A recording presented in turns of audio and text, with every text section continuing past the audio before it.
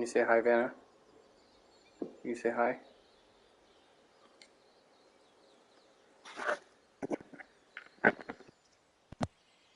Cool. Say hello. Hello, everyone. Hey, Masconi, what's up? All right. If you have anybody to invite, you can. I don't think I have anybody that's on right now that's going to join. So, unless you got somebody, I think we're good to go.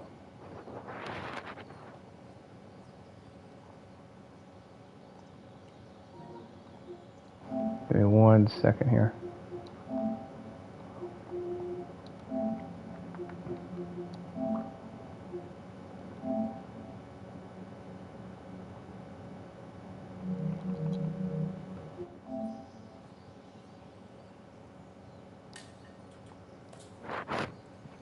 All right.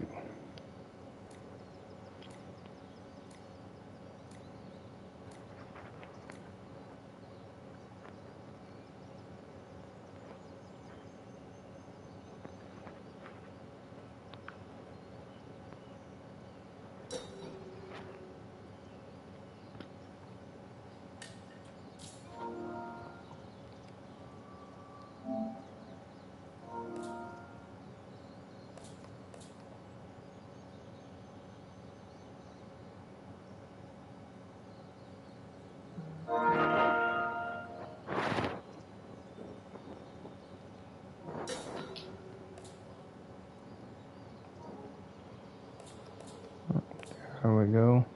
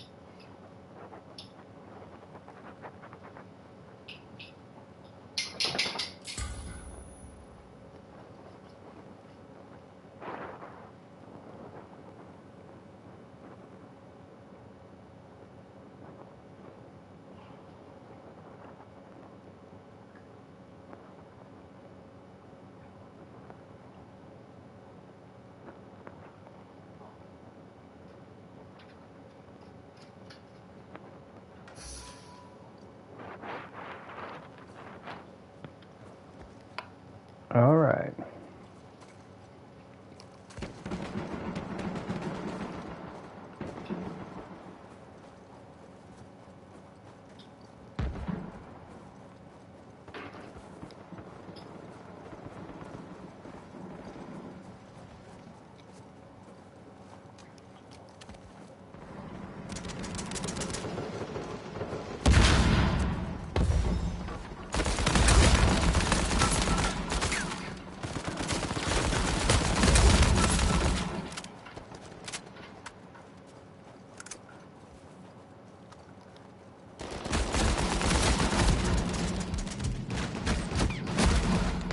Dag.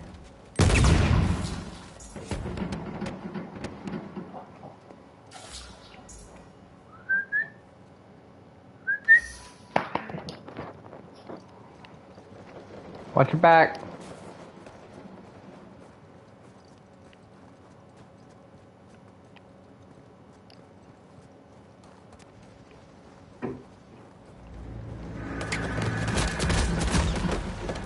Aw, man.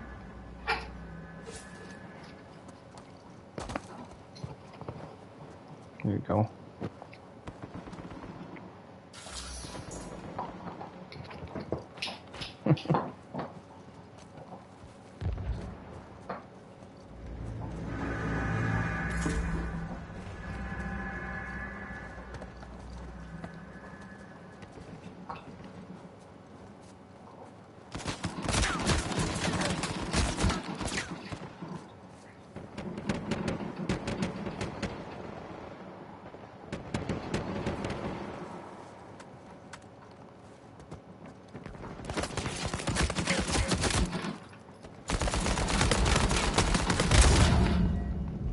I got a guy down over here.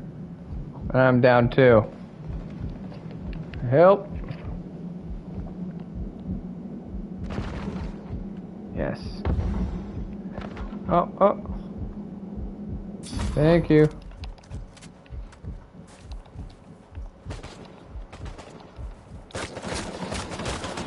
Oh. Up top.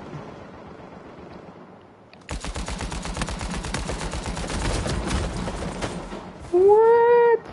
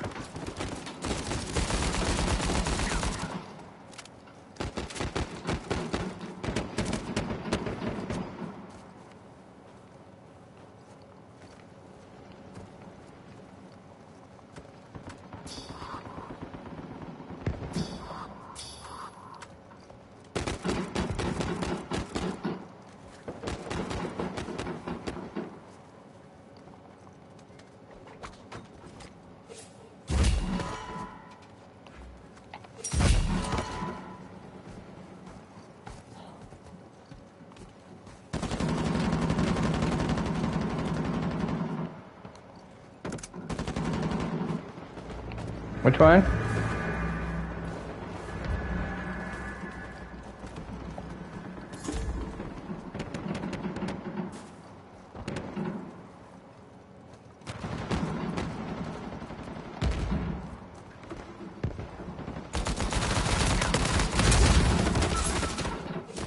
Wow.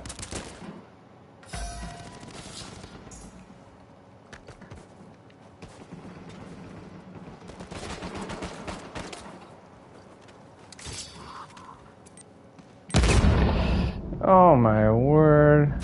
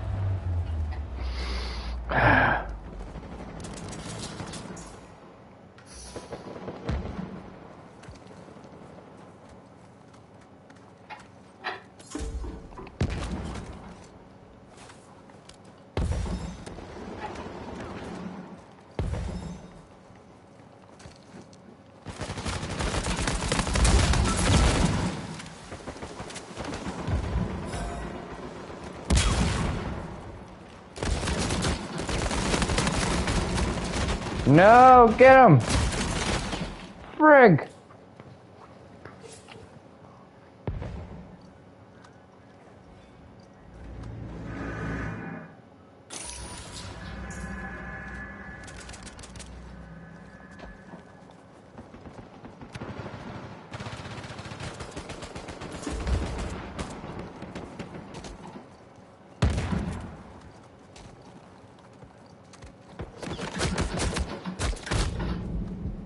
What? There's no way he can shoot me from there.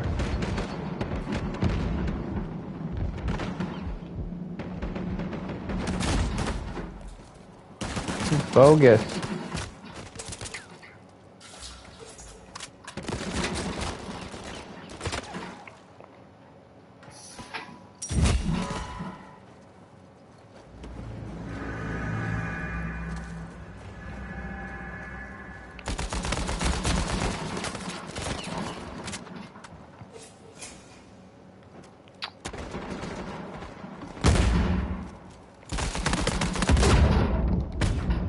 Ah!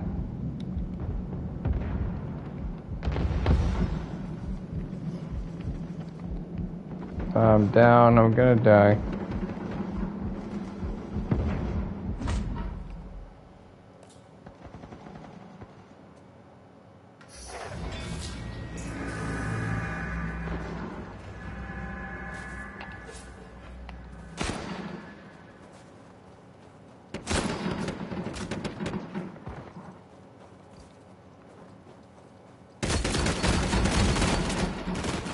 Holy crap.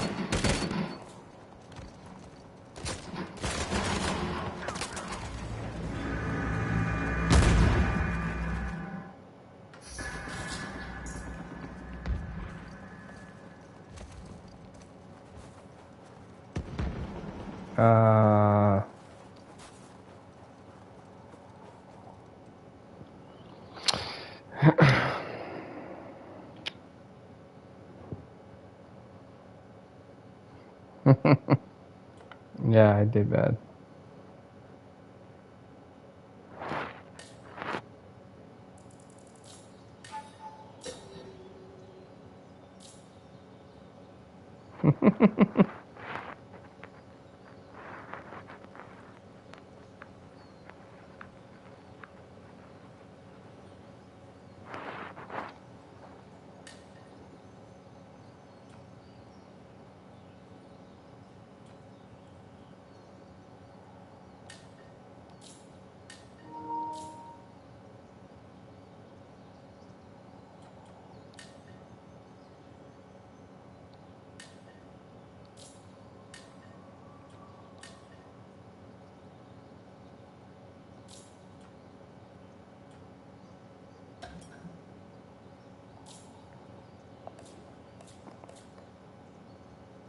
Hey, Pike, what's up?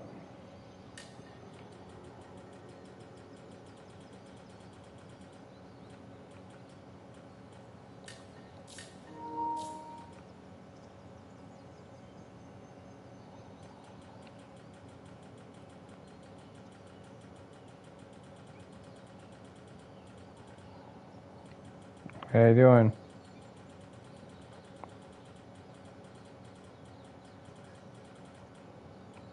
Oh, not too bad.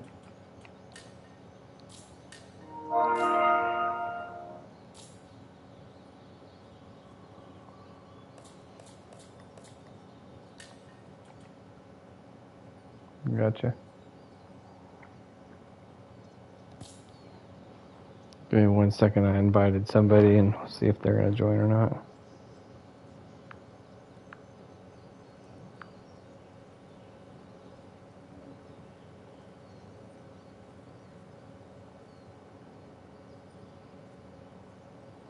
Yep. Oh man, same old, same old. Just got back from being gone for a week. Went on a little vacation thing.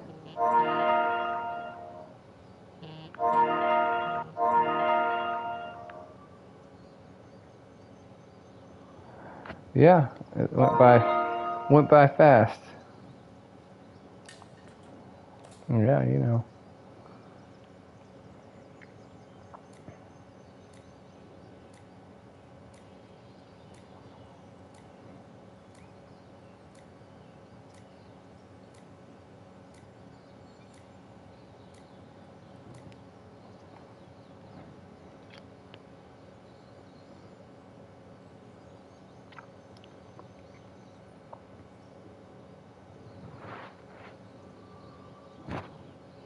Do what you gotta do.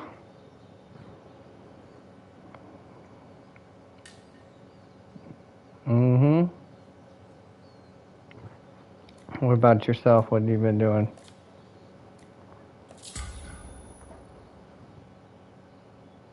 Mm-hmm. How old are they?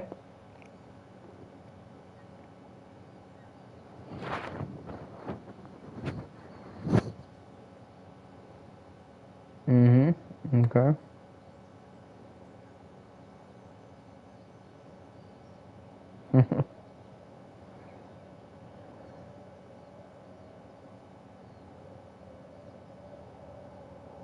There you go. Yep. Mine.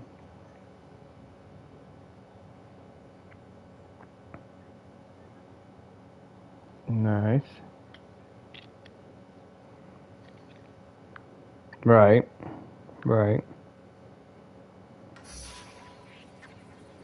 There you go. We're gonna start them early.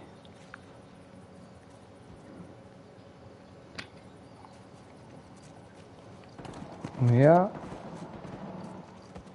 Yeah. I used to back in the day that I didn't have a whole lot of perfect perseverance. I played the trumpet. No. Straight up, dog.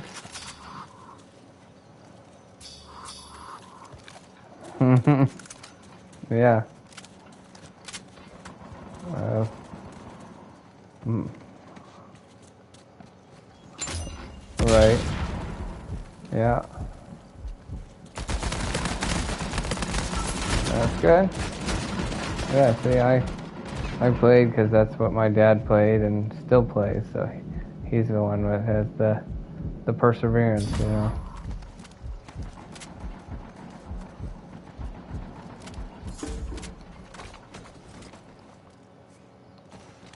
Mm-hmm.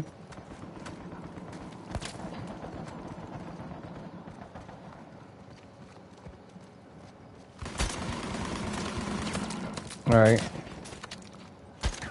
I always wonder if I would have done better maybe playing an instrument that I felt like I was a little bit more, I don't know, my speed, like maybe drums or something like that. I always thought drums would be cool.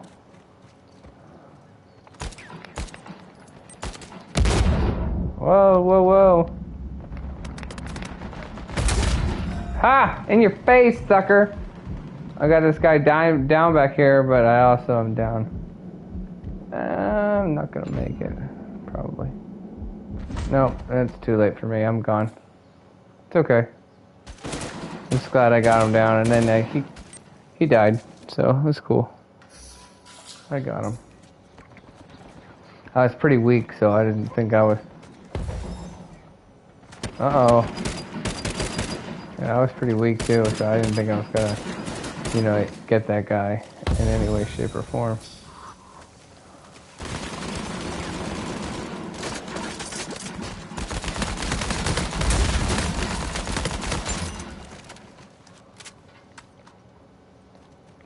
A total what? Oh, yeah. Yeah. Yeah. They're gonna get it! You're gonna get it! Man, I feel like guy is kind of glitching a little bit, like stuttering.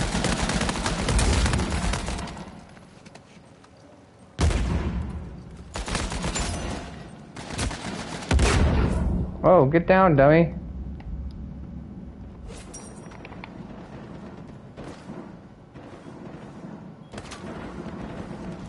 No, yeah. Woohoo!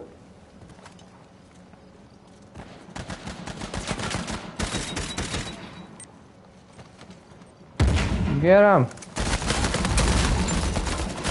Yeah.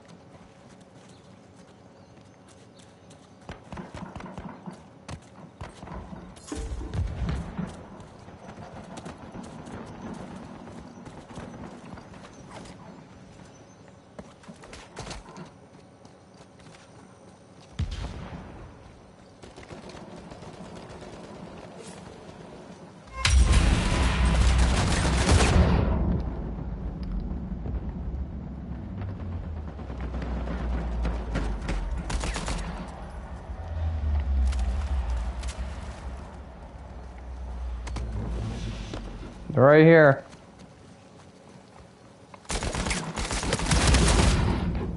I got him down. He's down.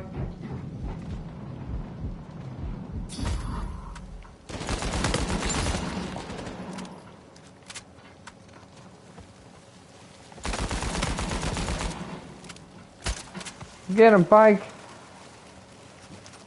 Here, let's go. Let's go. Oh, he ran away, pansy.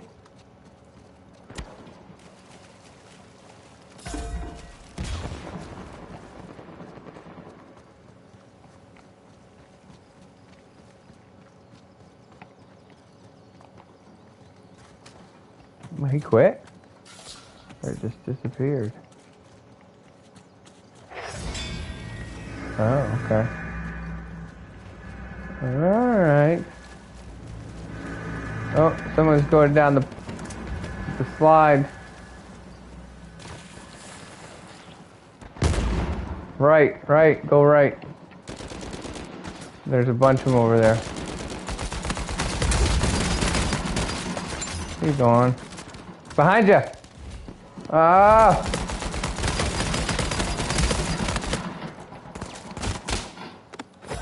Got you, fool! Ha!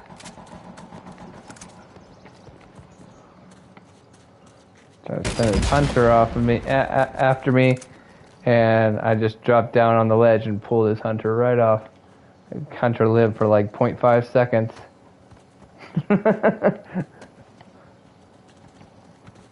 I don't know what that guy's doing. Watch out, Hunter's coming.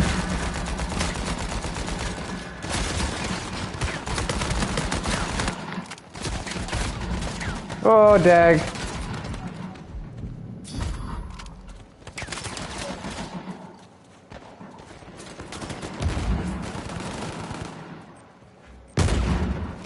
Oh.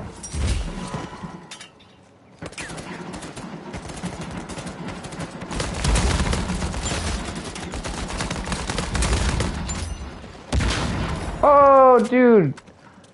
Annihilated.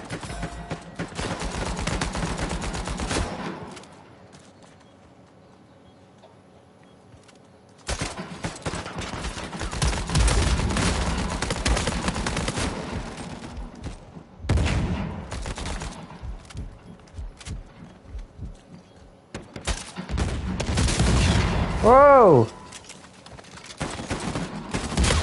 Oh, they're gonna get it! Oh, they're so stupid! Did you see that? Check out that score, man. Check that out. Yeah, man. That was a good game for me.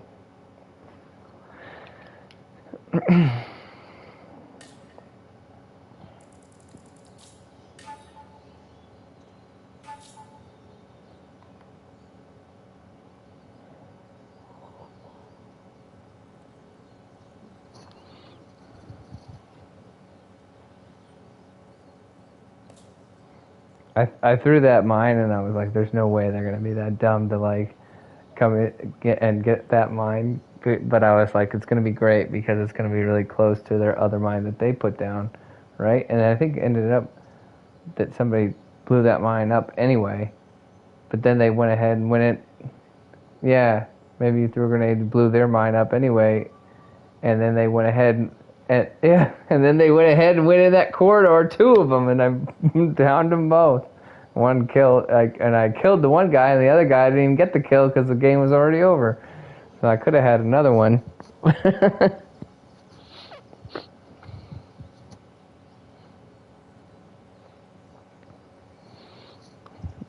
think Famware's supposed to be getting on here soon. Not, soon with her is always a relative term, but somewhat in the near future.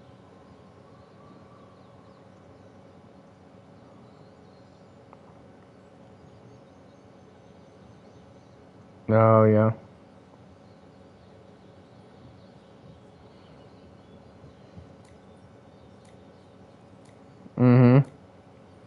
Dude, I got onto that thing. I still don't have any idea, like, what I'm doing or how to like join up with a team or anything.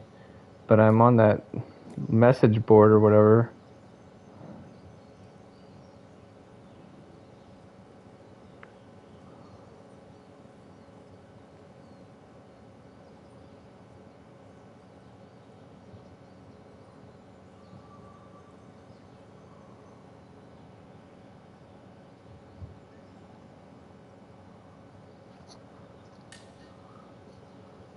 Okay.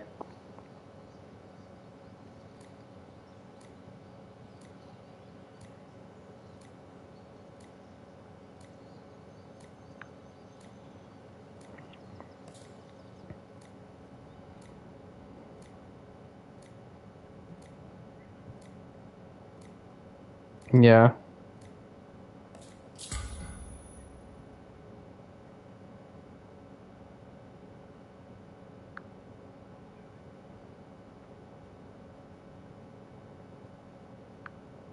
Right.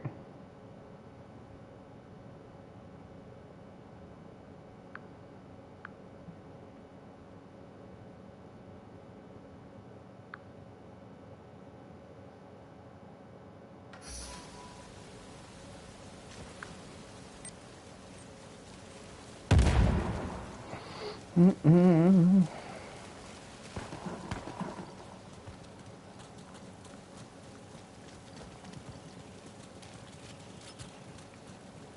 Is it just me, or like, do you see other teammates kind of looking glitchy? You know, not like a cheating way, but just like they're like run, like the game's running slow. Or maybe it's just my connection or something, but I feel like, watch out, watch out, no!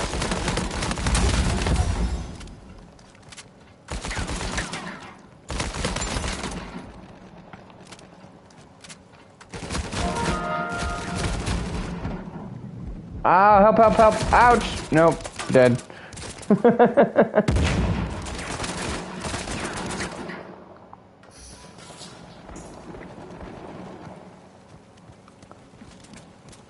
Watch your back, watch your back!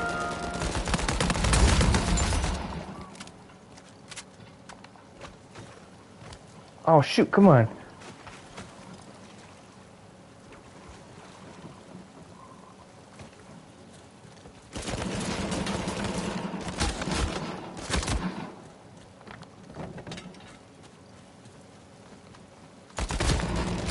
Oh!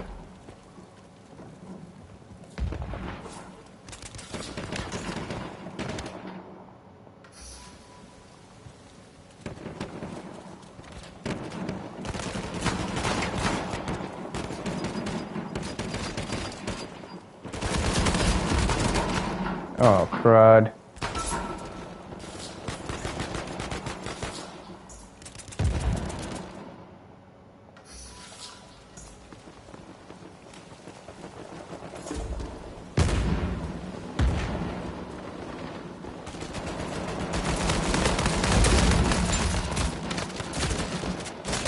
Get down, dummy. No, you idiot.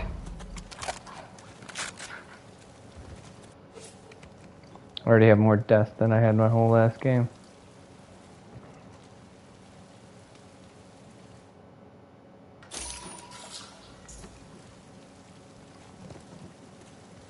You had more than 2 deaths last game.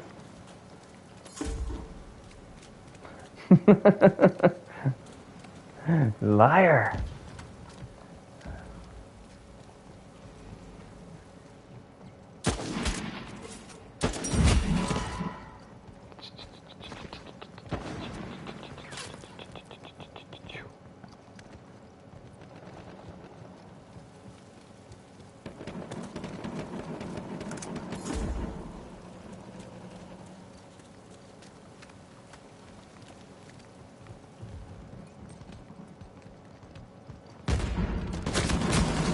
Whoa. Watch out. Yeah.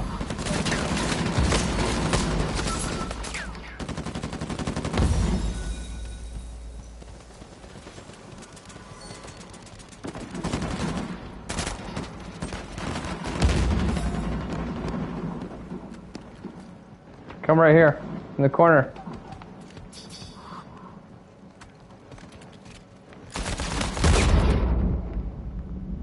That guy should be weak up there. He's down. Oh no! No, no, no, no, no, no, no. Crud.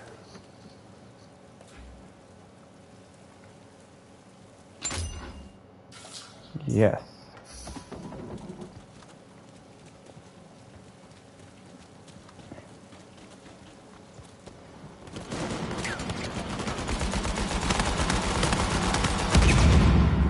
Wow, I'm down.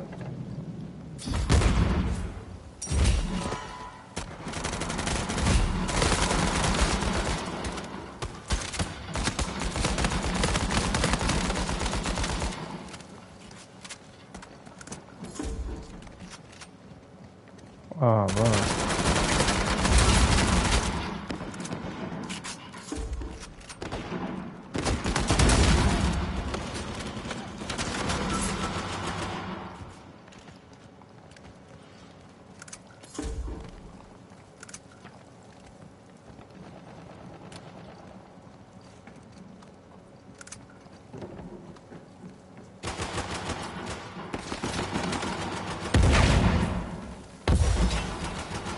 Watch out, there's a mine up there. Go forward, Pike. Go forward. Get out of there. No, get out of... I told you!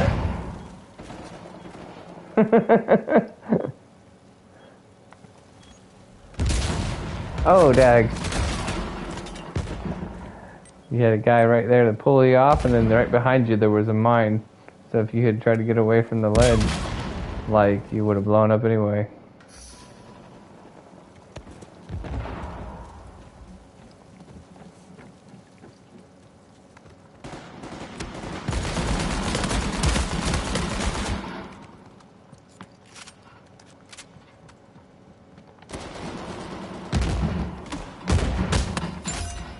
Boom.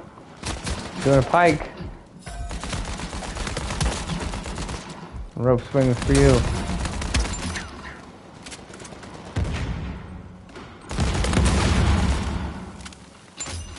Yeah, son.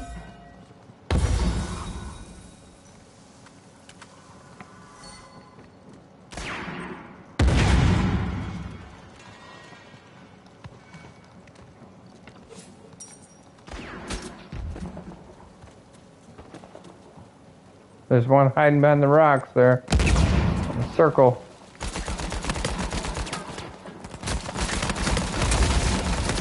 Gotta... Oh, dag. I'm down. I'm down right here. I'm good. He's getting me. Thank you. Oh, shoot! Oh my goodness. I'm down again.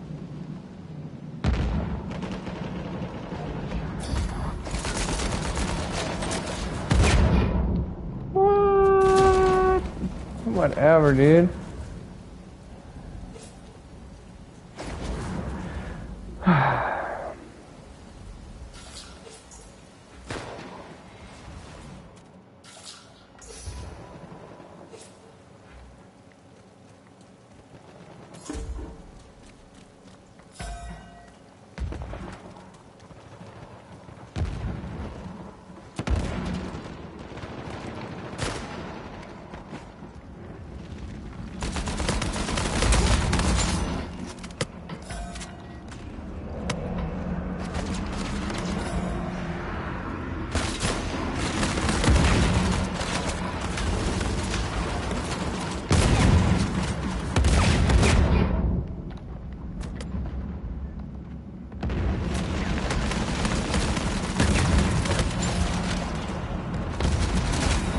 Oh! Crud.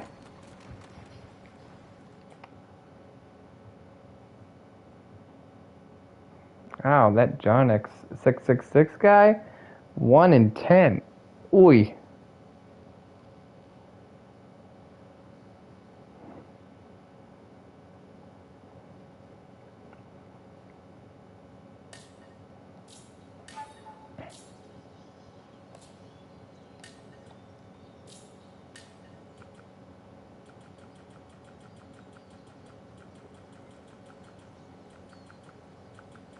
What's that?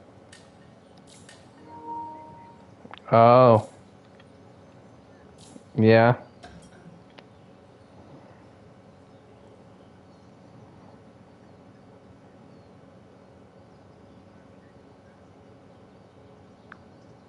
Right.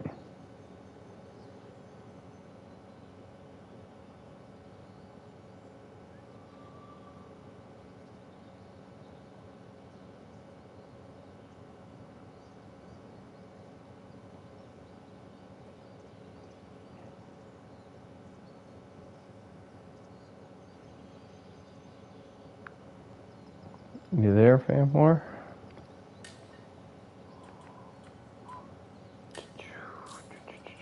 Just making sure there's not anybody else that wants to join here. You got anybody, Pike? All right.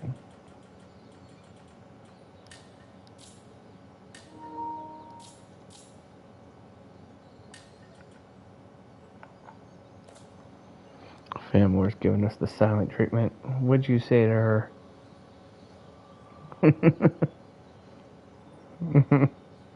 That's not what I heard. I heard you made her mad. I'm kidding, man.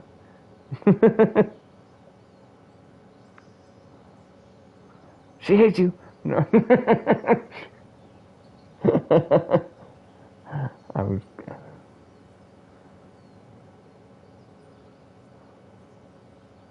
That's right. Where's the beef?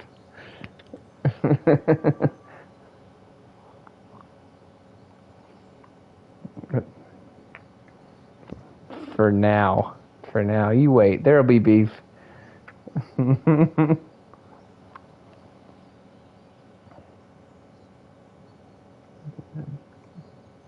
you go.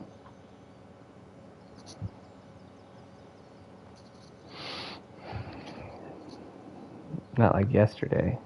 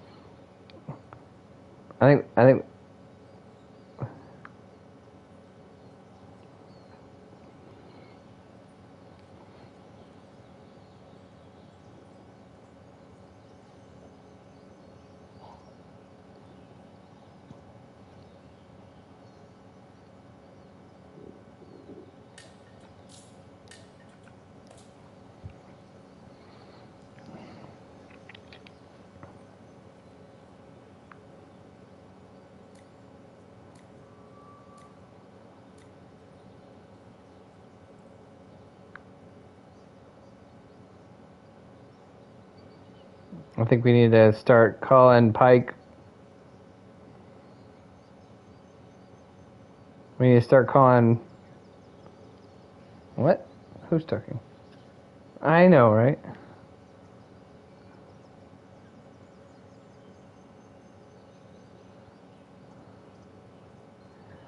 Suck it.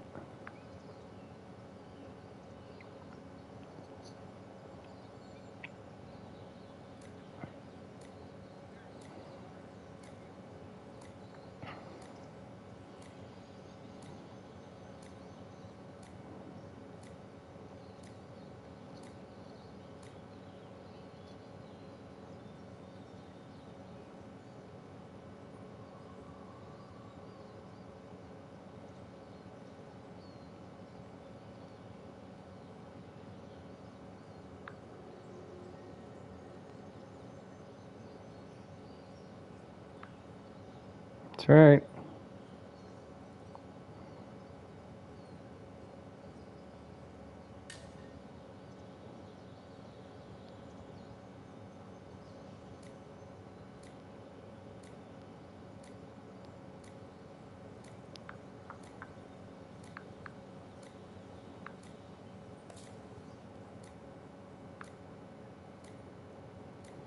She gave it up. She gave it up for Lent and then never came back.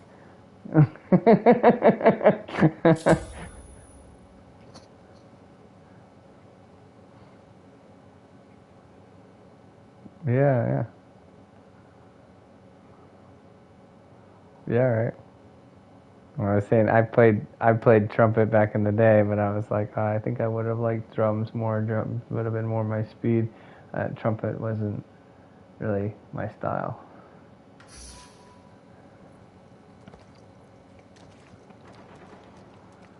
I didn't have any great aspirations of, starting a ska band. That's the only time you'd have that trumpet in there and be like, maybe, maybe it could be cool. Well, unless you were in the ska band, right? Then it was it's semi cool, semi. Uh-oh. Oh, you got 5. And assuming that last guy floated in,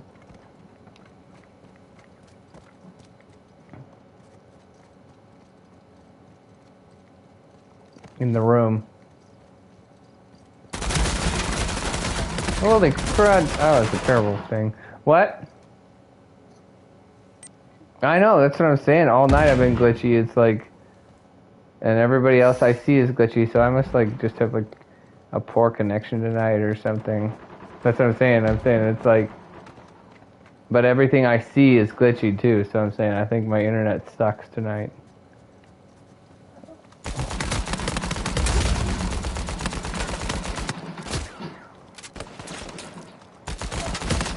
What a dumb thing to do. No, why? No. Oh man, overwhelmed. Dag.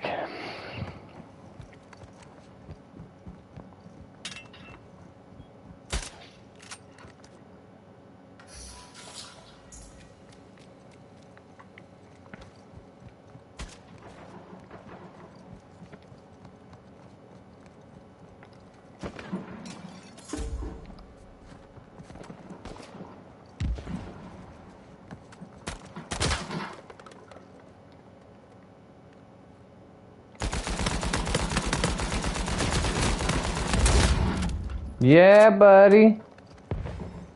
Oh, you stupid piece of crap. Woohoo!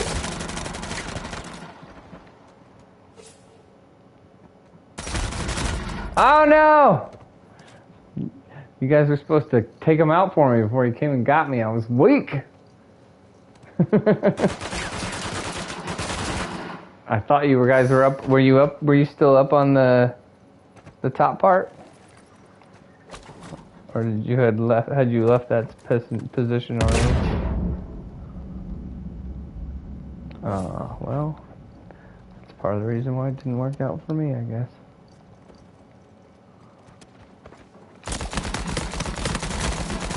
What? Oh. Sure.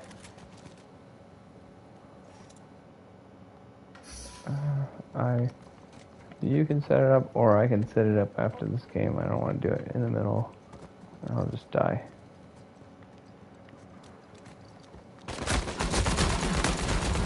I think I can manage to join. I just don't want to try to organize it and play. I'm not that talented, I guess.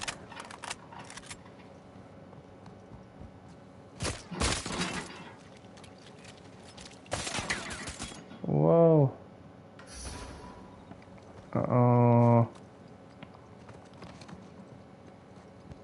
What's their health?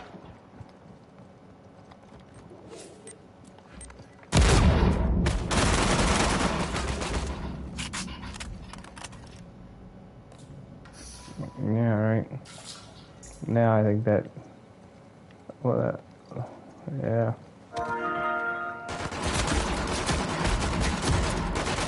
Holy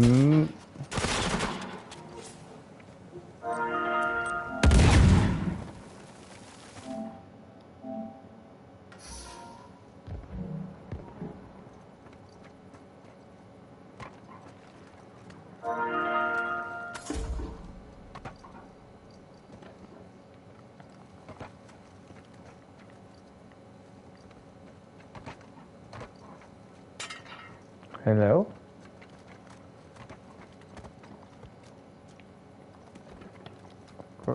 I'm confused. Why are you saying that I needed to invite you?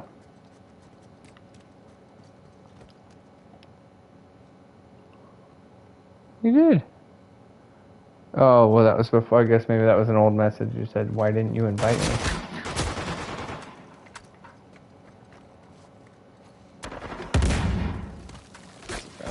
I think I saw your, like, that you were on right after we had already started it. Like I was already like maybe like 3 or 4 kills in.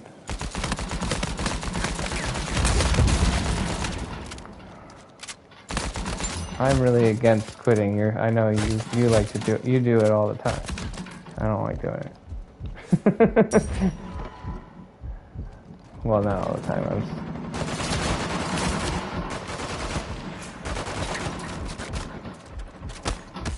Frank! Yes! Yes, I'm gonna take you with me at least. Well, you have multiple reasons why you quit sometimes. You're like, this game, these guys are cheating, so I'm gonna quit. Or, I'm tired, so I'm gonna quit. Or, I want to make myself a sandwich, so I'm gonna quit. I'm hungry, I'm gonna eat a brownie, whatever it is. You got lots of different reasons. The only reason I think to me is a legitimate reason to quit is if they're just hardcore cheating and it's just not even fun. But even if they're cheating and I feel like we can still be competitive, I prefer to try to finish it.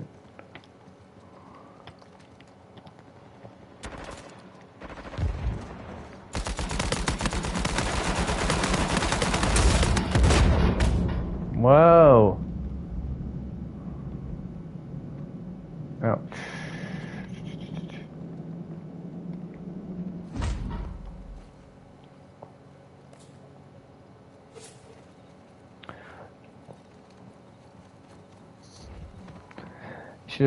You should have been on here for like my second game. So it was an interesting dynamic first as well too. It was like the first game I played, I got in a group of like 5 people and I was the worst person and I just played terribly.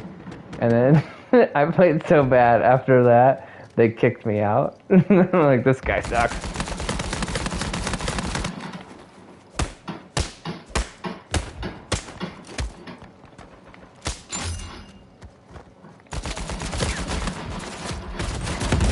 No. It was. But then, the second game, I like destroyed. I was like something like 13 and 2 deaths.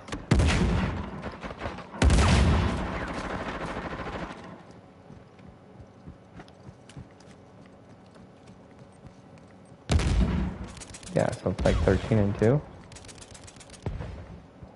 13 and 3, something like that. I'd have to look at that again, but anyway, it was good.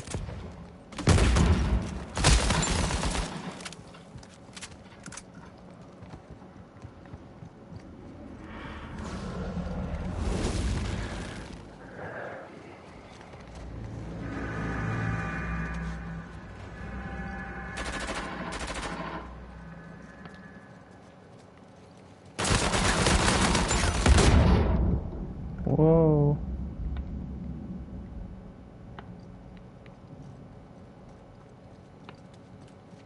Do you remember we were talking about, you asked me that question one time about like motorcycles?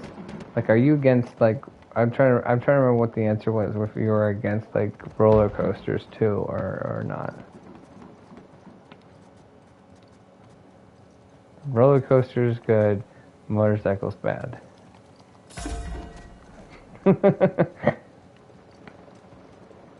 Oh yeah, no, for sure. I definitely agree with that. I just want to make sure we're on the same page so I understand your position.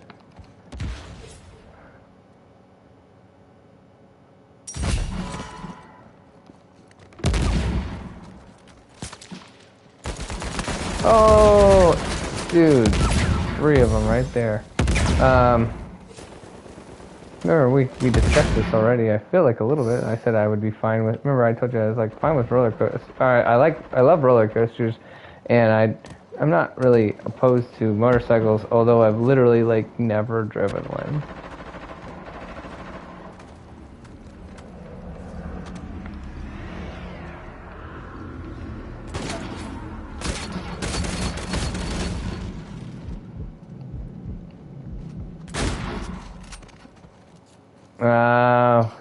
Yeah, I hate that. Did you invite Pike, or he just didn't come? Oh, he dropped out. He dropped out of this whole game. He's not even in here anymore.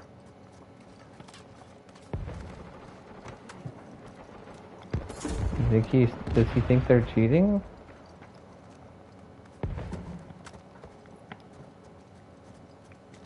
Yeah. Holy, oh, come on!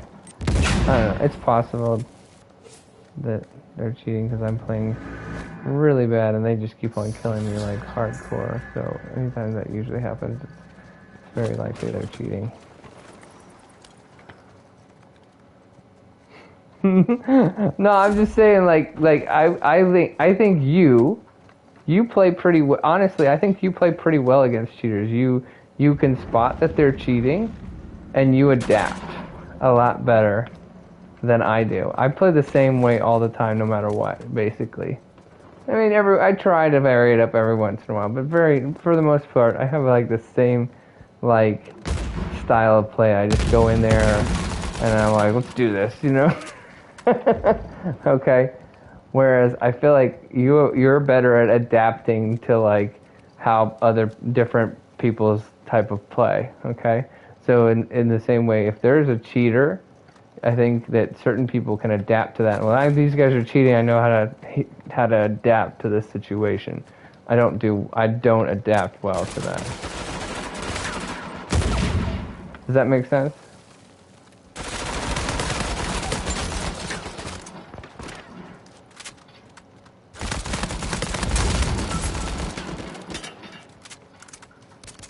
Yeah.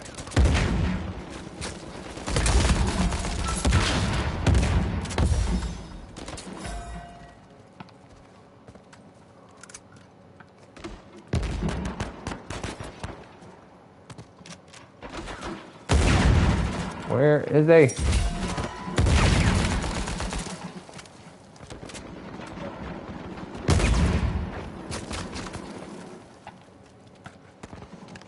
It's getting like a little bit more competitive.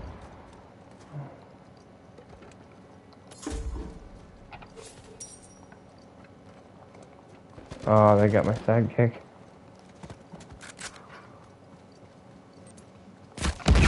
So I don't know.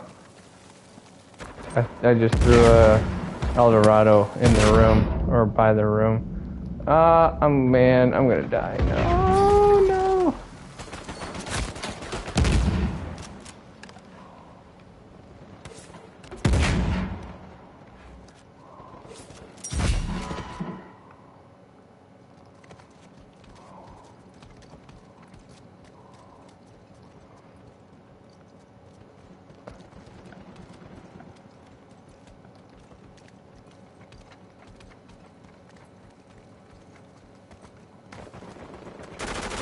I'm right here.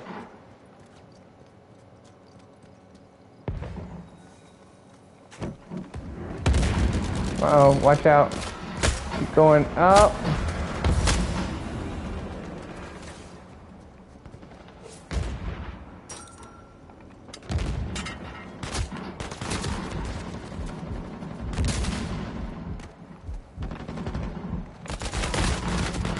Oh no!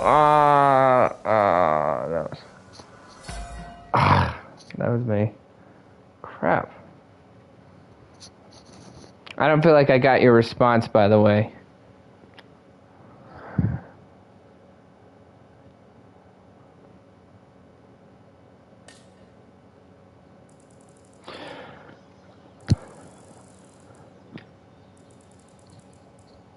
I'll try. He'll come back.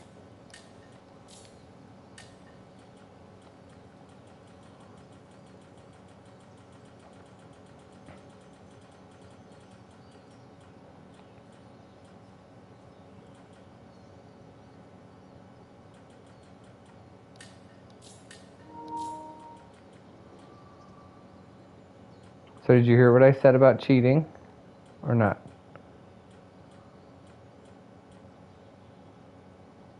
Like I said, I think you and some other people that I have played with do a good job of adapting to the way that cheaters play, and can still do pretty decent.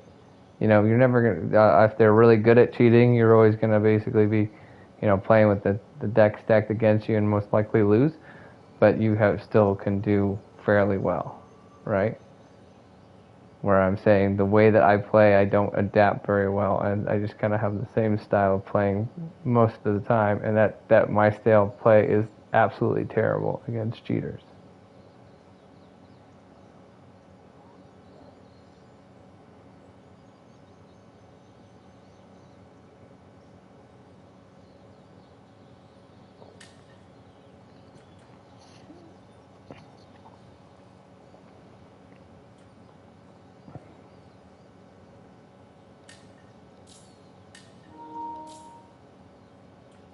Yeah.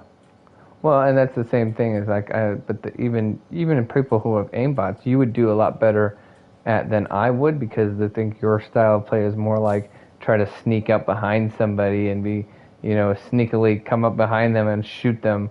Where most of the time I'm more prone to like running right at full force in front of them and being like, I think I can take them, And if they have aimbots, I cannot take them. You know what I mean? Yeah.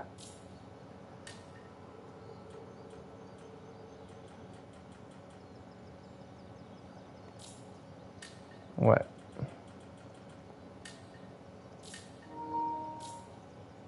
Hmm.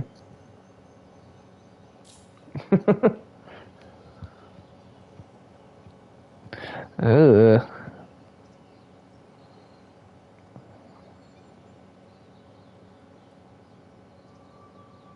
You were breaking up a little bit. You need to start over. Try again.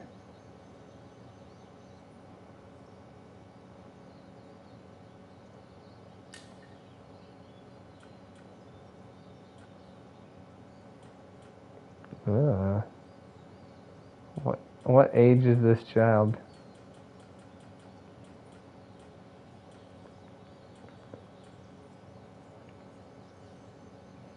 And he was supposed to be out of diapers, or they are working on potty training him, or what's the deal? I'm so confused.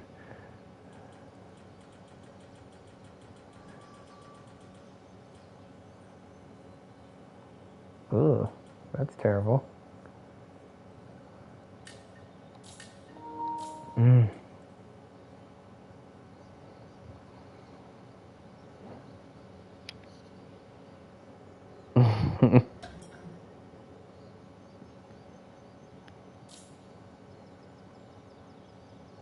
All right. I invited Pike, but he didn't come, so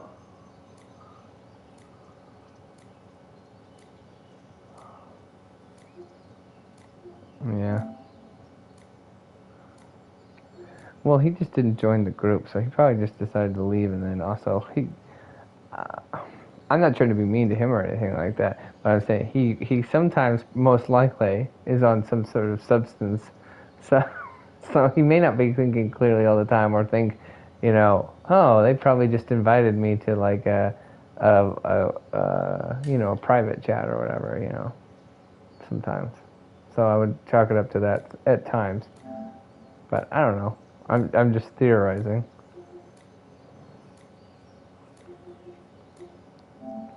Well, I mean, he talks about it all the time, about how he loves himself some of that devil's lettuce.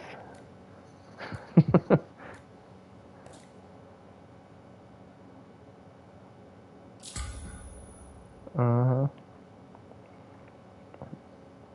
So you remember, remember we were talking one time about gambling?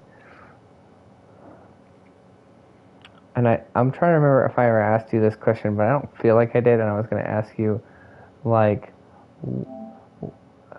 how do you, like you said you felt like it wasn't that big of a deal, I think. Is that correct?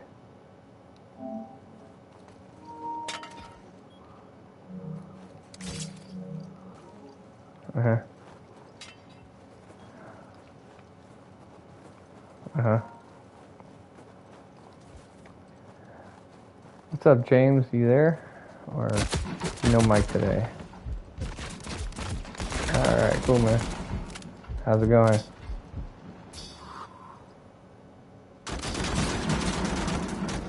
There you go. High praise. Swell.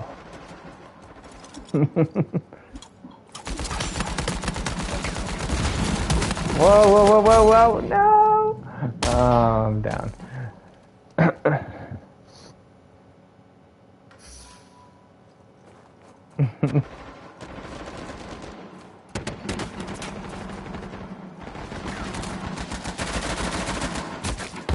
Oh.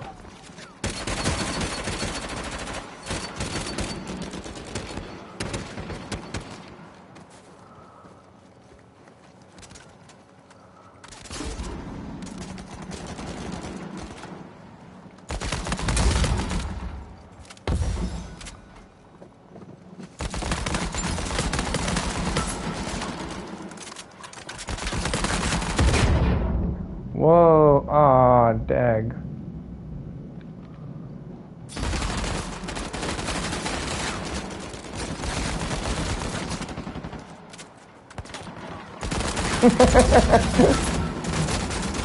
Thanks a lot. What did we do to you?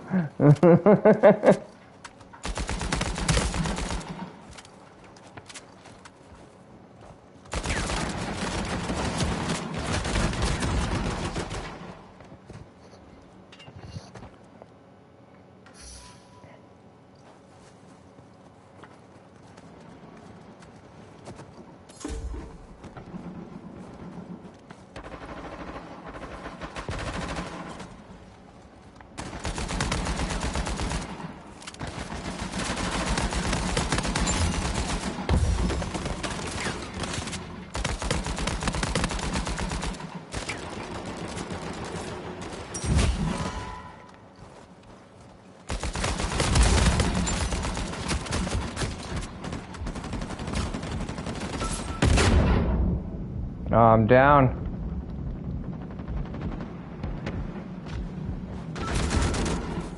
Crud.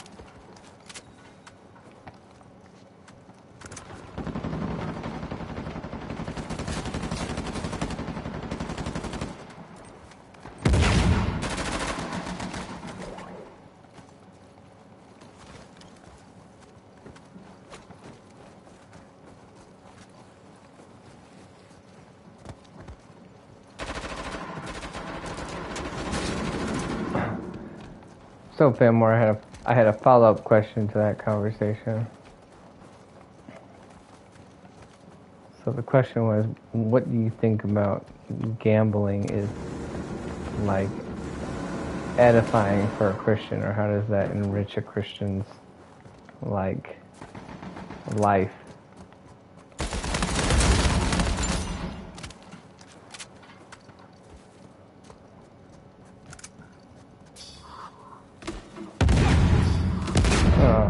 Yeah, Paul says, no, it's Paul.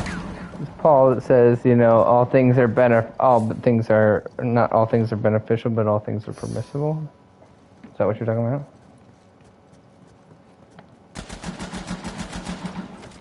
Yeah, well, I guess I would say then, how would you say that is beneficial?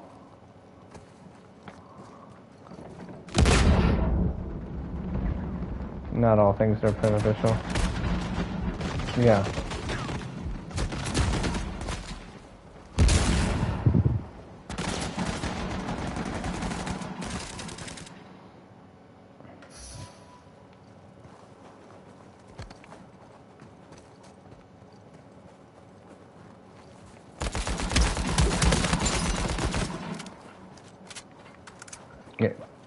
It has the potential to financially hurt you a lot and become an addiction, right? Some people, it ruins their lives, you know? Yeah.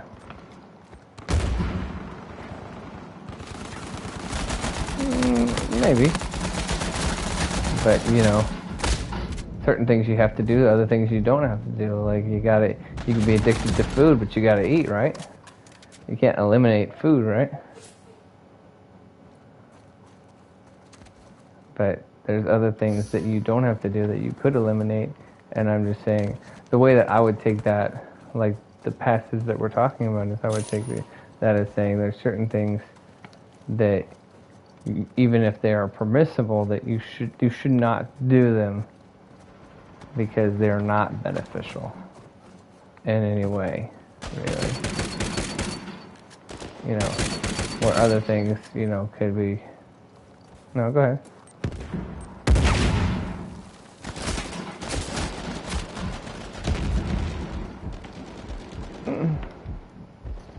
Mm-hmm. Yeah. Mm-hmm. Mm.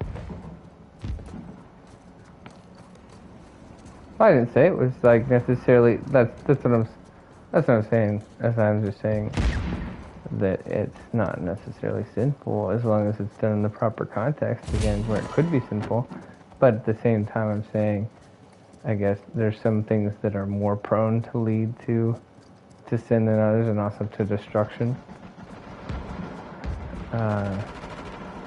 So I just find that it'd be better to not play with fire, essentially, in the certain things, you know, over others.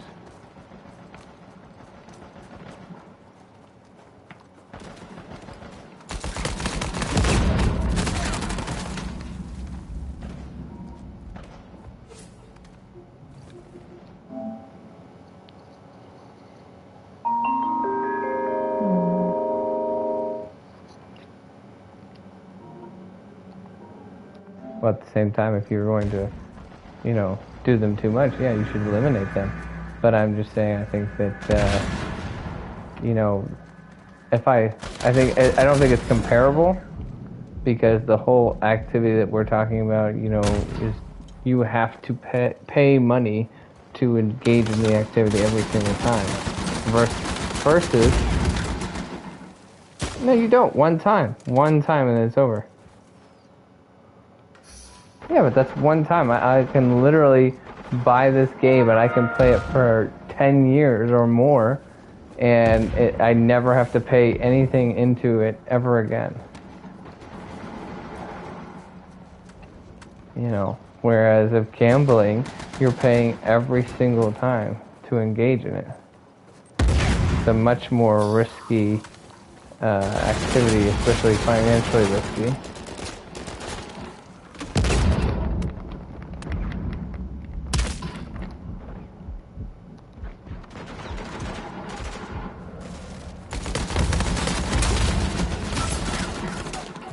Ooh, 30 to 32. We gotta get serious about this, or I do, at least.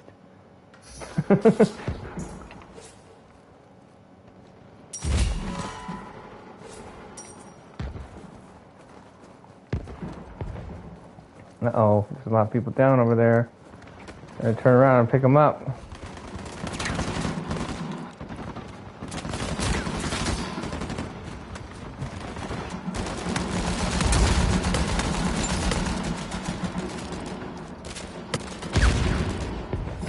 Yeah, son.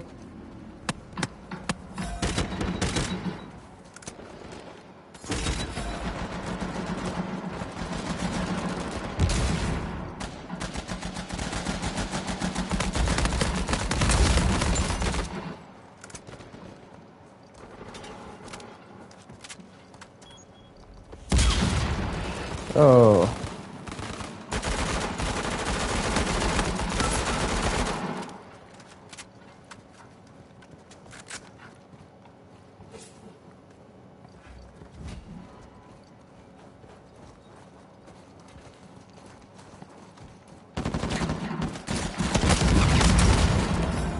What?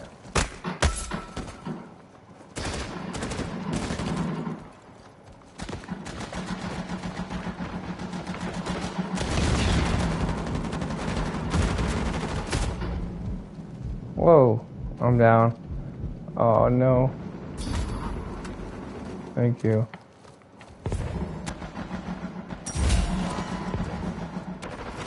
Woo! Nice.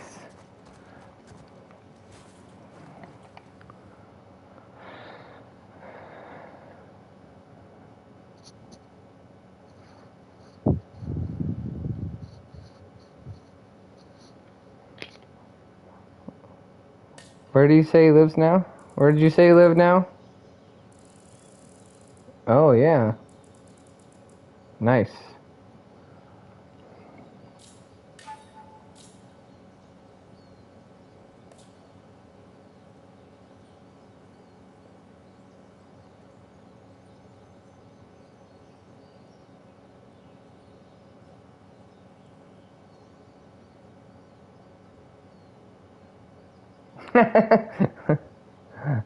She's only saying that because she's like ridiculously young, over the overall age of people that we tend to play with.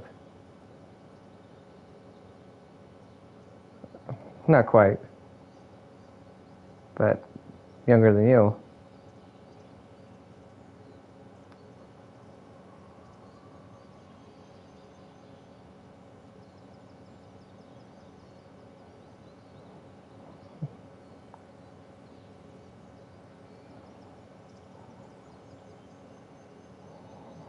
She's been in the 20s at least more than a year now.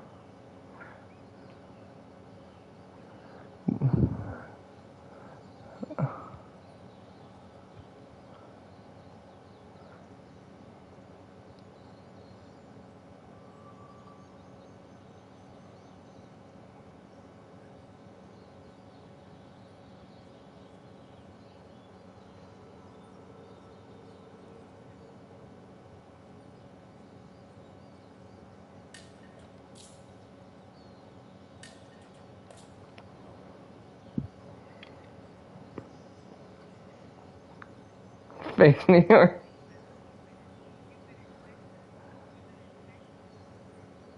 Too long.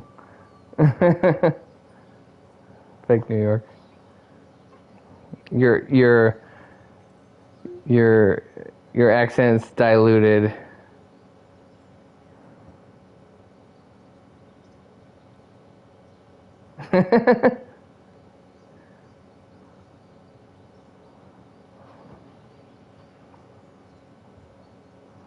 Yeah, I wouldn't say that. Yeah, but I mean, I do agree with what you're saying. There's sometimes people's accents that will throw me off though, because I have a very keen ear typically for like picking up people who are like say from South Africa. But one time I met somebody who really messed me up because I was like, man, they told me they were from South Africa. I was like, oh man, I wouldn't have guessed that. But then they had like been in the U.S. long and so long that that's why their accent was like messed up. It was diluted, and also they came in very formidable years, like in their teenage years. So like that's a time I feel like where it's easy for you to like be influenced, I guess, to change your the way that you speak.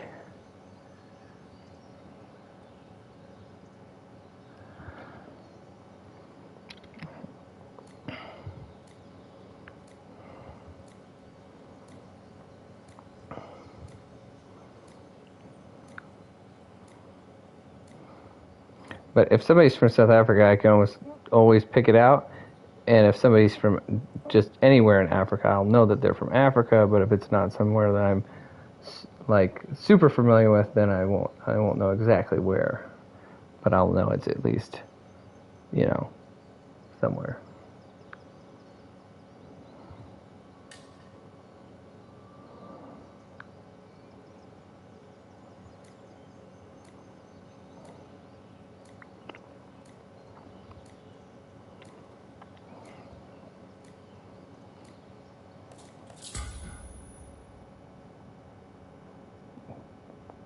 / Texan.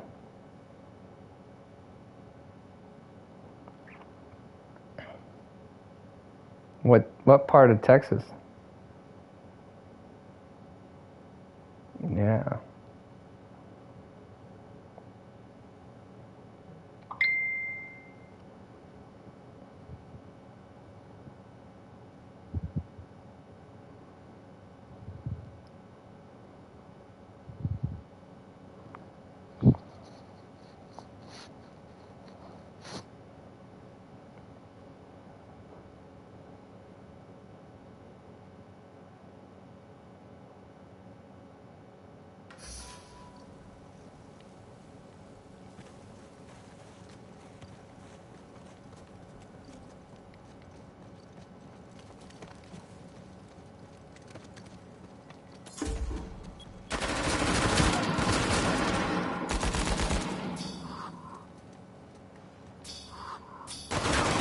Oh, shoot.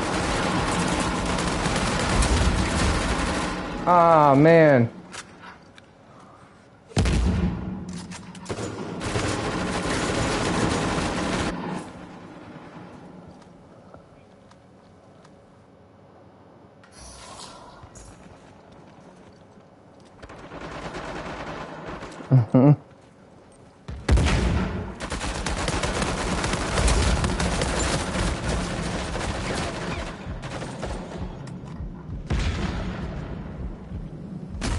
Oh, serious?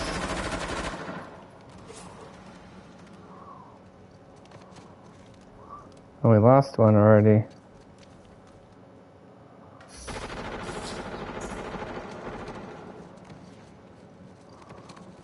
Yeah.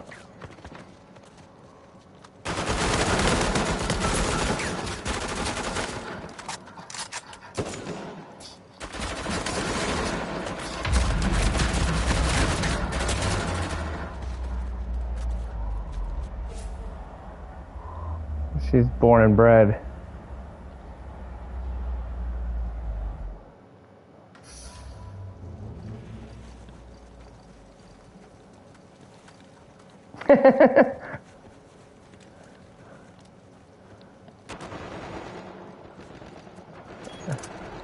Ay. My bad. Help. Oh. Bummer.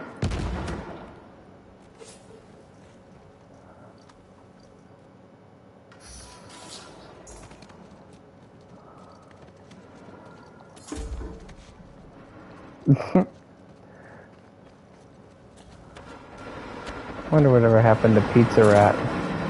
Is he still around? Yeah, you don't remember Pizza Rat? Huh? Oh, man. It was maybe it was more entertaining to people like us, where it's something you guys just probably see like every single day, and you're like, well, yeah, of course, Pizza Rat, you know.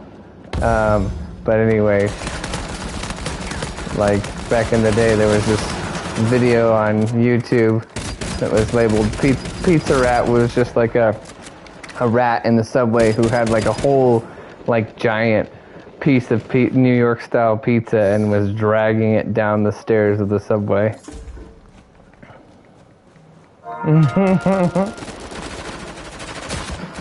Yeah, right? Pizza Rat. That's right. Yeah. Everything I know about New York City makes me think I don't want to go there ever again. I've been there once and it was enough.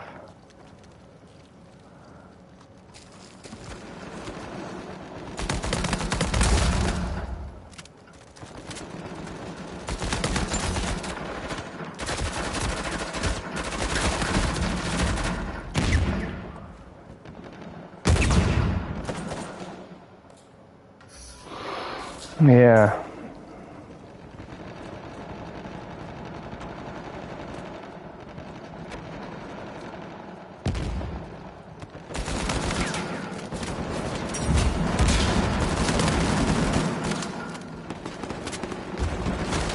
Whoa, whoa, whoa!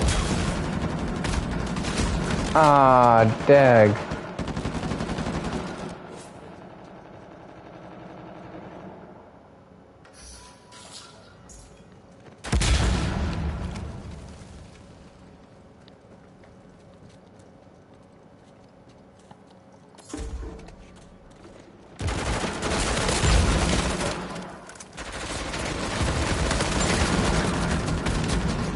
Ah.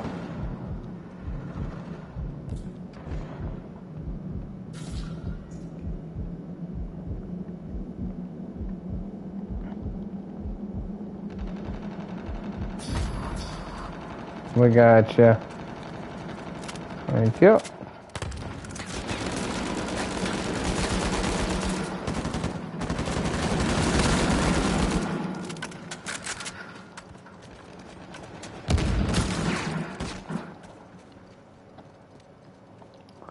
Yeah, it was terrible.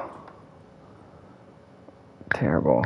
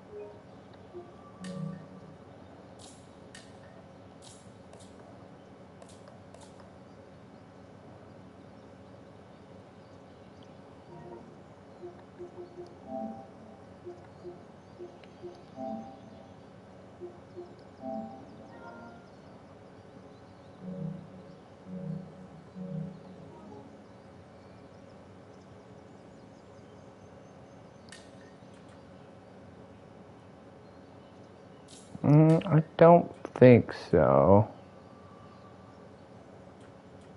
I'm double checking.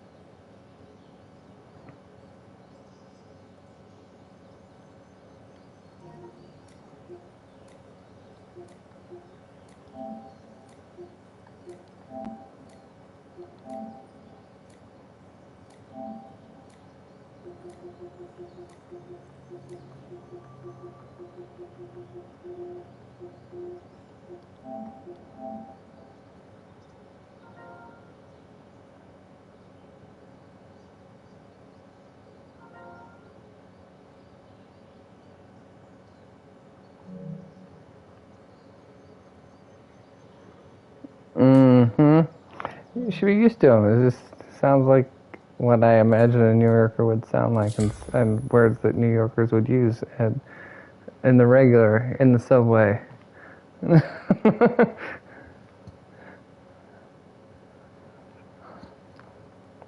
No? Don't think so?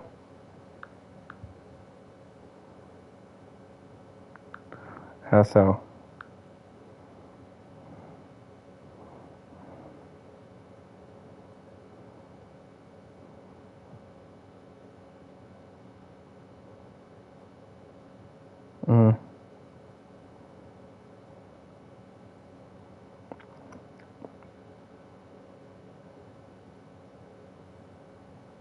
Mm-hmm.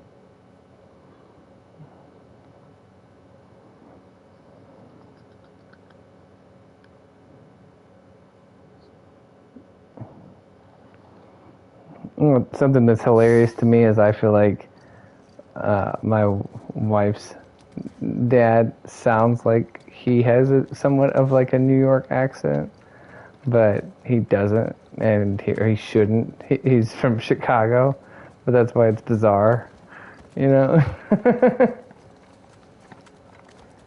well, well, that's what I'm saying. They have, Chicago definitely people have an accent for sure, but usually I wouldn't confuse it with a New York sounding accent. I'm saying, so it's bizarre to me why his feels like, to me,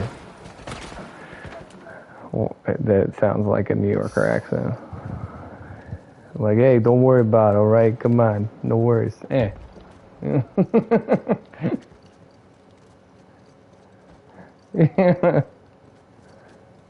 Maybe. I'm just saying that's how he sounds a lot. Pretty much.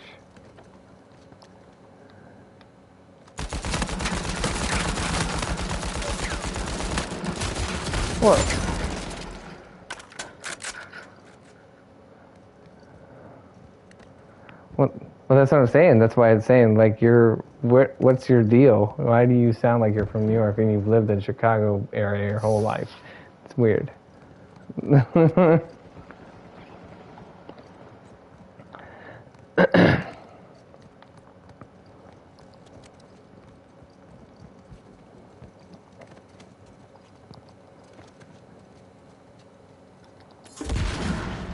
But then he does have certain words that I feel like are very specific, like Chicago words, like, not me. Ah.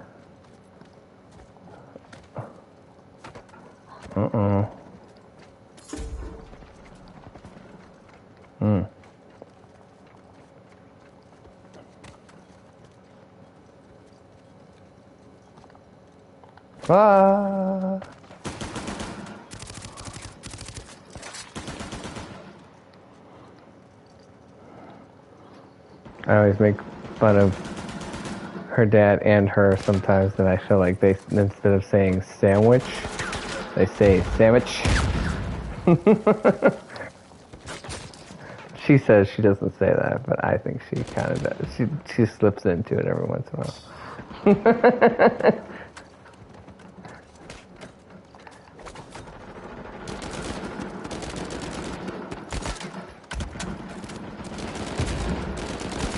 No, I'm not. I'm nowhere near you.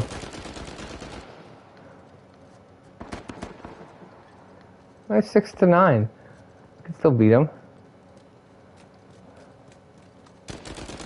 See, here we go with the quitting again. Well, that's true. They are cheaters. I mean, I believe you. I haven't seen it, but I believe you.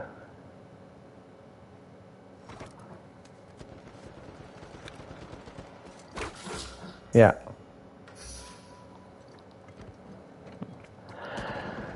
Yeah.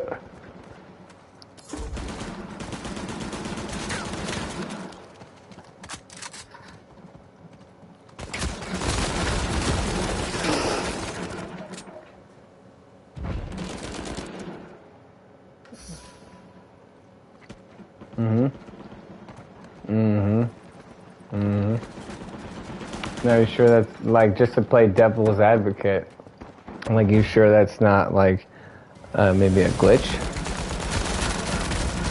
Like not like a cheat, but like a glitch of the game that could happen sometimes?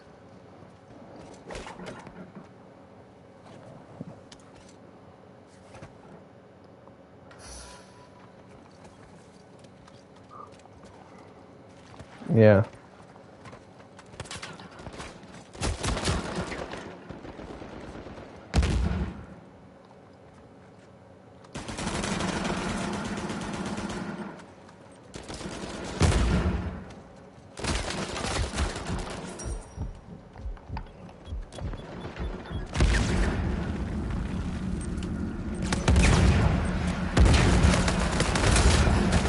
Hey!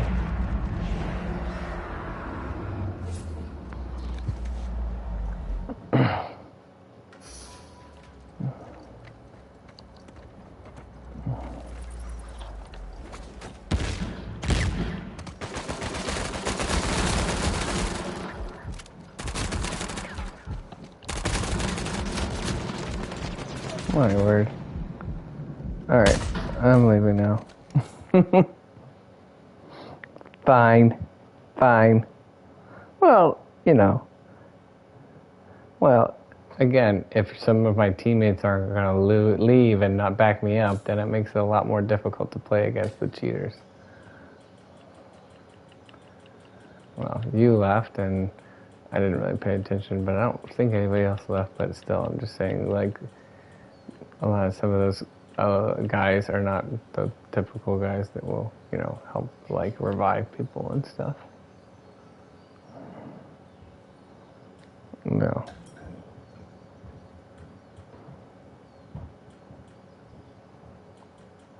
But what?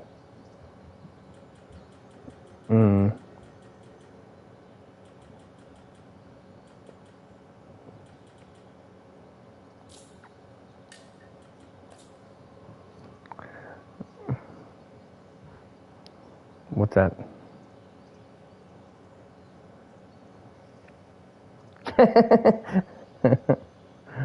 Uh-huh. Hey, well, at least it's a growing dilemma versus like mine was like mine was out the gate, you know. like literally, I remember like having a conversation with them one time, even before, like I had asked my wife to marry her, you know, for me to ask before I asked her to marry me, okay, and having like kind of like a somewhat like awkward like conversation with them of being like, well, if you were saying something about like, you know, well, I think my making my position known of like being like, well, I think that you should ask for like your wife's or your soon to be betrothed person's like their parents' blessing, but not for their permission. So, and like making it clear, I was like, well, I would definitely want to ask for their blessing, but I'm not asking for permission, because if they're like, I don't think so, I'd be like, well, that's really not up to you.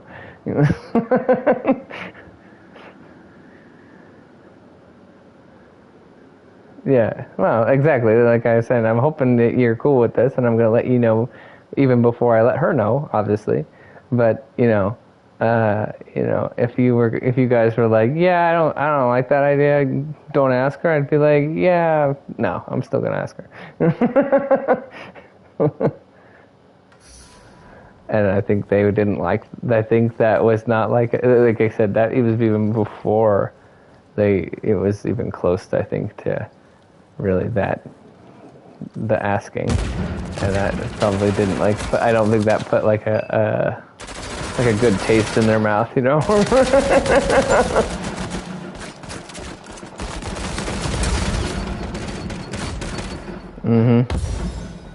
Now, what you're saying, you have this dilemma. What is making you feel that there is a trend towards the wrong direction?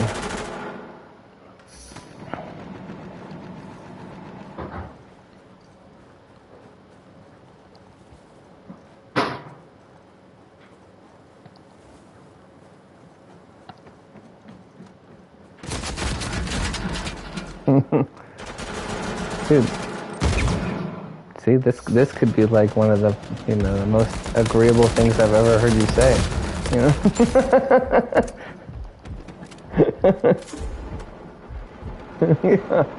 Well, I'm not saying it that way. I'm just meaning like, I feel exactly the same way. I know exactly what you're talking about. Meaning that, it's just like being around my in-laws, I do not find enjoyable most of the time, because they're just so like overbearing and overwhelming in a lot of different ways, and everything that they do I don't like for the most part. And it's just even just little things. Like, I'll give you an example. Okay, so they live in the Chicago area, not in Chicago, but close enough, right? Okay, which is one of the biggest cities in the United States. Yeah. Whoop. Ah, dag. I feel like you psyched me out on that one. I went behind, and then you were like, oh, no, wait, in front. And then I was like, ah, and shot in the face. Anyway.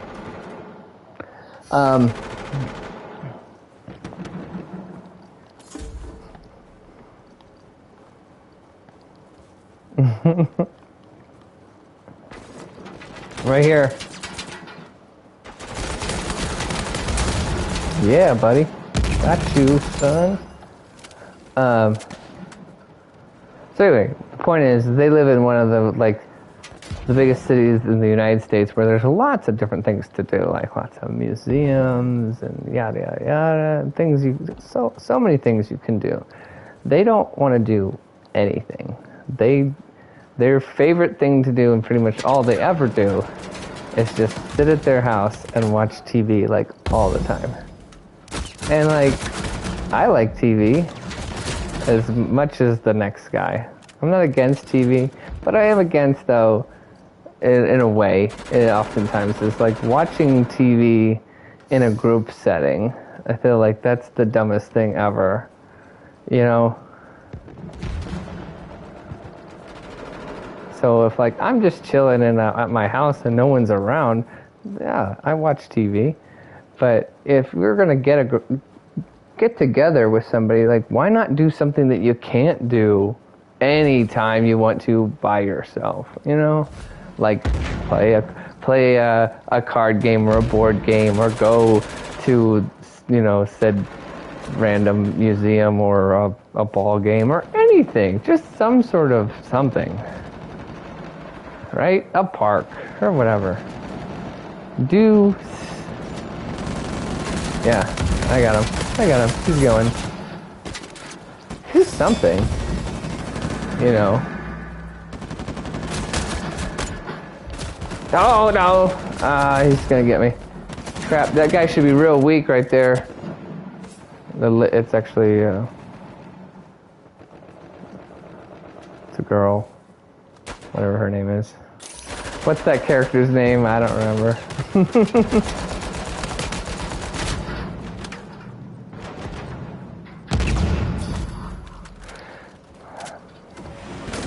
But I just find it really annoying, you know, too, because I'm like, if you're gonna be with, you know, a group of people, what's the point of just sitting next to each other and not talking and watching TV? It seems so like the worst thing you could possibly do, you know. And then also, like, if they don't want to go do anything for the most part, but then if you are like, well, okay, we're gonna go do this thing, you know, and if you guys want to come, we should come, right? And then they're like, nah, you know, and then if they don't come, then you know, after being there for like 30 minutes, they're gonna be calling you, being like, so when are you guys coming back? You know, like, are you guys gonna hang out with us? And like, we asked you to hang out with us. You guys didn't want to do anything, and so then we decided to go do something, and now you're mad that you're not with us? Like, I don't know. You know what I mean? Does that make sense?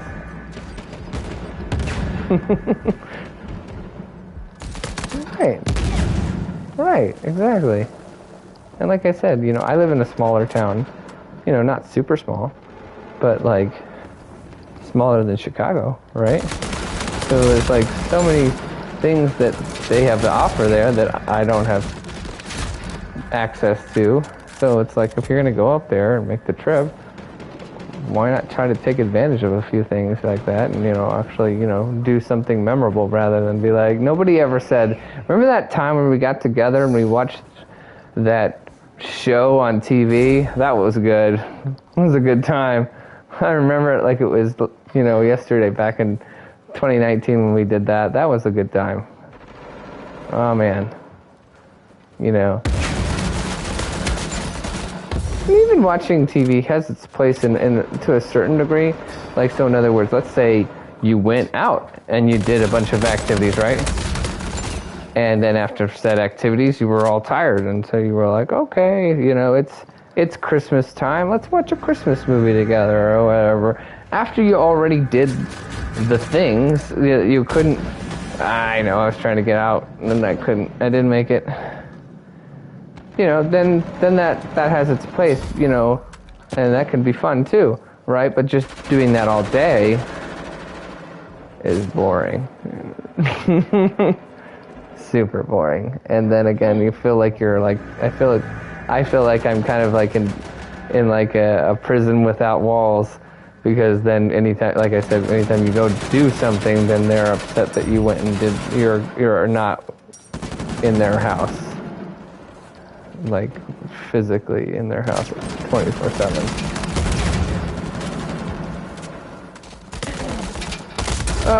Oh yeah, got you. Wow, this is sad.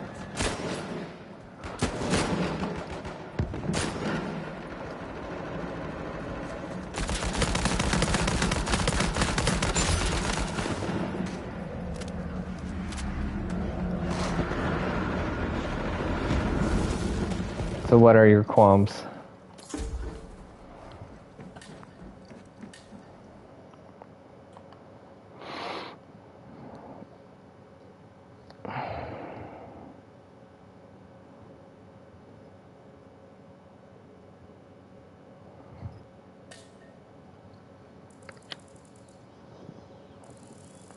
No, I feel like you're cutting out. I can hear you now, but it seems like you're cutting out again, because I hear you starting to say something and then I hear nothing. You know?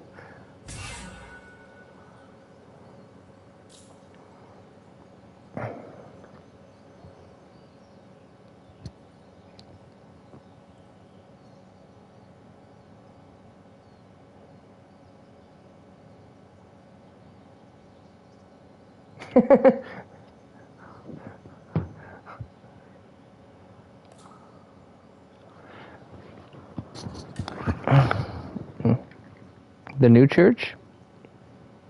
Okay. Mm-hmm.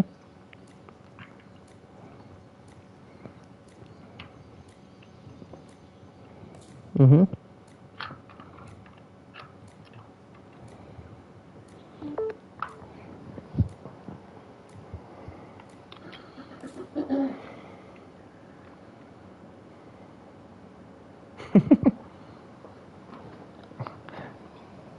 She's the hoarder, right? Okay.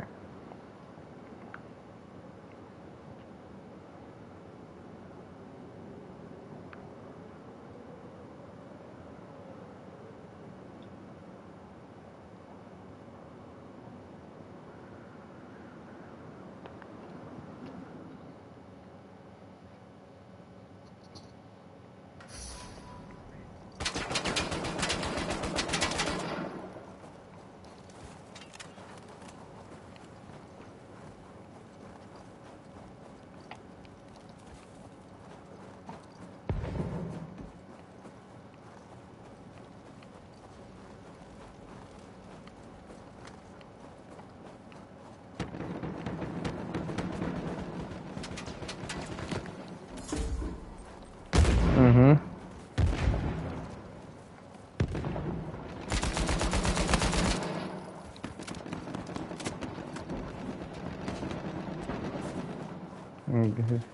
They're like condescending. Like he thinks, is he one of those like types like, I know everything because I am a doctor.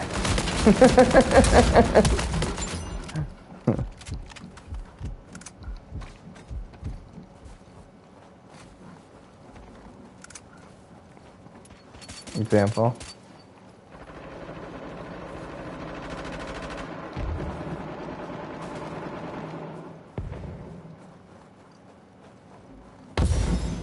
Mm-hmm.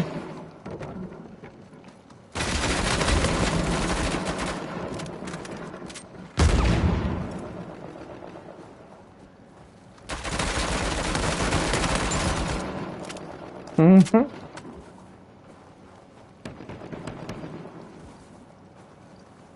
Yeah.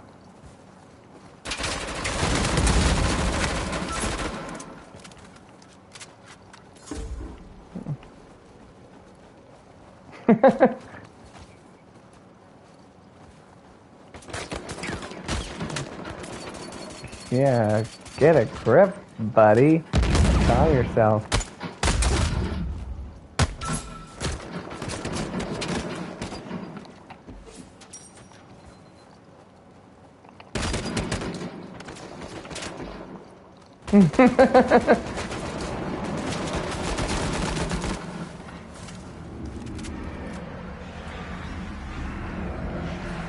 Uh-huh.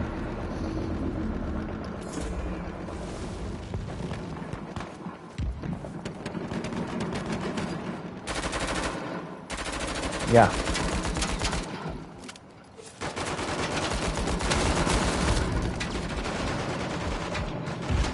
Mm-hmm. Holy crap.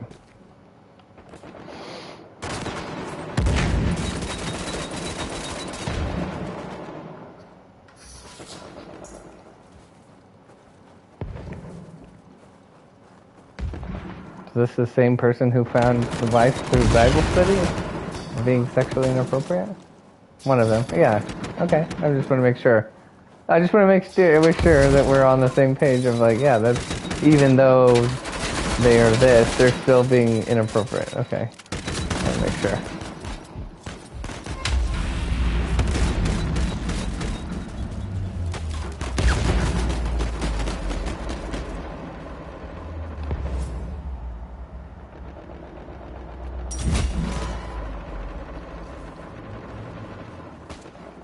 Well, so he's a lot like you then. I'm just kidding. No,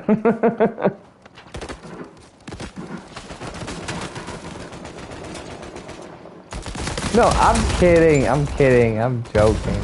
Go on. Okay, so what does he think? What are his interesting beliefs? I want to dive deeper into that. Like I want examples of that.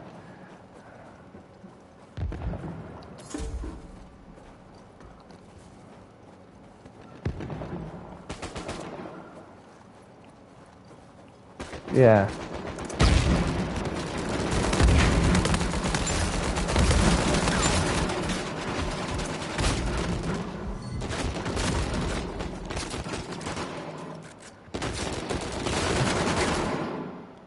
Is this the Bible study at the parents' house, or is it a different Bible study?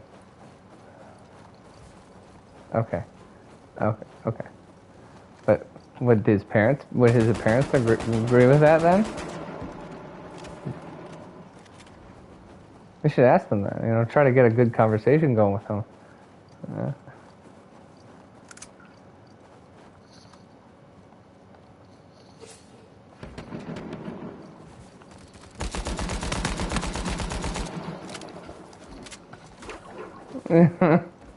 Yeah. Yeah, yeah. Right.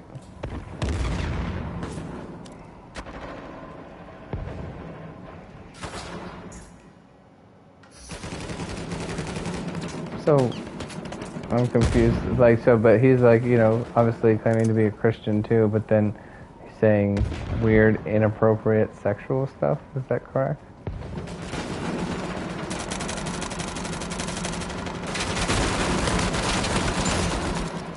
Mm-hmm.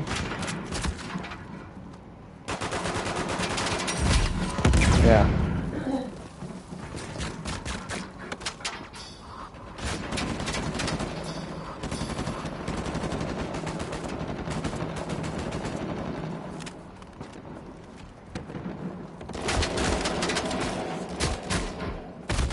Yeah.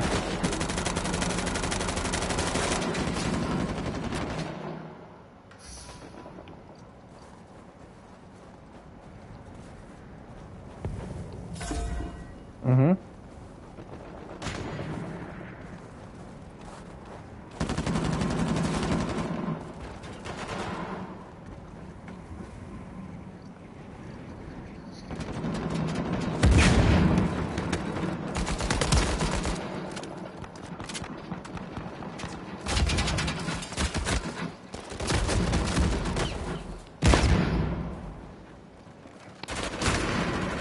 Mm-hmm.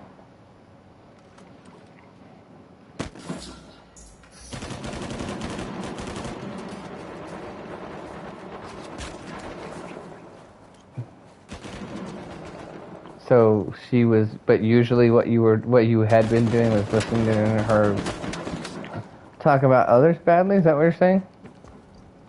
Okay.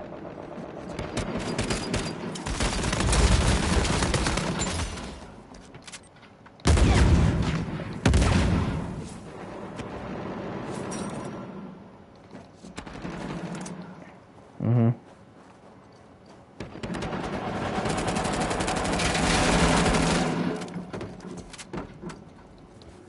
Mm-hmm.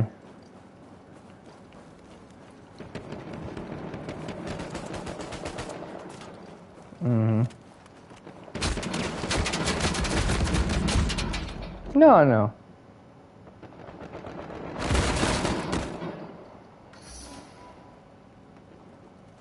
Yeah, no, I'm not saying much because I'm trying to like make sure to let you say what you're gonna say because I have a lot of like things that I want to say too, but I've got a lot of similarities. I feel like, uh, so it's interesting. Well, like in a way, not but like, yeah, like that's what I'm saying. It's so crazy because, but I mean, but the difference is like I don't think necessarily that he would claim Christ, even though, his mother is or was a Lutheran pastor, but Luther, yeah, exactly. So I don't even, so I don't really even consider that like really a Christian church at this point, you know. So, and just their beliefs are so like non-Christian, even if they went to church, which I don't think they do, but even if they did, I wouldn't mean anything. They would be going to one of those Lutheran churches that are only Christian in name. So, but I'm saying, but like that's the point though, is he will do that sometimes, or at least he has in the past, of, for sure, where he would say weird stuff, of like, just sexual innuendo stuff, but it wasn't usually about others, it was more like about him and his wife, and it's just like, bro, nobody wants to hear that, that's disgusting, and this is in front of, like, even, her parents and all that different stuff, and it was just like, gross. What is wrong with you? you're that sick.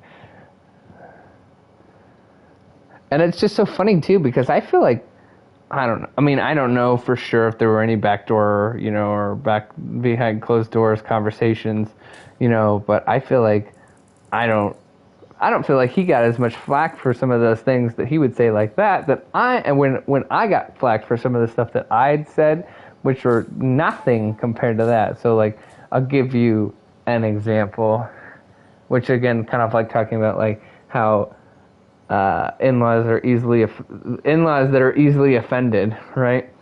Um, uh, okay, so you remember how I talked recently about the baptism stuff, right? Okay, so one point, like during that time, like we were gonna have them like bring our kids to church because we were actually staying in like it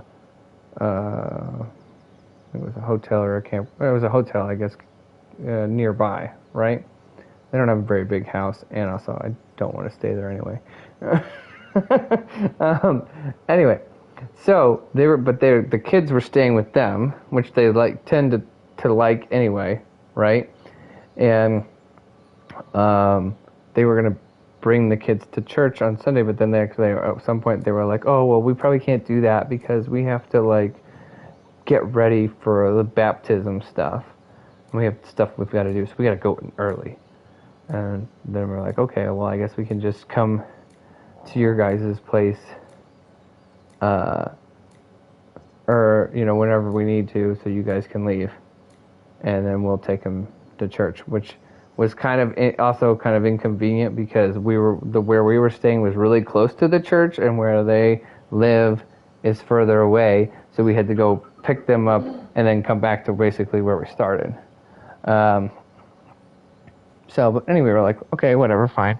And also, we were like, it seems to not make sense, because the baptism was actually Sunday evening, literally at 6 o'clock. So I'm like, what on earth could they actually need to do in the morning for baptisms happening literally almost 10 hours later, you know? So we were like, okay, whatever, right? So then we eventually, when it's time, then they're like, oh, well, you can actually just come basically at you can come at this time. And I was like, oh, that doesn't seem very early. And then when we get there, they don't even leave until after or about the same time as we do. And they don't get there early. If anything, they get there a couple of minutes late. And we're like, what in the world? So anyway, at some point then I joked with her, and I was like, I don't even remember what I said. Here, hold on one second.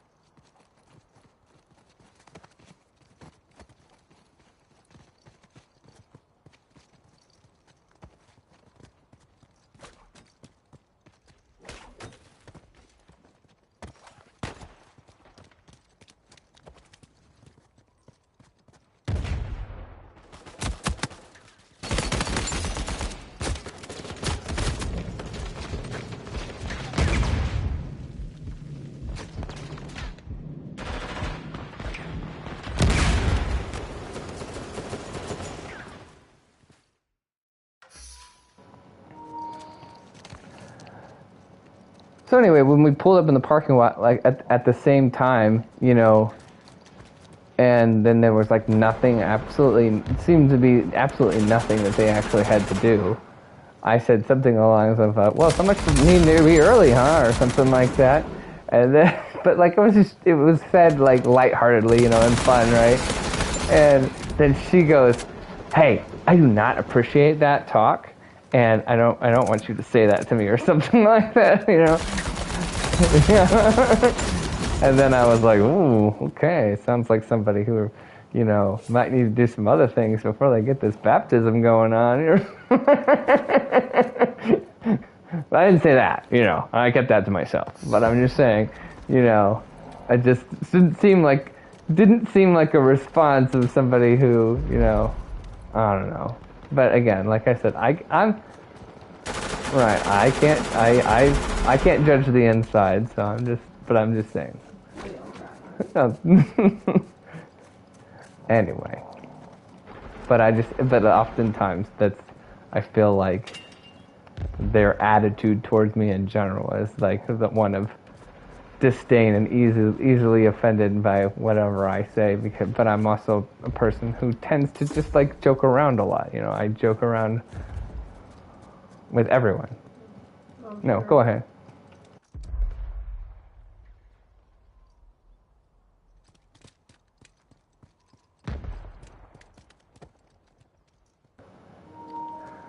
No, go ahead. What were you going to say?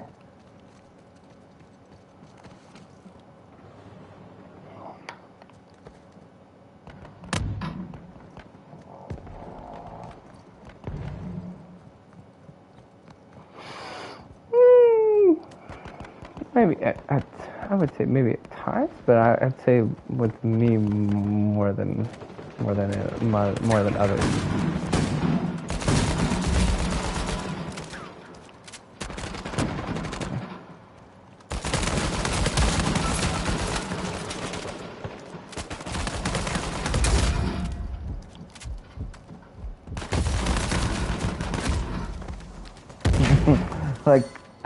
I can remember another funny one was okay, so my mom, you know, has not super long ago, but a little while ago, was diagnosed with Parkinson's disease, but she's one of those people. She's probably had it for a long time, but like just doesn't pay attention to it and doesn't like want to complain or whatever. She's like one of those people who would just is like, oh well, whatever, and only is like the person that you have to like force to go to the doctor and be like, you need to check this out, or are you sure? I don't know, that doesn't sound like a good thing, or whatever, and then goes to the doctor and then they're like, oh yeah, you have like Parkinson's disease. Oh really? Oh okay, well I guess that makes sense, Okay, but anyway, point is that's part of the reason why it was probably somewhat more recent, because she just isn't one to complain. Okay. So, anyway, at one family gathering or get together or whatever, like one of the like siblings who were there, their kid that they have is like, I don't know, two or three or something like that. He has this weird habit of like dragging his like feet. Okay, which is also like a thing that somebody with Parkinson's will do. They kind of shuffle their feet. Okay, and so this was in my mind. This is in my mind is at the time. I think it was somewhat more of a recent diagnosis and whatnot. And also I'd noticed that my mom does that sometimes, and I didn't know that at the time, but I always thought, why does she do that, or what's the deal with that?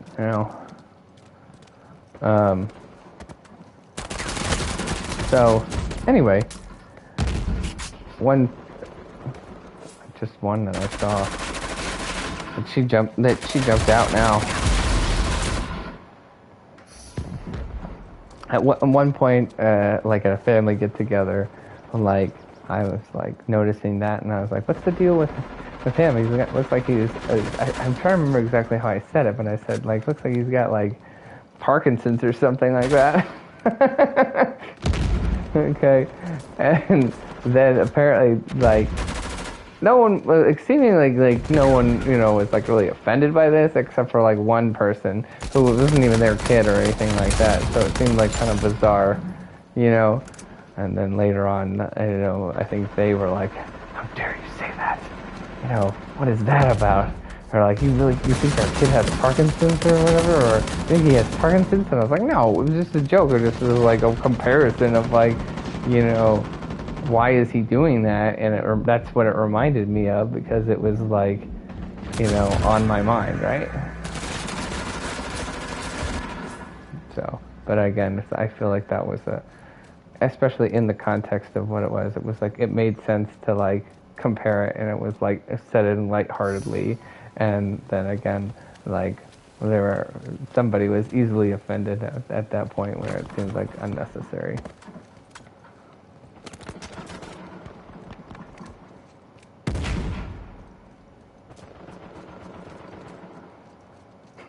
Well, maybe, but again, it wasn't like a literal like, I think your kid has Parkinson's, haha.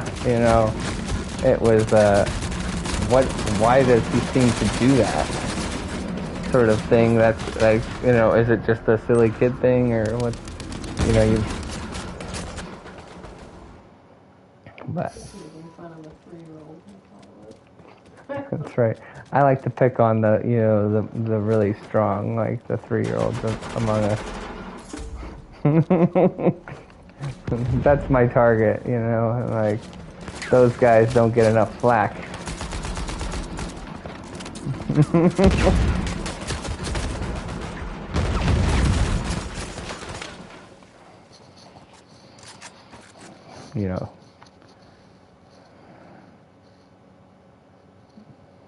Well, there you go.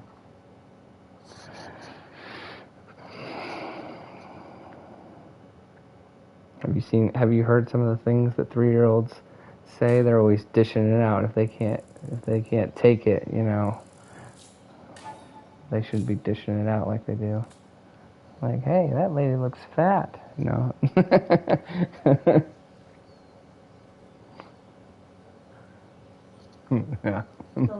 That's what I'm saying. Exactly. I was saying, like, it was a truth of like it, of that it reminded me of something that is true, And also, No, I didn't. I really didn't. I just thought it was. I thought it was. I thought it would make people laugh, so I said it. That was my only intention. Well, that could be. That could be. And also, I'm also something like I said, you know, I have certain rules for myself and things that I don't do, but then there's other things that I'm very permissive on, like being like, I think that basically you should be allowed to joke about almost anything as long as it's not like sexual or very like crass, right?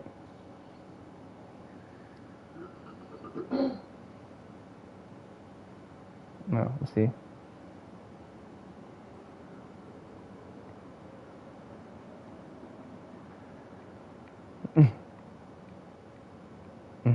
See, I wouldn't even do that. I mean, I guess maybe every once in a while, like, let's pretend, like, every once in a while, maybe with only my wife, but otherwise, I wouldn't do it with no one.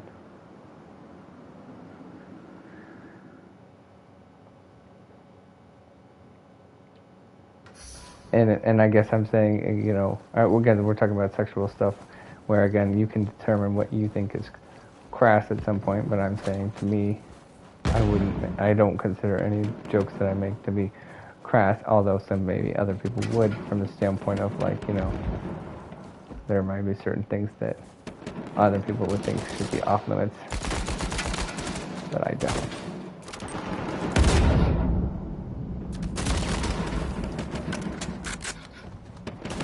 No, I guess I'm saying I can definitely say that there's definitely nothing.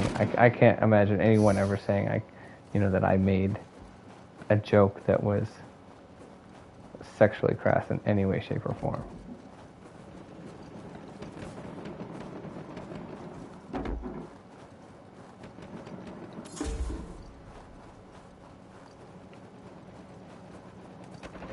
Right. Well, and I know that those people exist, and you know, I'm very familiar with those people. In the same way, like it's kind of like, you know, everybody has their I guess their boundaries in a way. So in the same way, like, you know, sea goat. Yeah. Maybe. Dang, that guy should be really weak. Right in front of me.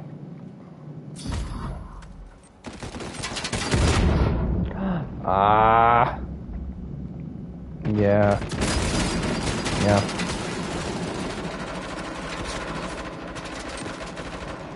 Like I'll get an example of, like, you know, sea goat. Like, I don't feel like he has really basically any mostly he doesn't have any boundaries when it comes to like curse words, right?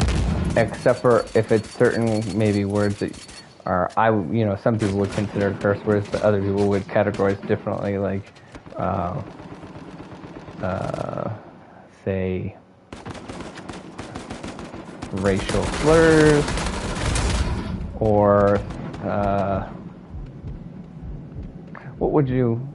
I'm trying to think of the name for it right now. What do they categorize it when it's like a crass name or whatever for?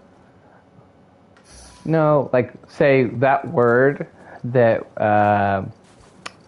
James was saying just a little bit ago. What is the category for that type of like word? Do you know what I'm talking about?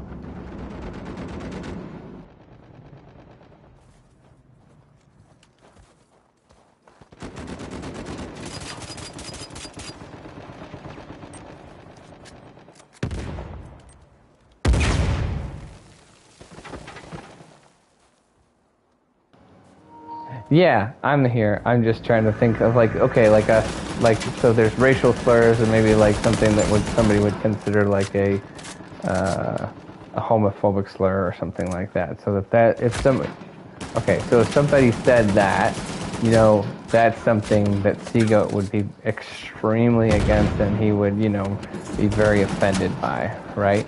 But if somebody was like saying, no, I witnessed it. I witnessed it. Okay, where he's like, I'm not gonna, I don't like that, and he would call those bad words. Okay, but at the same time, you know, he has no problem with, like, you know, other curse words that, you know, might be offensive to me, but I don't care. I'm just saying, you know, I don't expect anything out of that from him. I'm just saying it's just interesting how, like, you know, some people have, like, a certain boundaries and other where they draw those boundaries. You know, and it's almost like, you know, again, I would say, you know, what? Uh,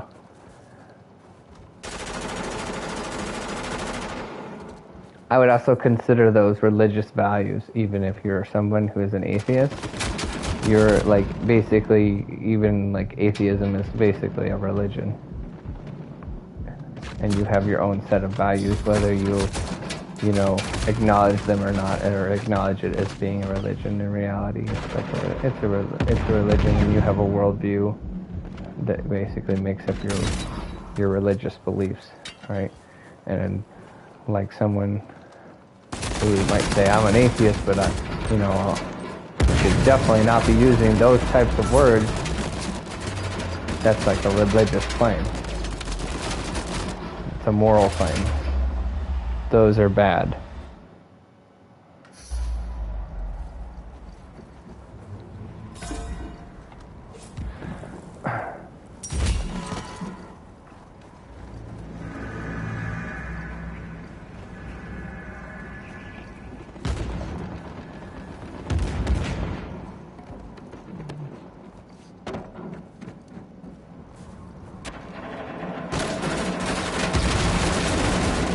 So, like, a good example too would be, like, how do you feel about, like, say, like, the N word if used by people who are like, who are black?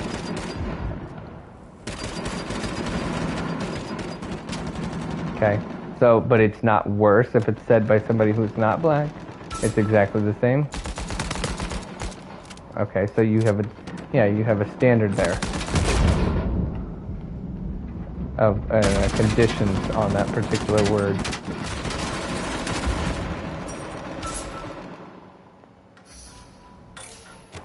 Okay.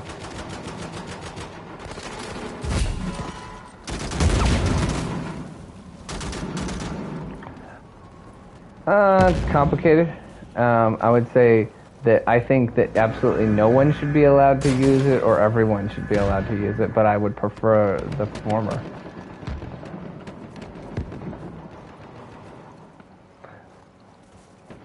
Right, well, I guess I'm saying either one group of people, everyone should be allowed to use it with no repercussions, or no one should be allowed to use it without repercussions. You know what I'm saying?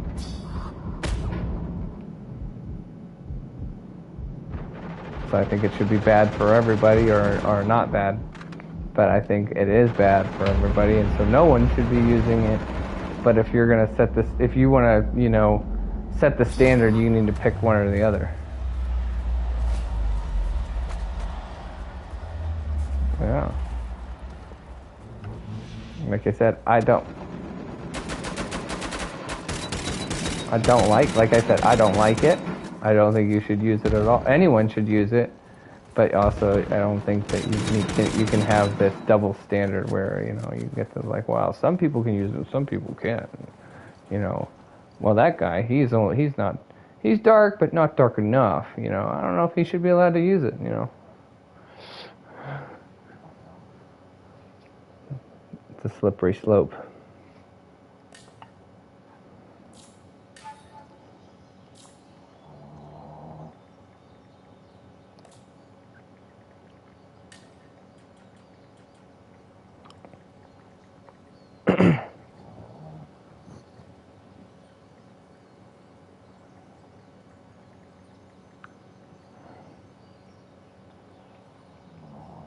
Mm-hmm.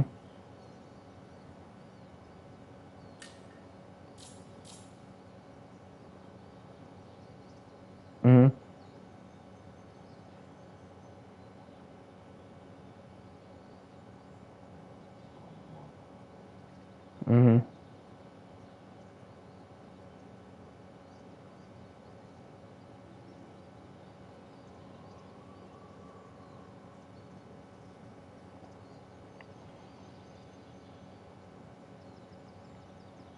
Mm-hmm.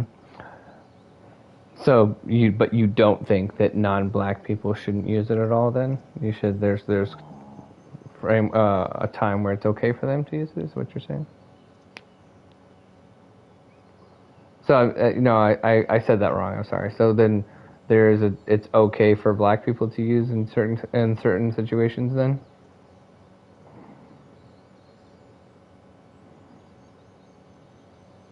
Mm-hmm.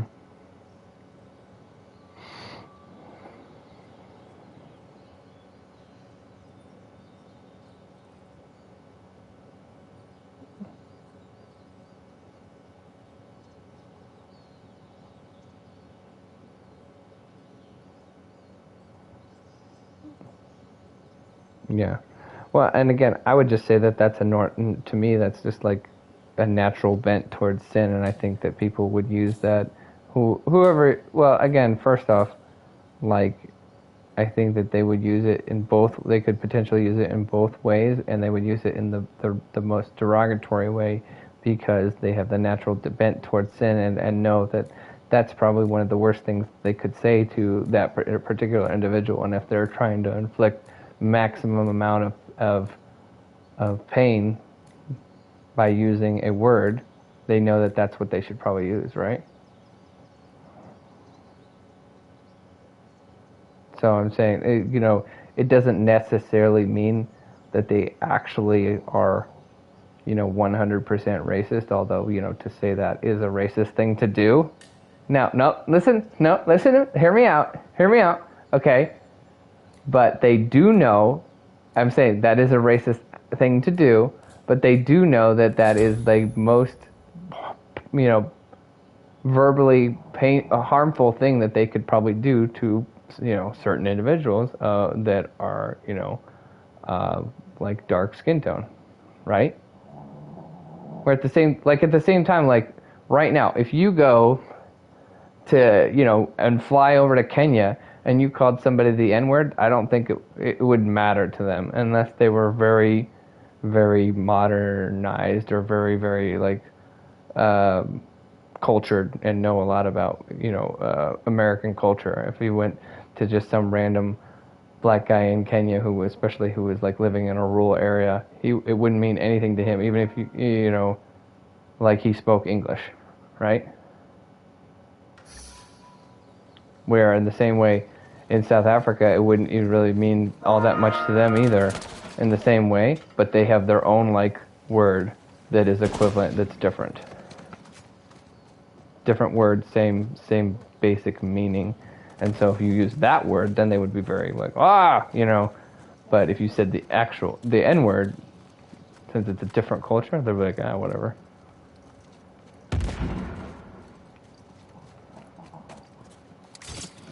Yeah. You just pick up a mine? You picking up mines now? Oh, okay. I thought you were like you had the perk where you picked up other people's mines.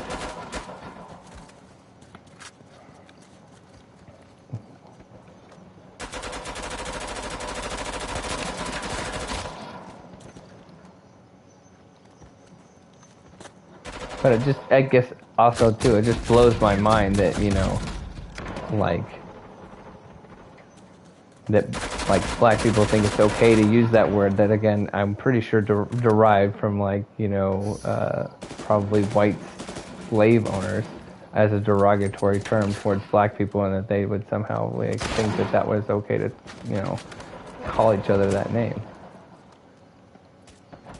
I can't think of a worse origin of a name, to still be in circulation.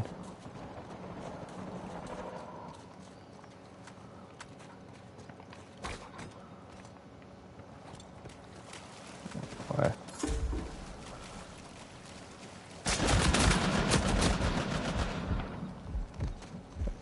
Yeah, reclaim it. It's like, well, you shouldn't be claiming it in the first place, though. You shouldn't. You're not reclaiming it if you can't reclaim something that, somebody else created as a derogatory term. You could try to like again. I've used this example again, but you could, like, if you're going to reclaim something, you could try to reclaim the word gay and be like, oh, we're gonna you know, really push that word means happy now, you know. That's something you could reclaim.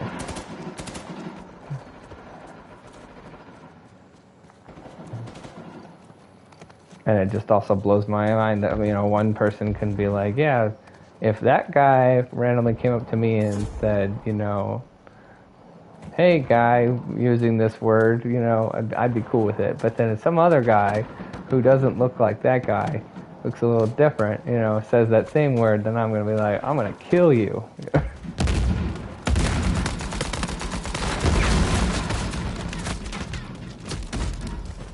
So, but again, I would be fine with that if you have the same response regardless of who it is, you know?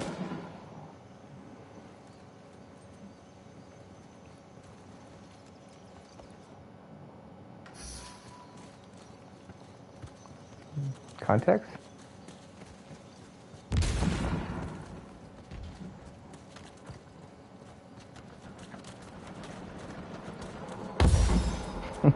Oh, thanks. Glad I got your permission.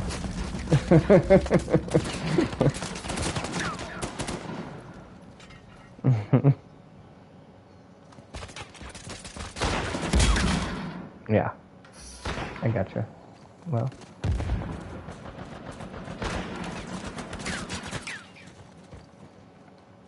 have you ever heard that some people say that they think that, whoa, that Karen is like a racial slur against white women? Have you ever heard that?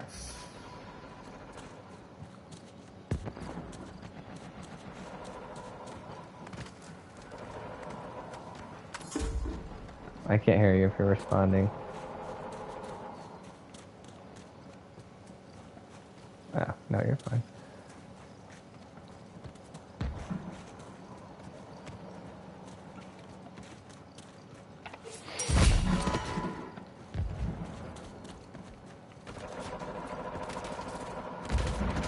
Did you hear my question? Or were you was it too intense for you to pay attention to my question? Whoa.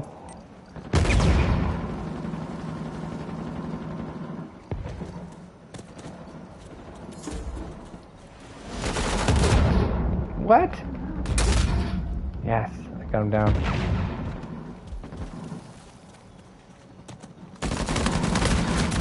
Oh, come on! There's like 3 over there.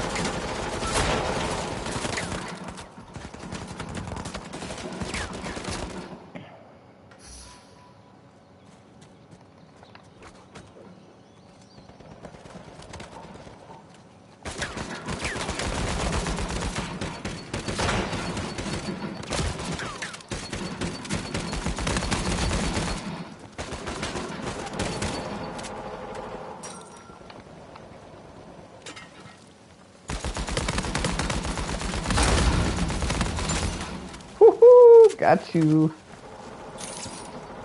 That was awesome.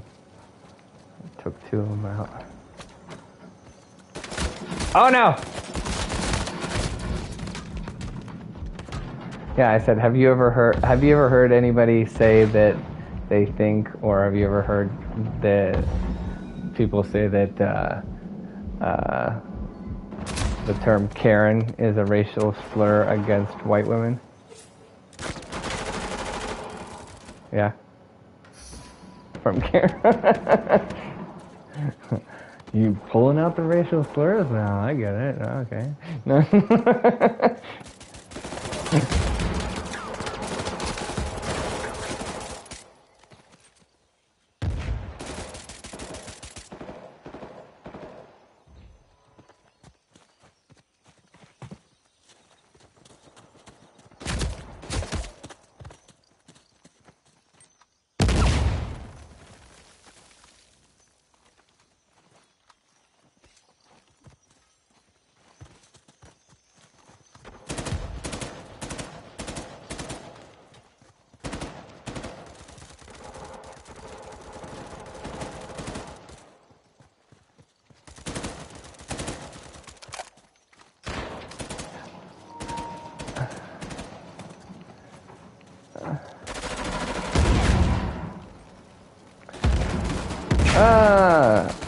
I guess I'll say that it definitely does not have the history that, like, you know.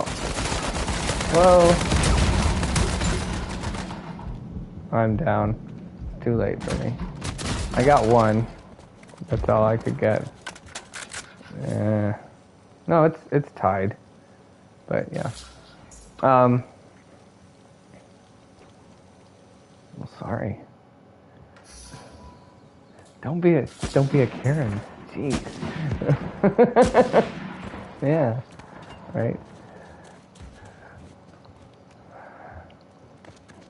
Definitely does not have the history of the N-word, which I think is, you know, extremely despicable, and so it's another reason why you shouldn't do, no one should use that word, okay?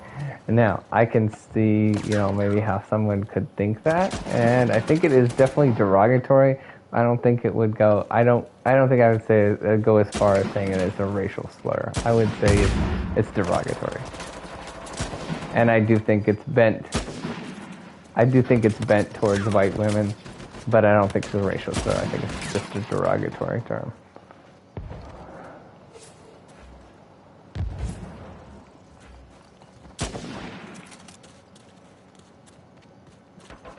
Well, and I would say that there are probably some people that would make that case that anything that is is directed at a certain like color of people or a group of people, that some people would call that a racial slur regardless. So there are people out there that think that.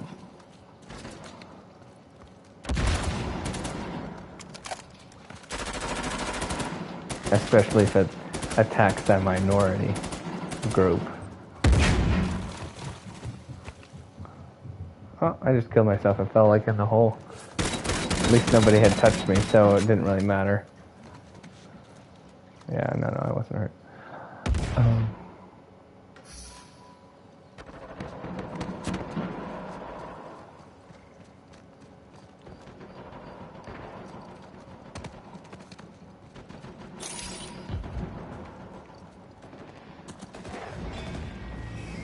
I also would say that people would probably definitely say that it was a racial slur if it was on the shoe was on the other foot, and that, you know, white people were using it to describe specifically black women, and they were using it with some sort of like very stereotypical black name, like, you know, LaQuisha or something like that. Don't be a LaQuisha, you know, I don't know. They would be like, oh, that's definitely a racial slur.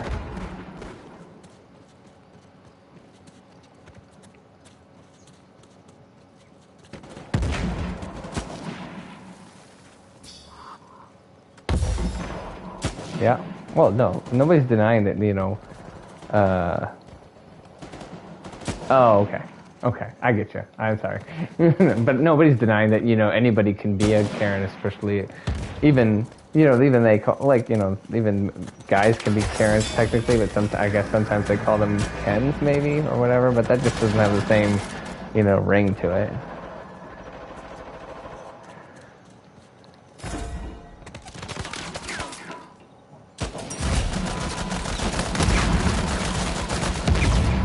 Kens, I thought it was Kens.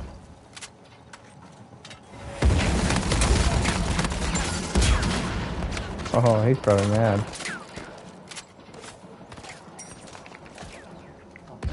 Oh, crud.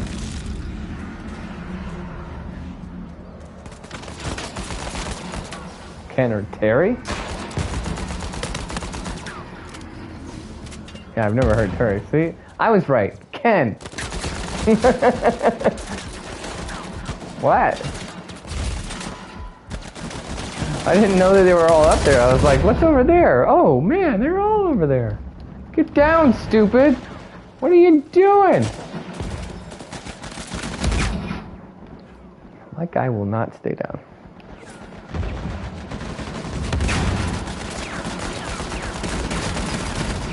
Nah, I'm down.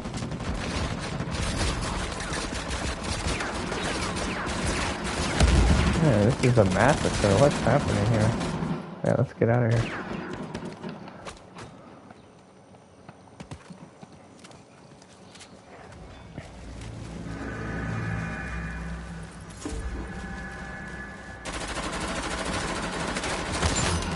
Haha.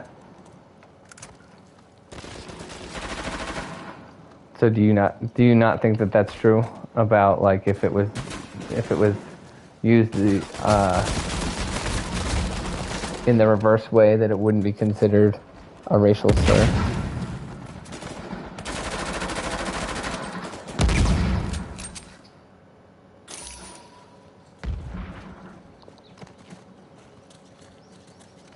Let's finish this game and just answer the question. It's fine. This is intense.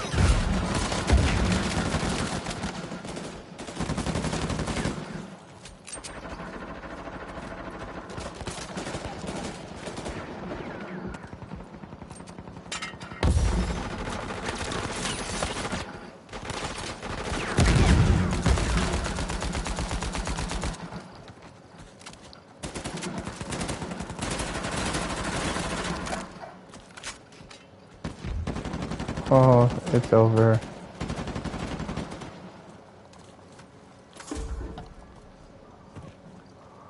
What? Wow. 18-7. Yeah. That person was ridiculous.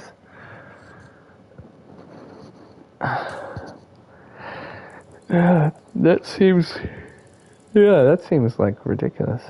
I think Marriott's ready to join, by the way. You're not gonna leave when Marriott's getting on, are you? So, do you want to hear the question first, or you want to do that first? That's up to you. Okay. So the question was, oh, there he is. If the shoe was on the other foot, and white people started, calling black women a certain name, and it was super stereotypical, like don't be a LaQuisha or something like that. Do you think that would be considered racist or not?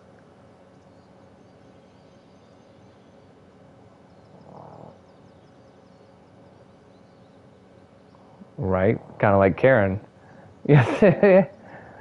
Of course it is. That's the whole point. Is like everybody who thinks of Karen thinks of an old white lady.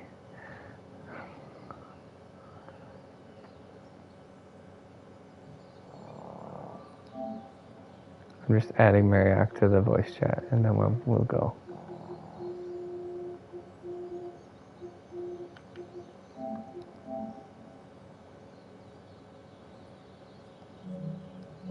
Yeah. Oh, I think most people do agree to that. And again, but I'm not necessarily even saying that it's a racial slur. I'm just saying it's a derogatory term. But I think if the shoe were on the other foot, I think you would think it was a racial slur. And you prove me. If I'm wrong, you go ahead and tell me why.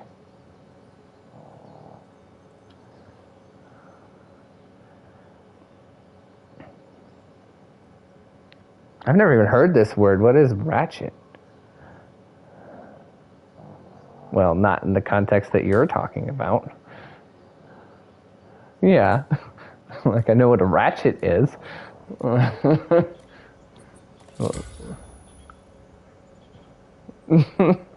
Maybe it's just that I don't care about pop culture, and I find that the current pop culture to be very stupid, and so I try not to keep up with it because it just makes me angry. It's a. Well, that could be too, but you also have to remember I lived out of the country for half of my life.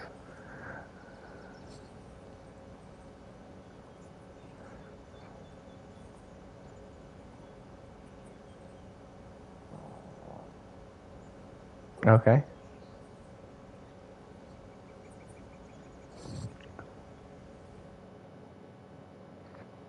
Okay.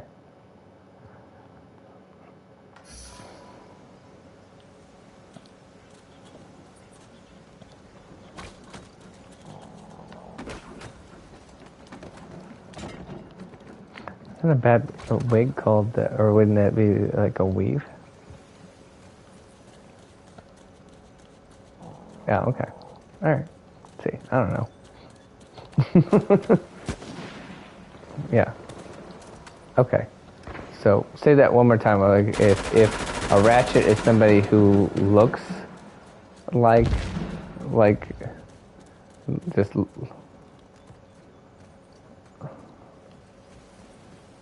Okay.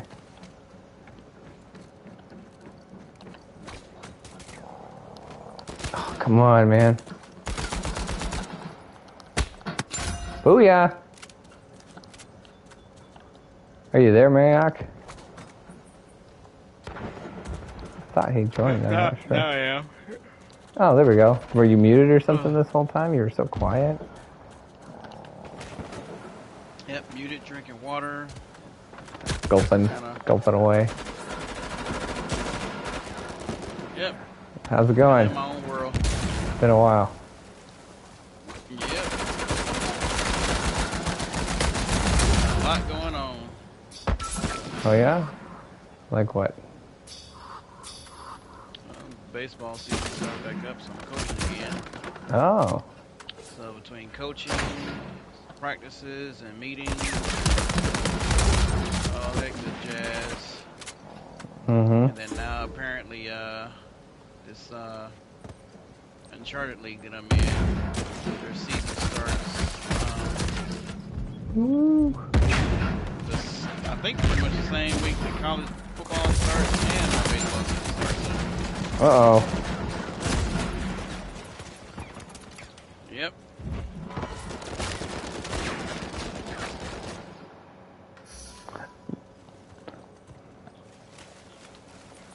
Nice. See, I thought you only coached baseball. I didn't know you did football too.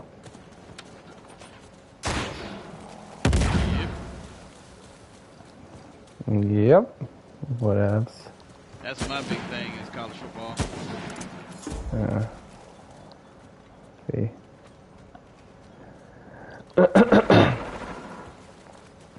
What do you think about church get-togethers that are centered around a sports event? Weird.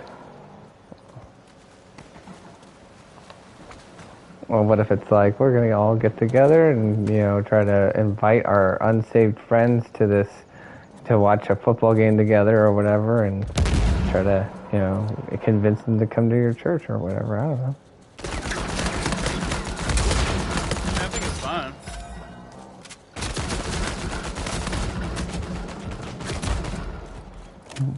Why are you against it? Oh, go ahead.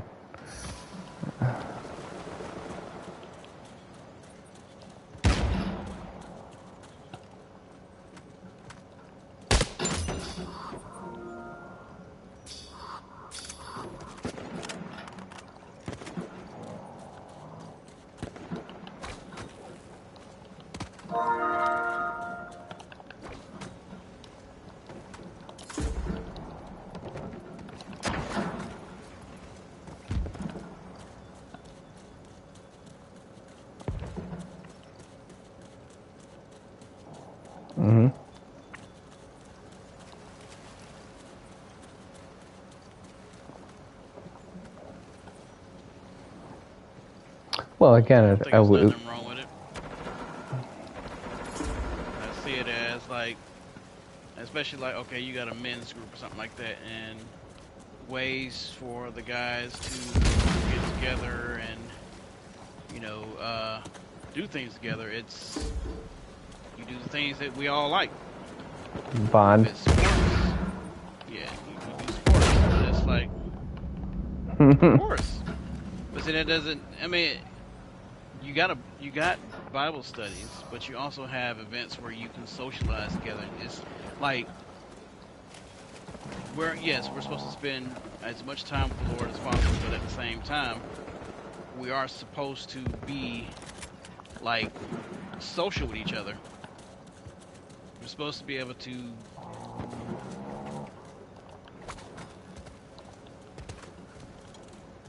I think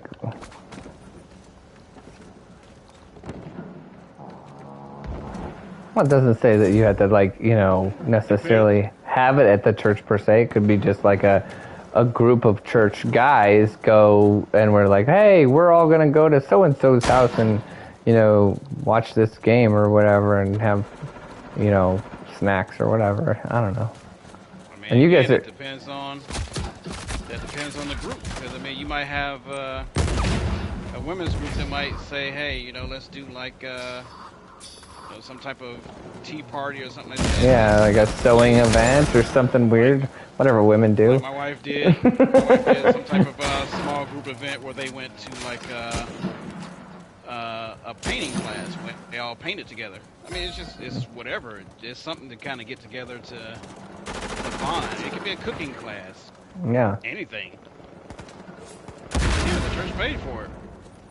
Well, sometimes they don't have the church pay for it. Sometimes they would have it as a get-together, and they would say, okay, well, you know, everybody, we're going to do this thing. You just got to sign up, and we're getting, like, since we're bringing a big group, as long as we have a big group, you will pay for it, but we're going to get a discount because we're going to bring, like, say 30 people or 20 people or whatever, and so normally it would cost you $20 to do that event, but since we're bringing a big group, you just have to pay 10. Might even do like something in the sense of like, okay, you pay a portion. Yeah. Well, and again, I guess I'm saying too, you can use that. You could use potentially the argument is you use that as a way to be like, well, we're gonna have this church thing at the church, and we're going to, like, you know, try to invite our unsaved friends because we know what do unsaved people like that we also like is such and such sport, right? And then once we get them in the doors, at least they'll be familiar with the building, and then we can say, well, hey, you know, it was really good meeting you or whatever. You should come to, you know, our church service or our Sunday school class or our Bible study or whatever. But you can invite that to you can invite them to that too. But some people just will not come, but they will come to like a football get together or whatever. I don't know.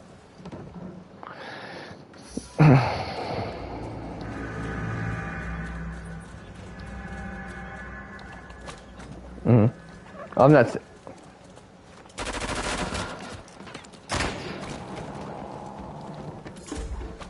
Mm-hmm.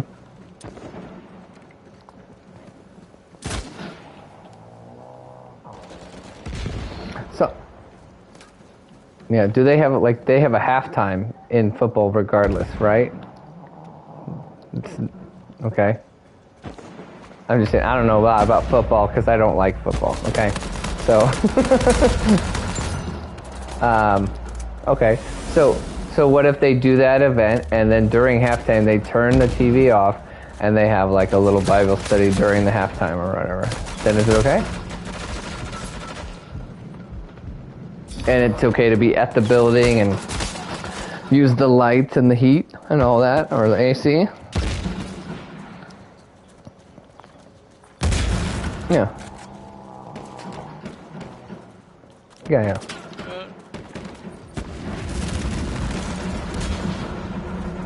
I mean, I think the thing is too is like it's kind of whatever you feel inspired or even called to do.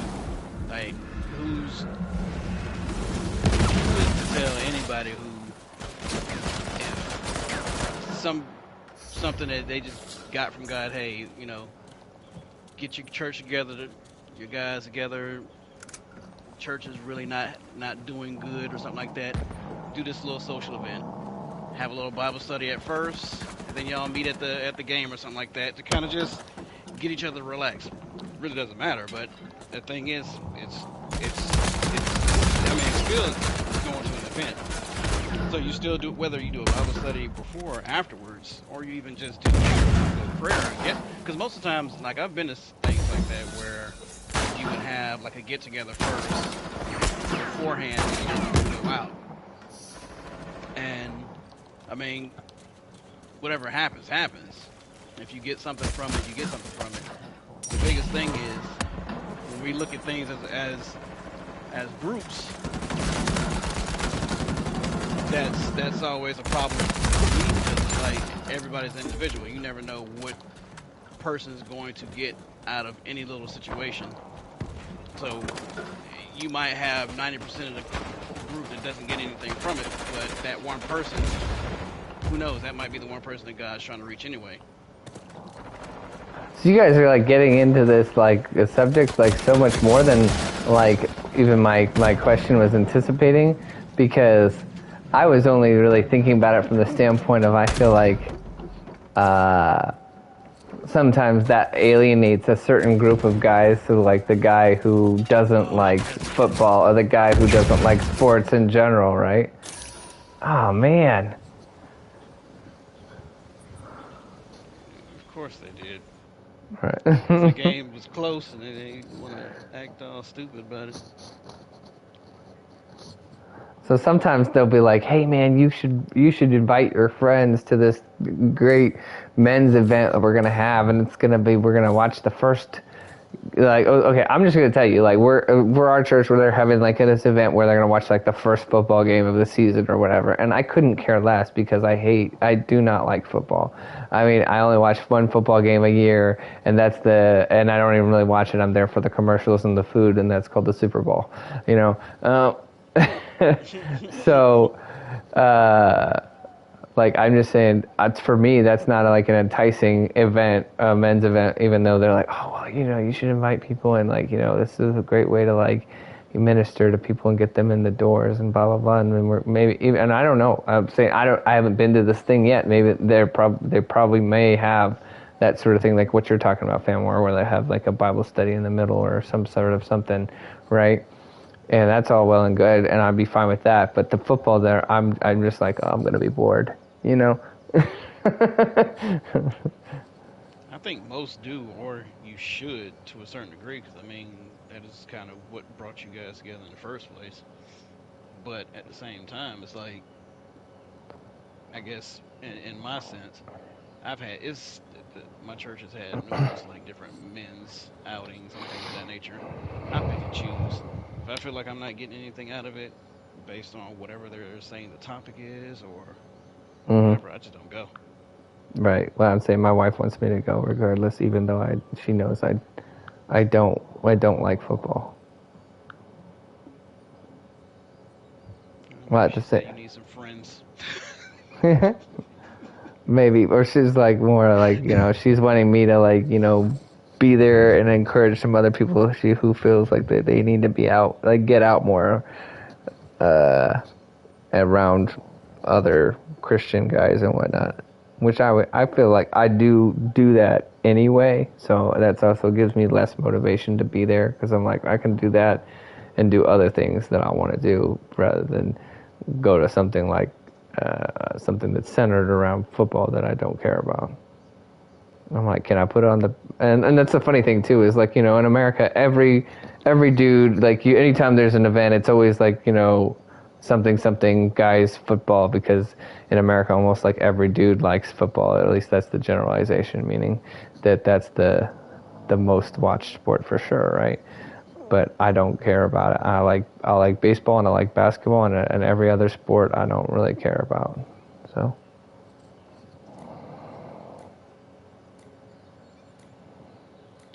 You gotta think with me, I guess, if they do some type of football event out here, it would be for celebrating Georgia or the Falcons, and I don't like neither team.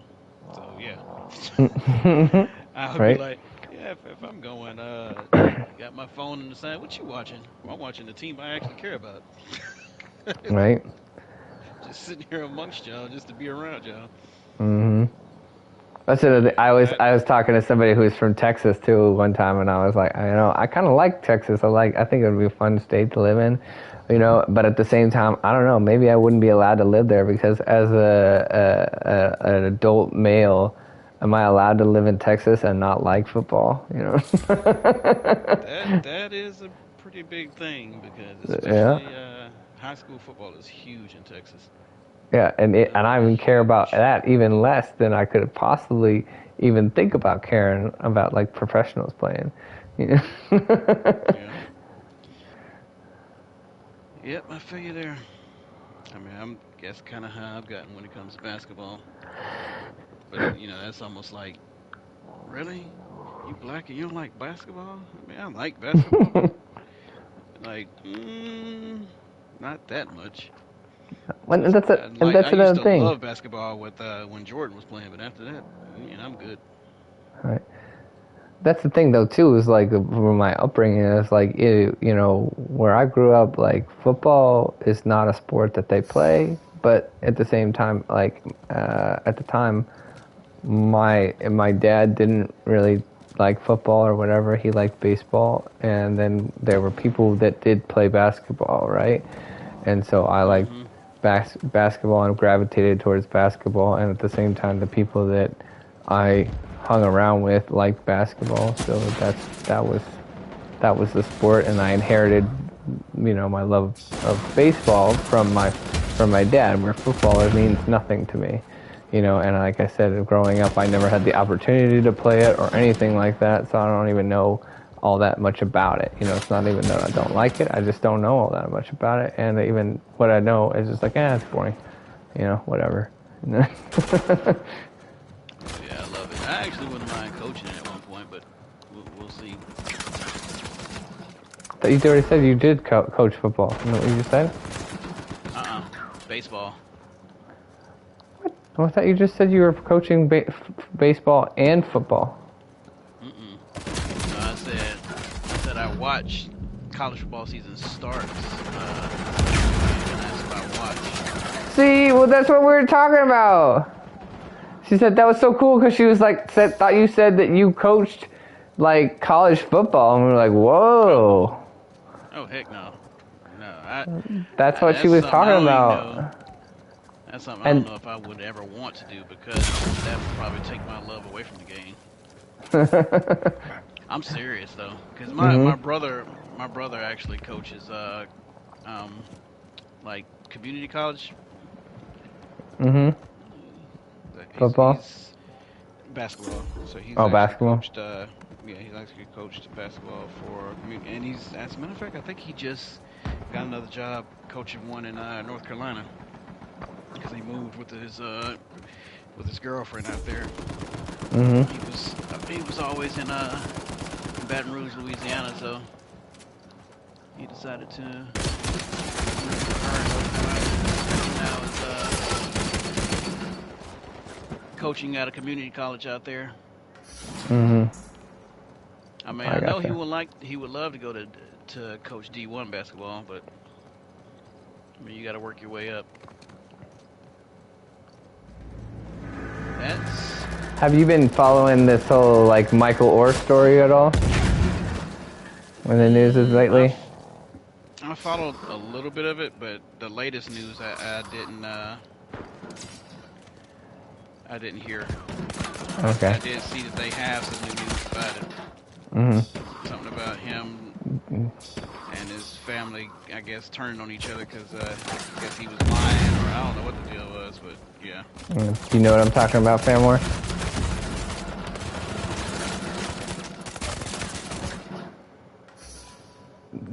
Do you know the movie The Blind Side? I mean, that was a good movie too. Okay. So, anyway, they made the movie The Blind Side, and the guy who's like, it's actually about like like almost in a way, it started a long time ago. So when they made the movie, it came out, he really didn't like it. He did not like the way that he was portrayed and different stuff like that.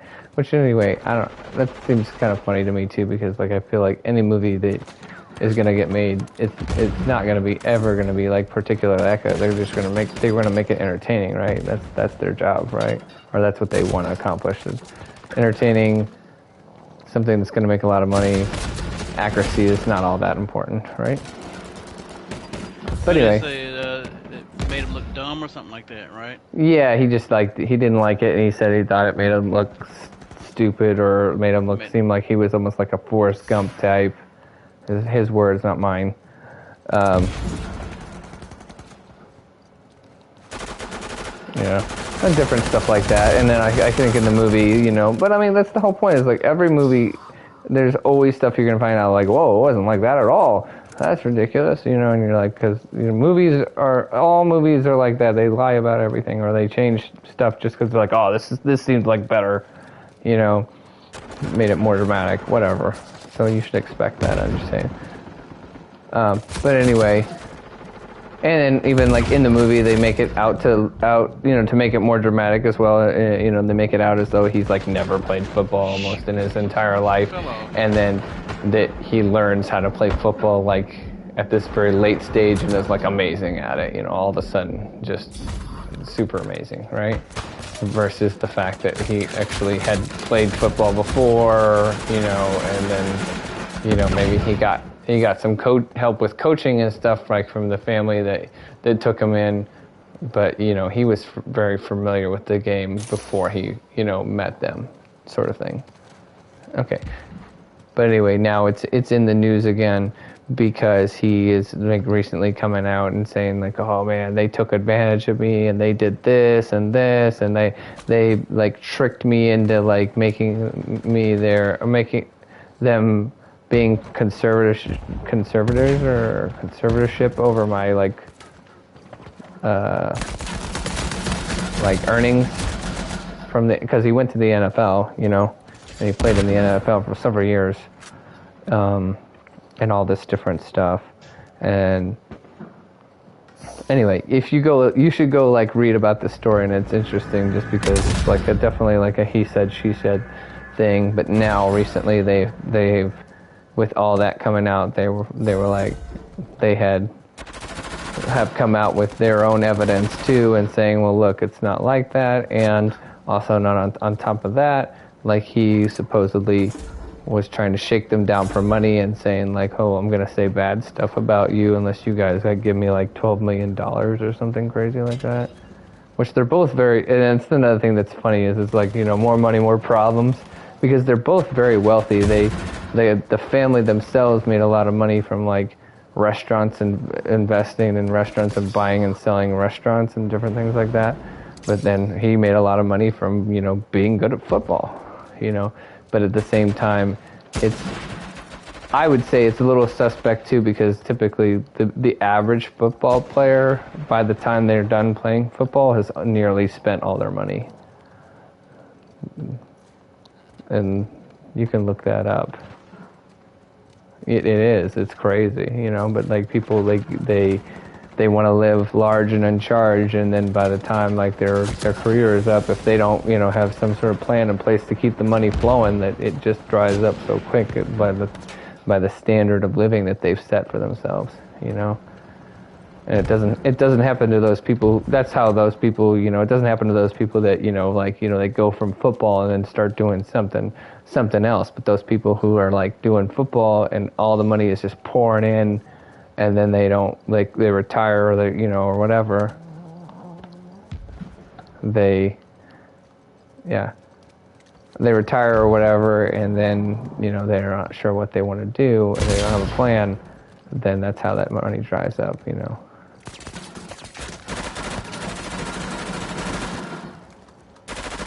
Mariak, turn around.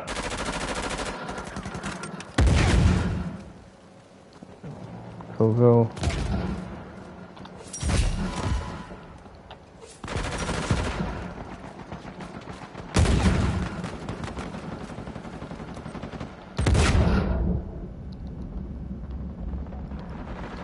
Makes me think of that like Michael Strahan guy, man. He made probably a bunch of money in the NFL, but now he's probably made way more money doing all the other things that he does. Mm-hmm. He's like literally is like on Good Morning America for a while, or maybe it wasn't Good America, maybe it's the NBC, I don't know, but like one of those stupid morning shows that only old people watch. And then he was on like Michael Kelly, and Kathy or whatever her name yeah, is. like Kelly Ripa, her Michael show. Kelly, yeah. Yeah, Michael and Kelly. He was on that Like for a she got while, and then used. and then he hosted a lot of game show type things too on the same network. So whatever the network, I think it's NBC. He's done a lot of stuff with NBC. Is it like that Is it like $1,000 pyramid or something like that?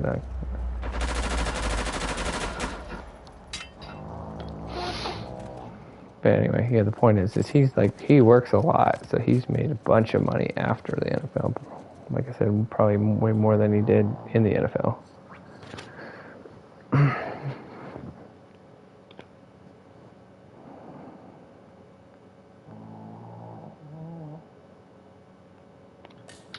I'm calling it quits.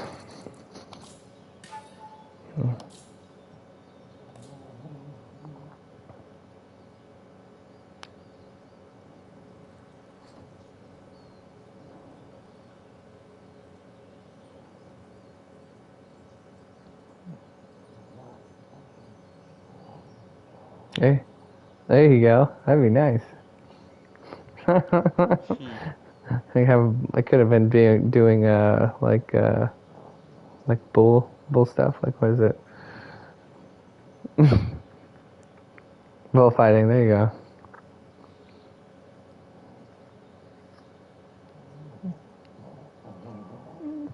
Yeah. Have a good one.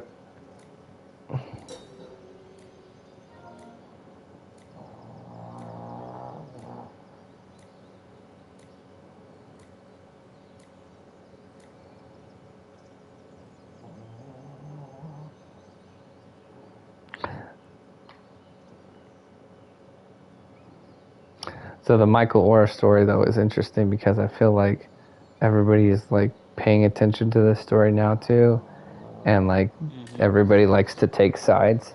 You know, like one person collects all the facts that they can get their hands on, if like to the best of their knowledge, and says, "Oh man, it's definitely, Michael Orr who's right," and then another person does the exact same thing, but then comes to the opposite conclusion. Yep.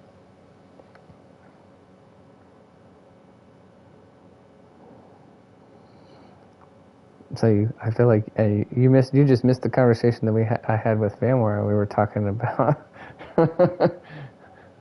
like the N word, and if anybody should be allowed to use it or no one should be allowed to use it. Thoughts? I mean, it's a person's right to do whatever they want to do. Well, I know that. I'm talking about like what you think personally. Do you think it's like something that's good for people to use if they use it in a certain way that people would consider as like a term of endearment or whatever, or do you think that's bad? Derogatory or not, basically. Right. In all forms, or biggest thing is like if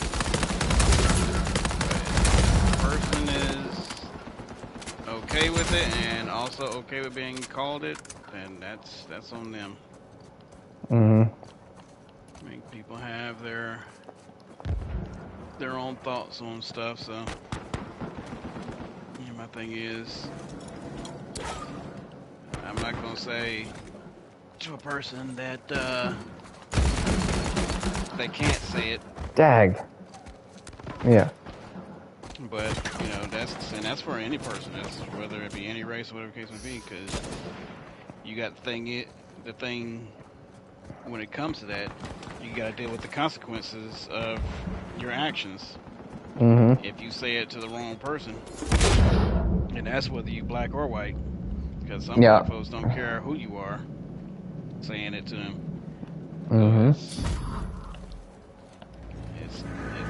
It's dependent on the individual. And I've had, numerous folks, whether it be Hispanic or black, who would just throw it out there. But it's always in the context it's being used. Like, watch your back. Some folks are like, that's just a way to say, that's family. ironically enough, that's how some people are. Mm-hmm. Well, I guess that I don't know. At least when I was talking about it, I wasn't arguing that. What I'm arguing is like if you were like in charge of the world, right? And would you say that it should be something that either should be able to be used by anyone without repercussions, or no one with, like, you know what I mean? Like, should anybody else be able to say it, or should only certain people be allowed to say it? And, or should, if so, should there be repercussions one way or the other? And if not, or why not? My thought is, I mean, it's still pretty much the same. If you feel the need to say it, then you have to.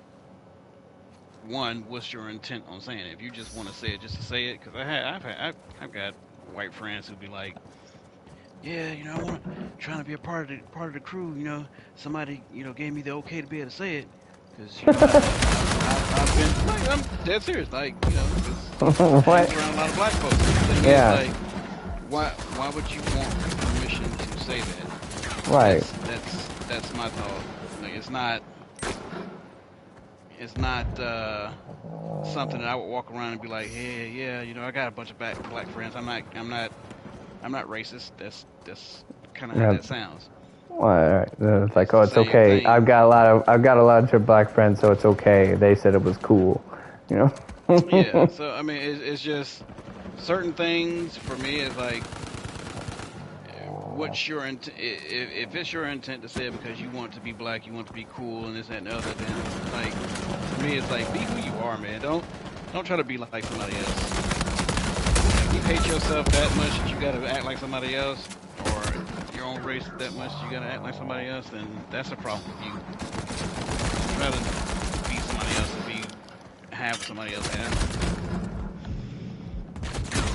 Be who you are. Mm-hmm.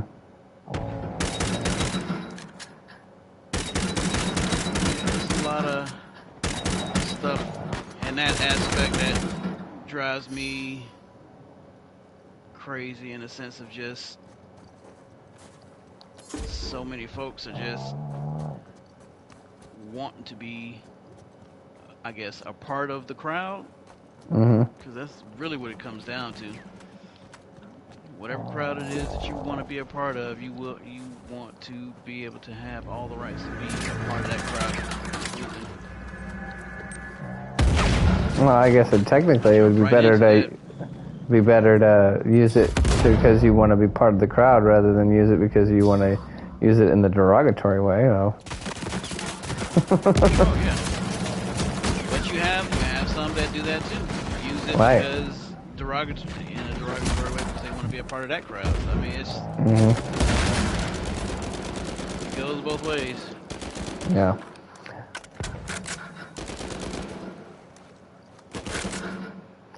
Well, I guess the way that I described it, my opinion on it to Fanmore was, I felt like you should either no one should be allowed to use it or everyone should be allowed to use it, but I would prefer that no one use it because I feel like the history of the word is so ugly that I don't understand why anybody would want to use that word in any shape or form. I don't know if that makes sense. And again, I will agree with you, though, from the standpoint of I think that anybody should be allowed to do whatever they want to do, in society. But I'm just saying, like, let's say I'm, the dictator of the world and I get to dictate whatever everybody is supposed to do, which I'm not saying anyway I would do that, but I'm just saying, like, let's pretend, right? I would say that, that nobody should be using it, right? But at the same time, in reality, I think that, there's freedom of speech, but I think at the same time, I think it should, I don't know if I understand or think it's a good idea where certain words, are okay for some and not okay for others, and I think that that's problematic. And so at the same time, if it's a bad word, it should be a bad word for everybody. Yeah, I mean, that's where where things are always a little iffy. There's always that gray area. Right. Because for some people, this is, it's been made a cultural thing when it comes to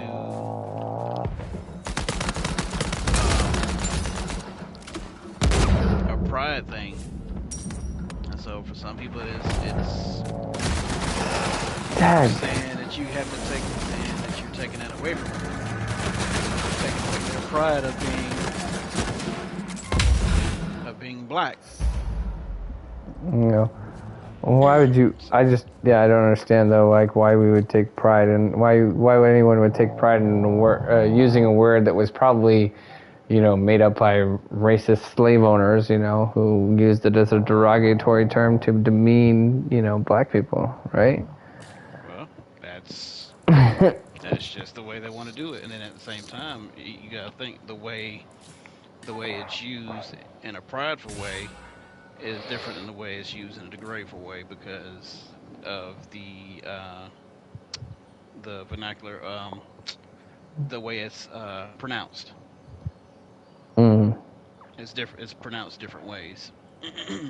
Well, sometimes and sometimes it's not. Depends. Well, in that sense, if somebody's pronouncing it the other way, then they are basically using it in a derogatory way. Because even black folks do that. They will say, even in my family, if you are looked at as a dumb individual, yeah, they would call you the one with the R.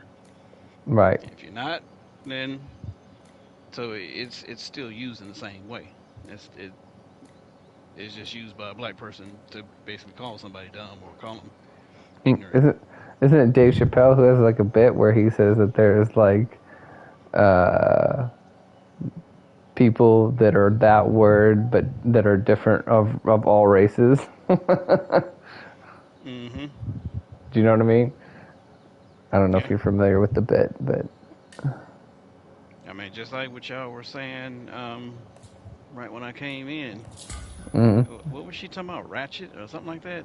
Yeah, she was saying that, initially we were talking about the term, we were talking about that, and then we moved on to talking about the term Karen, and I said, have you ever heard that people say that that Karen is like a racial slur for white women, or certain white women, and some people say that, and I asked her if she'd ever heard of that, and she said that she had, and then she said that she said that their ratchet was a derogatory term geared towards black women.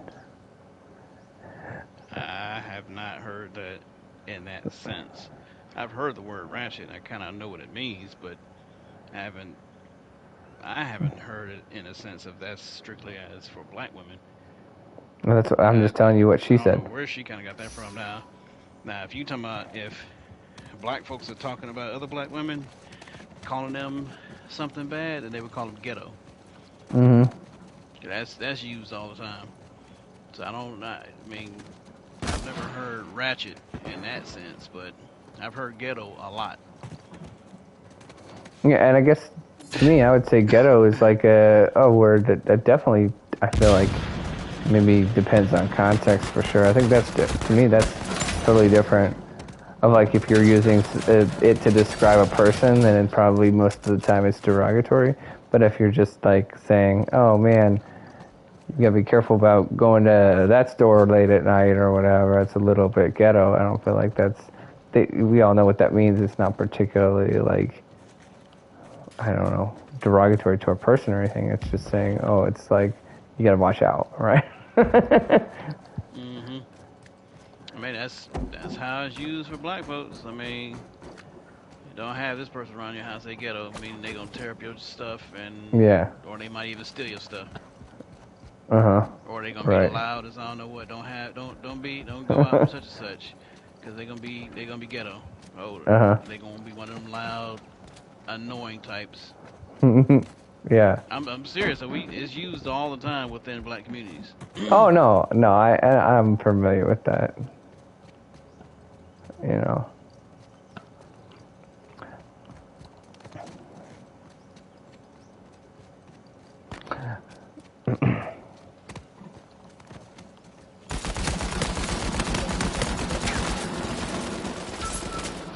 And there's another thing that, like, woo!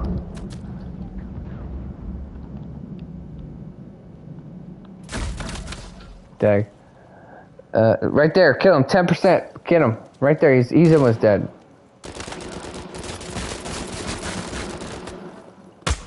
There you go.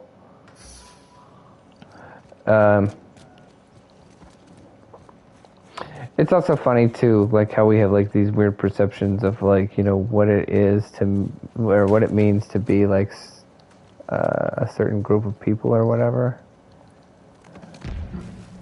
Like, so for instance, I feel like there's a lot of things that maybe certain people associate with being like, you know, like black, right? That I would not consider being like black, but more just associated with being of a certain like, like, you know, social class, or not like, what's the word, like financial, like, you know, economic class, right? And I talked to Fam more about this before too, of like, you know, how like my most recent, the church that I go to now took me a while to get like used to and feel comfortable, because it's in an area that's like much more wealthy than I would say I'm used to, and especially because I always felt like more comfortable among people who, like, I would say weren't wealthy, because I grew up not wealthy, and then I went to, you know, and then felt like I could relate with a lot of those people a lot better than the people that, like I said, tend to go to my church now, right? And it took me a long time to like kind of get used to that and feeling like very much out of place. And in the same way, like when I was in high school, I went to like I lived in an area where like my parents did not want me to go to the public school there, because there had been like a lot of shootings, right? But that's, you know, the school district that I was in, right? So then, but like my grandpa, who had like some money, and a lot more money than my parents probably would ever have, right? Even though he would probably still be not like wealthy compared to like some people's standards, you know, because that's how poor my parents were growing up, right? But anyway, the point is that he helped them pay for 1 year of me to go to like a private school, because they were really worried about that school with the shooting, right? Where at the same time, I was like, I'm not worried about it, and I didn't want to go. And then when I did, I didn't like it, again, because I felt like very much like a fish out of water, because the majority of the people that did go there were wealthy kids, you know, who were not just there because they, you know, had multiple people chipping in to make it so that, you know, they could go there, right? You know what I mean? Yep.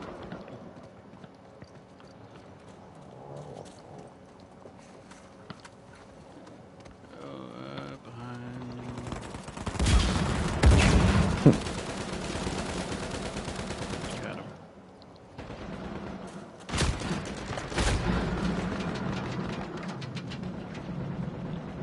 But you know what I'm talking about though, shoot. too, is like, right, you know, there's a lot of people though who will be like, oh yeah, you know, blah blah blah, if you do this, then that's definitely like a black thing, and it's like, it's not, it's more like, that's a poor person thing, you know, what you're talking about, you know? Why do you always have to tie that to a race, right? Well, I mean, that's, especially now, that's how society is. Everything is tied to race. Right. And that's a serious problem, because, I mean, again, it's saying that everybody's the same and you're not giving people, you know, any type of respect for their individuality. Right. You're this because you're that race. You're that because you're that race. And that's why those who, black folks that actually got money get so annoyed. We got money, I got a business and all this type of stuff, but you're lumping me with those who don't want to do anything for the simple fact that that's how they are, but that's not how I am. Right. And that's what I'm saying. I think that would be, that's exactly what I'm talking about. I think that would be very frustrating too, because I know that there's a lot of people that, are, say black and are wealthy, and then other black people who are not wealthy will say, well, you're not black if you don't do this or X, Y, Z, right? Yeah, I mean, basically, it's, you can't, even if you're not wealthy, you can't have a mind of your own. You have to be basically a part of a hive mind. You got to think the same way as everybody else. Right. And that is so stupid, but yet people don't want to be, what's the word,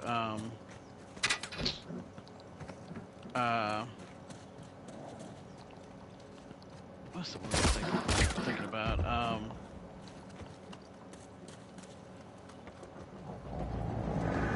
stereotype. Yeah.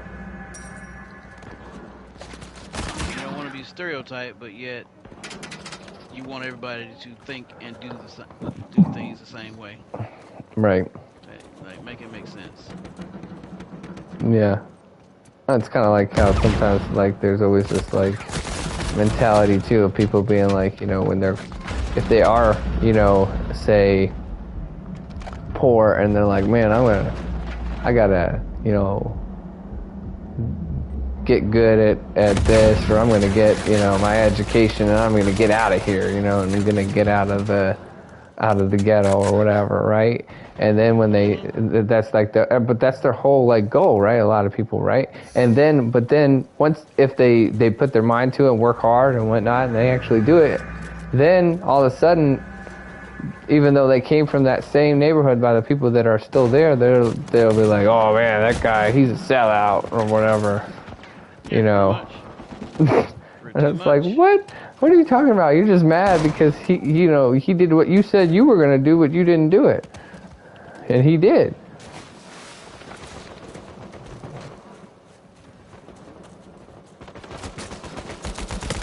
It's crazy.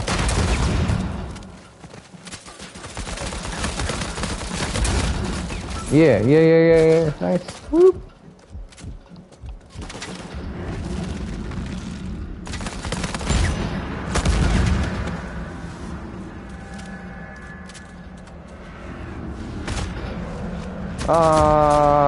Bummer.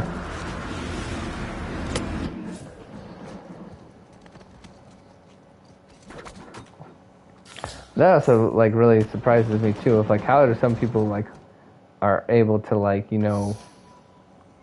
pretend as though they didn't rise above that or whatever, or they're like still part of the group and they're still accepted.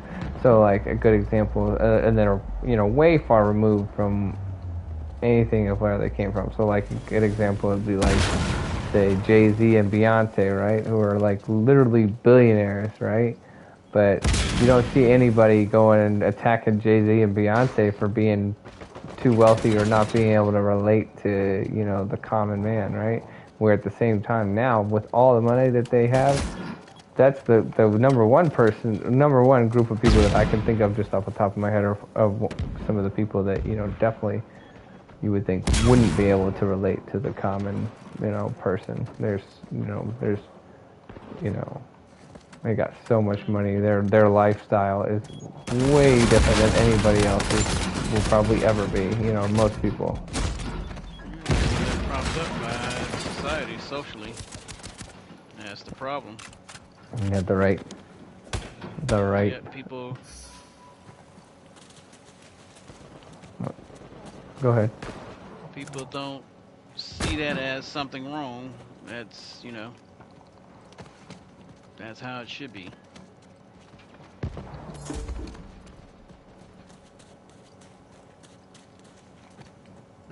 The unfortunate thing black community, that's how it is most of the times.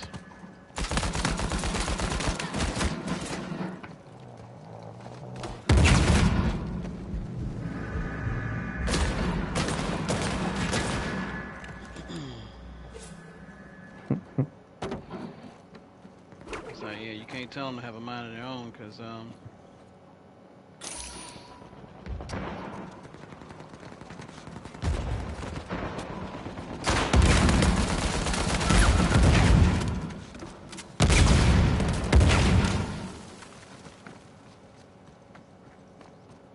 Man, we should have won that game.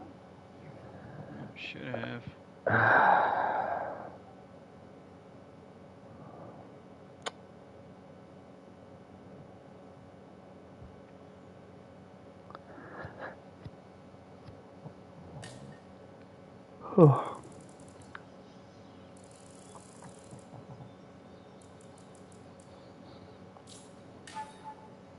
So what is Famore saying about all the craziness going on with Disney now? Do you still think that they're not going under? We haven't discussed it, but I'm not sure I know specifically what you're talking about. Like, at least in terms of like any new developments. I mean, pretty much their stock is going under. They're in this process of really trying to sell the company. I don't know. You know, Who says that they're trying to sell? they've even basically they've trimmed a lot of fat too. They've cut a lot of jobs. They've also cut a lot of projects. Like, they're cutting a lot of stuff, and so the talk is that, and I think Apple, even right? Variety, yeah, I think even Variety has even brought up some of the things about them possibly looking for somebody to purchase them. So whether it be Apple or the people who was over Cocomelon, apparently that's a company that is very, very rich now because of Cocomelon. Wow, just off of Yeah. Cocomelon. That's crazy. And the thing is, the original creators sold it to somebody else. So yes, that person basically took it in, and it's just been making them even more money. Right. So yep, you got other people who are looking at possibly taking either a piece of it or something. And what's crazy is, you know, I don't know if you know the whole thing about the comic books and stuff like that.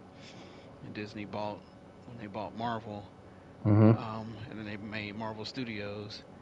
They basically started buying up most of the Marvel characters to have them all under one roof. Because I think in the 80s, I think Marvel was going bankrupt, and they basically sold all their characters to multiple different companies, which is why when movies were made, you had so many of them made from so many different companies, and they weren't connected until Disney. The only one that still on its own is Spider-Man, still owned by Sony. Yeah. But they if have you a can deal get their with, hands on. Yeah, they have a deal with Marvel in order or Disney in order to use them in their movies every once in a while, a little bit. And that's just Spider-Man himself, not even really his rogues gallery. Yeah. So the thing is, Sony actually wanted to use more of the Spider-Man characters to to be in more of the Marvel movies. Sony characters, but Marvel didn't want that. Now, Sony is like in a situation where they don't even need Marvel anymore. Yeah. Maybe they want to buy Marvel. Themselves. Yep. Right. So crazy. Yeah, I think that's a good conversation that we should try to have with her, because I would like to see hear her perspective on that, because I think you and I are, more of the same, opinion that, yeah, they're tanking, and they're tanking because people are like fighting back and revolting and saying, look, man, we're done with watching all your garbage, and like we were watching, your Marvel movies when they actually were still good, but if you're not going to make actual good content and try to even try, and then on top of that you're like, sexualizing kids content and putting on a whole bunch of crazy woke crap that people don't want, that they are, revolting against that.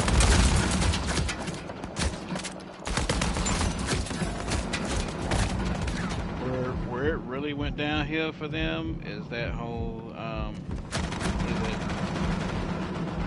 that leak of that video, imagine whatever tomorrow, and then when they went after Florida laws. Which one is the Imagine one? I know what you're talking about with the Florida stuff, because I'm very familiar with that. I'm not sure what you're talking about with the other thing. That was basically where they had like a meeting, all the execs and stuff like that. They had like a meeting on what they were trying to do as far as any Disney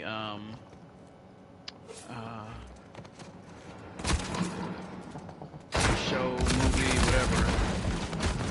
Basically, what they were going to be pushing in all of their entertainment from now on. Are you talking about like the leaked video where like they had the audio? You're talking about like the not so hidden gay agenda?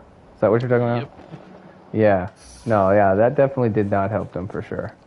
But it just said the quiet part out loud. So anybody who was paying attention, like,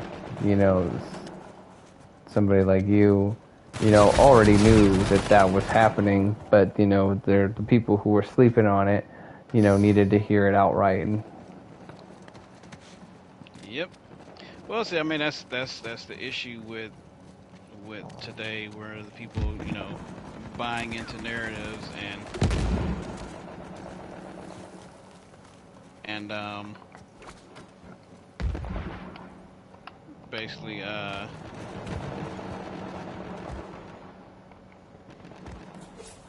being, listen to the news and being able to be convinced on anything that something is true or not true. Whereas now they couldn't simply do it, because videos and stuff are out there, and it wasn't just out there like in a small way, it freaking went viral. Yeah, no, for sure. And so at that point, everybody knew. So it's like, wait. So you're telling me now, specifically, this is not just, you're just adding, for inclusion and this and that and the other, you're just adding this into your videos. No, there is a gay agenda where you're literally pushing this on kids. Oh yeah, for sure. And you literally even use the word secret gay agenda. Right. Not so secret gay agenda. So even they were admitting, it's like, hey man, if you're paying attention, you know that we're doing this. So even they were saying that, it's like, man, if you're not paying attention, if you don't know this by now, you're not paying attention. I mean, you can see it in everything. And then the thing is, when people try to call them out on it, and folks will be like, well, you can't. People were basically hush mouth, or they didn't want to hear it. Well, it's like, you can clearly see what they're doing. They'll add. Well, that's the whole point, though. Is it depends? It depends on what group of people they're in front of. So if they're in a group in front of a bunch of Californians who are all from Hollywood, they'd be like, oh yeah, we're definitely going to try to do more to push that stuff, And then, but then if they're talking to like your average middle America type people, then they'd be like, oh, we would never do that. Are you crazy? Don't be silly. Don't buy into those, wild conspiracy theories by those crackpots, you know. Yeah, that's what it came down to, and then the whole thing was that dang, what the heck? People were just uh ignoring the whole fact that they would have like this little small portion in a movie, but yet in certain countries where they knew it wasn't normalized, Mm-hmm. they would specifically cut the stuff out. And it's like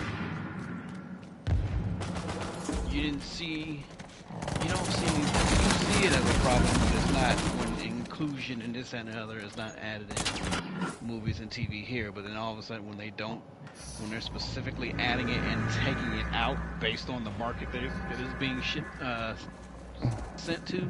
Oh yeah. Well, dude, it's because the Disney is so dirty now at this point. They would, they would sell their own mother if they thought it would, get them, accolades and they got was for the right price, like, and like not only did they do that, man, like people. This is another thing that people don't like to talk about is like people in China are like super racist against black people, and they will do stuff to like take out black characters. Like they took out Finn on the posters for Star Wars when it was in the China markets. They took Finn, just completely chopped him out, right? Yeah, And he had the girl who's literally the star of Little Mermaid. Yeah, I know. yeah. And Exact even same for thing. Black Panther, they still had Black Panther go over there too. But whenever they had the poster for Black Panther in America, it was Chadwick Boseman's like face uncovered, right? But then for the China market, they would have his whole face covered up by the Black Panther mask. Yeah, I know.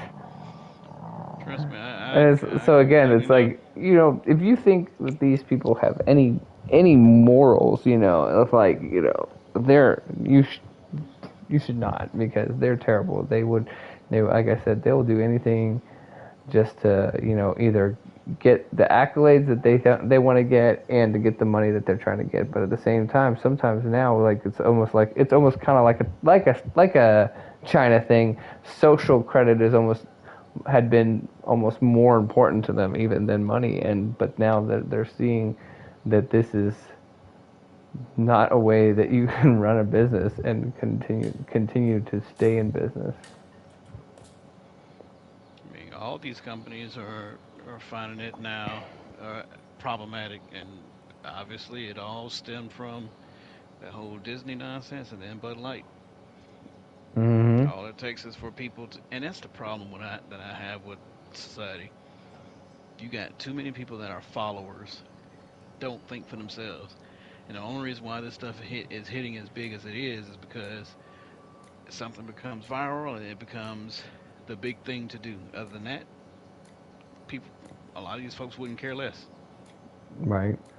Well, and that's the problem. I guess that's my big, like, I guess, disagreement whenever I discuss this with FamWar is I think that if you show people the truth and what's going on, and if you get enough people to revolt against something and say, look, we're not down with that, we're not going to support that, and people would actually stick to their guns and like pick a few companies, here and there, of being like, look, we're not going to support you if you continue to do this, that there is the ability to make change, especially if you all band together and say, look, we're not going to support you until you cut that out, right? Um, Hmm. that you have the power to make change and have an effect. Where I think overall, I would say that FamWar's opinion is that you are unable to change anything. That it's whatever's going to happen is going to happen regardless of what you do. I mean, you do have the ability to affect change, but at the same time, I can see where she's coming from too, because it's more so you're looking at, I guess, I look at things more so in totality, um, because in the short term, I can see change being something that can happen. But in the long term, I do believe that it's going to end up here and worse because they've already placed things in that situation where it's going to be tough to get out of. You basically trained a whole generation that this is how things should be and how things need to be. And if your parent and they've taught their kids to go against the parents, they've taught all this stuff. So you have a whole generation that is growing up seeing this as, okay, this is how it should be, this is how we're supposed to see things. It's going to pay in the long run. For this country and this culture, everything is, we're going to pay for it in the long run. It's not something that's going to be short term where, yeah, we can create change now, but in the long run, yeah. I do see it as a situation where this deep slope we're going down is sooner or later we're going to like completely fall off a bridge. Like right now we're dug in a hole. We can somewhat see the light and we can try to convince as many people as we can, but this has been a well thought out plan and they have literally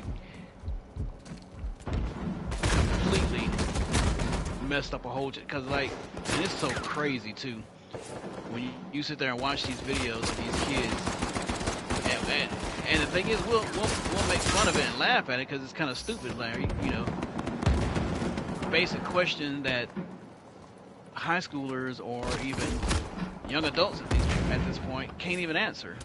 They have no clue. Asking, 20-year-olds, hey, what's, where is Iowa located? And they're thinking it's a freaking country. Like, simple stuff. I'm dead serious. I am dead serious. They are that dumb. They have created a whole brain-dead generation where they really don't know, where they're literally dependent on somebody else to give them information. Yep. That's a problem. So, yeah, in the short term, you got enough smart people who can think for themselves, but But even sometimes the smart people don't think for themselves. They have that what you're talking about, that hive mind. Like they are like some of the most. Some of the most educated people are some of the dumbest people in the world of unable to think for themselves and think outside the box because they've basically been, programmed by the education system to think in such a way, and if anything goes against that narrative, even though they have all the tools maybe to to think, they don't use them because they've actually been taught. It doesn't matter as long as that goes against whatever we've, taught you is the right thing to think. You disregard it. Do not think for yourself. Because they've been attacking the one spot where you're the most vulnerable, in your heart, and they basically been told that this, this thing is how you be kind. This is how you show love, and. And then they lied to him by, this is what happens when you don't show love. You show this, people kill themselves, and they do this, and they do that. Right. But it doesn't matter how much facts you show them, in the simple fact that, okay, when you do affirm these kids, they still end up committing suicide at a high clip. So what you're saying doesn't make sense. And then you got the kids that detransition, from this whole transgender thing, and they won't even give them a voice. Oh yeah. You can't speak in public forum. You can't say anything. You can't have an opinion. You can't have anything. Yeah, I thought they were all inclusive, man. Oh, yeah. It's inclusive to damage society. To the only inclusive to the narrative that they have chosen and the one that they think is, the one to go with for sure. Like, one of the things that my wife was saying that really brought things to perspective, and it was, she works within within the school system, Wow. university system, whatever you want to call it. Yeah. And when she was sitting there saying things like, yeah, colleges are getting worried because it's getting to the point where their numbers are going down. Now that's why they're accepting pretty much anybody, because population-wise, the amount of adults and kids and things that are going to college age has decreased drastically because the whole abortion agenda and everything else. So you have this huge society that was built on the baby boomers, and a lot of these people did not, create families and continue the growth rate. But you have a society that was built on that number. It's going to crumble massively because everything is now being shorted because there's not enough in every situation. And so when she was saying stuff like that, Hey. colleges are losing money, colleges are possibly getting to the point where some of them are probably going to shut down and things of that nature, like especially the smaller ones first, and as they go up, the bigger ones. That says something. Will they even let that happen, though? Will they just like the government just prop them up with all the money that they like to spend? That would, not having money doesn't mean anything to the government. They spend whatever they want to spend. You know what I mean? Yeah. Oh my goodness.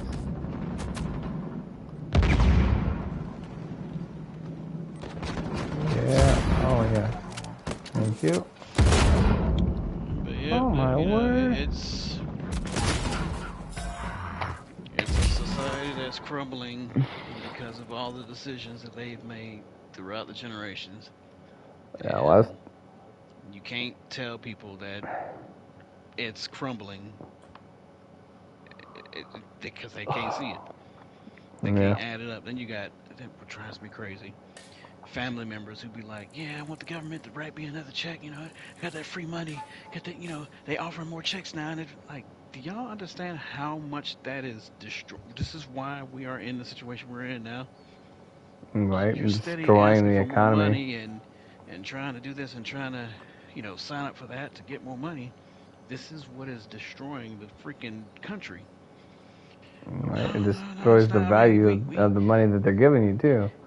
it gives us money to, go into the economy, and no, it does not.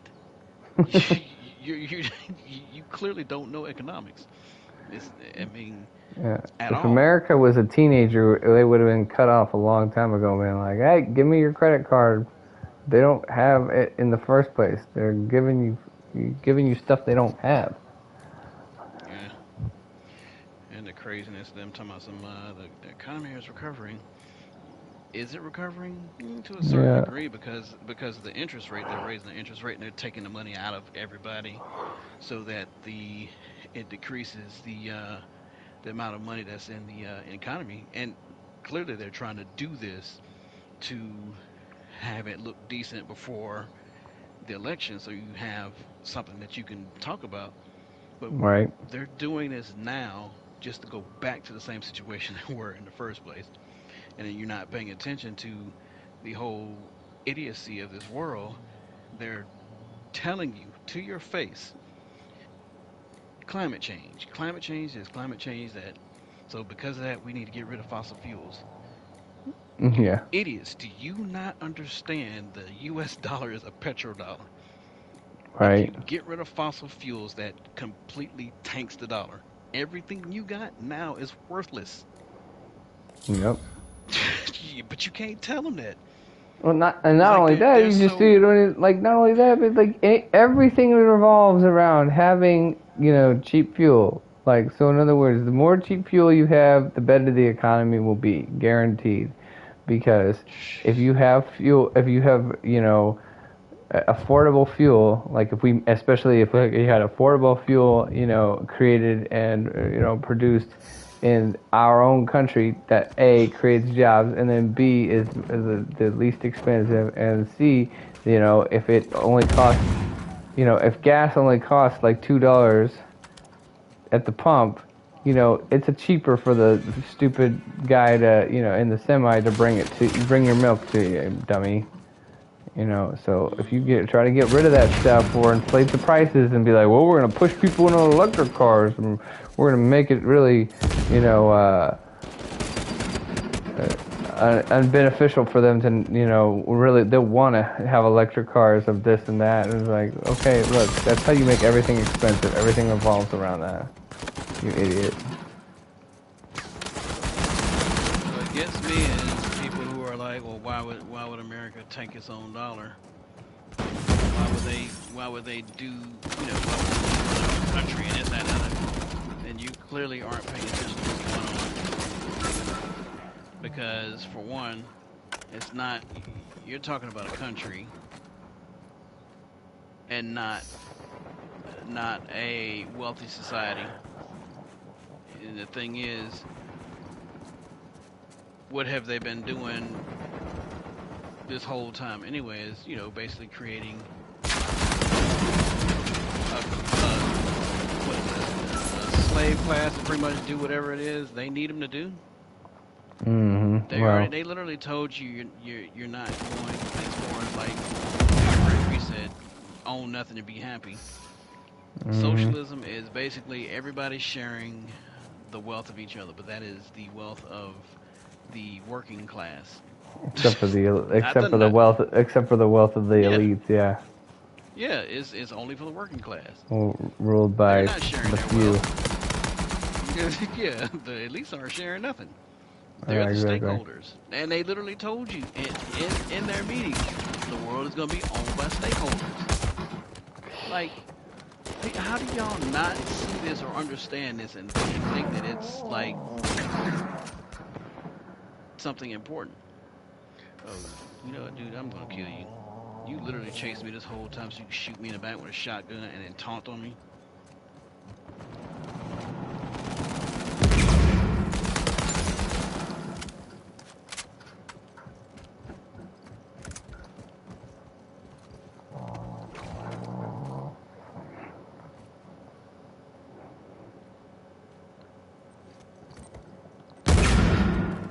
So, why are you saying that you think that America would try to tank its own dollar? What are you trying to say about that?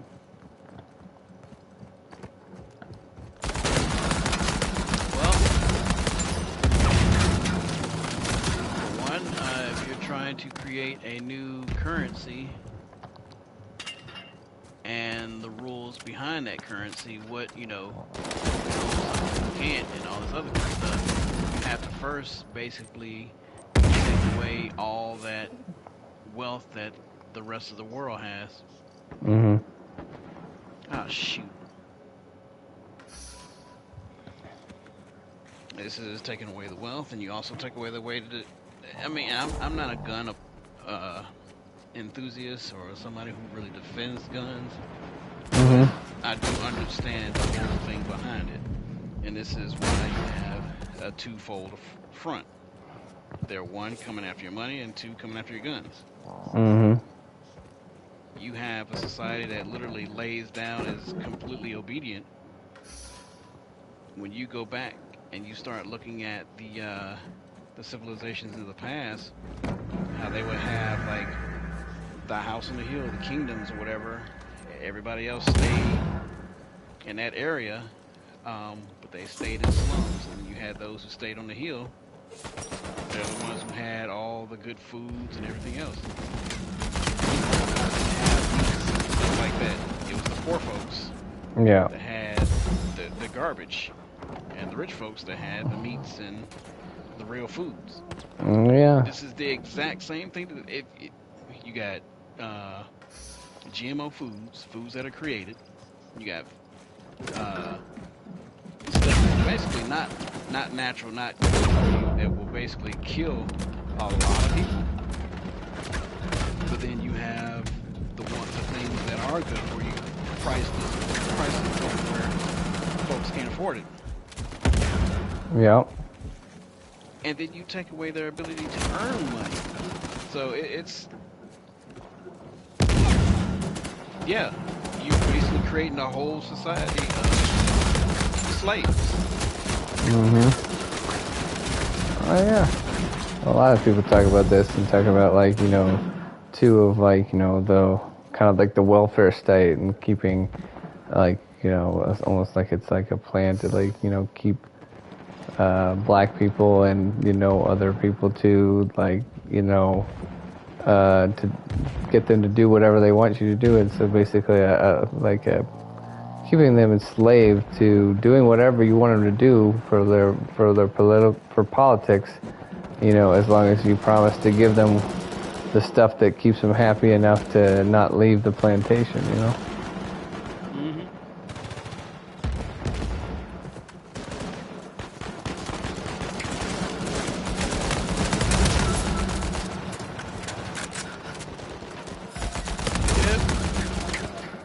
Yep. Man, you gotta think too about the whole other process. Like, think about everything as a whole. What's going on? You're bringing in a lot of people, from a lot of other countries. Most of them are not actually coming from Mexico or, you know, South America, where we've been told that they're coming from. Like the dude who did the interview on Tucker Carlson. Who was it? RFK Jr. What's his name? But basically, he said during his interview, he was like, when he went down there and checked the border, he said most of the people he saw, I think he said he saw literally out of everybody he saw that was coming through the border, he saw one family that was from South America. Yeah. Or from Mexico, something like that. The rest were from other countries, especially the Middle East. Yeah. I mean, like, literally, what does that tell you? Of everything that is going on, if you're paying attention to all the information that is coming out, they're not doing anything to help. And then bringing in all that,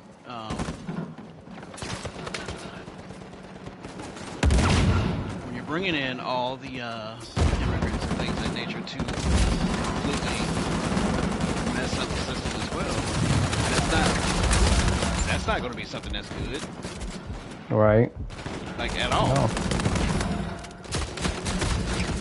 Like, everybody knows, well, I can't say everybody knows, but but the thing is, like, when you have that many mouths to feed and not enough money to go around to, or even normal, technically you do have the ability to work it and have enough food, but the problem is, if you're going to create regulations to say that these foods aren't,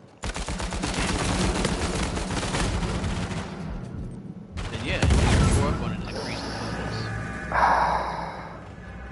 And they got videos out now where they're showing people that have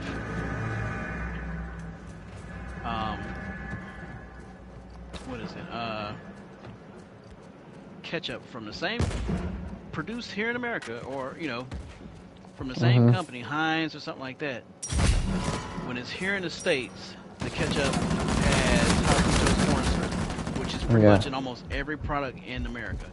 Right. But when they're in other countries, it doesn't have that. Well, some of the places in Europe have outlawed some of that stuff, haven't they?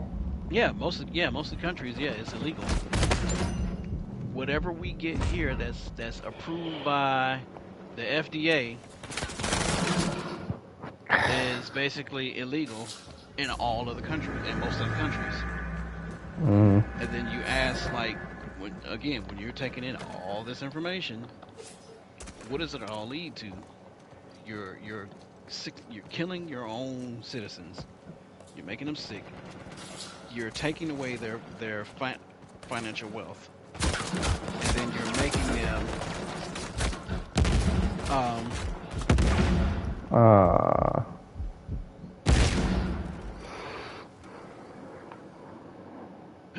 you're making them also w- one infertile. When you think about the whole transgender thing, well, you're yeah, making for a sure. whole generation of kids infertile, where they can't have kids. And then the adults that are now, you're preaching this whole thing of, well, abortion is health, it's health care. Healthcare, yep. Yeah, yeah. So Since when is it healthcare to, you know, terminate a human destroy a baby. life, you know? E- A exactly. healthy human life, you know, especially, much less a human life in general. Exactly. So it's all like I'm one who thinks I don't just look at one thing. I have to everything has to connect or make sense in order for me to go that route. And it doesn't make sense why all this is literally stuff that is in place pushed by the government, because you only hear one voice pushing it out, and then the Mm-hmm. media, following suit. This is what they say is good for you. Yep. That's their mouthpiece. Yep.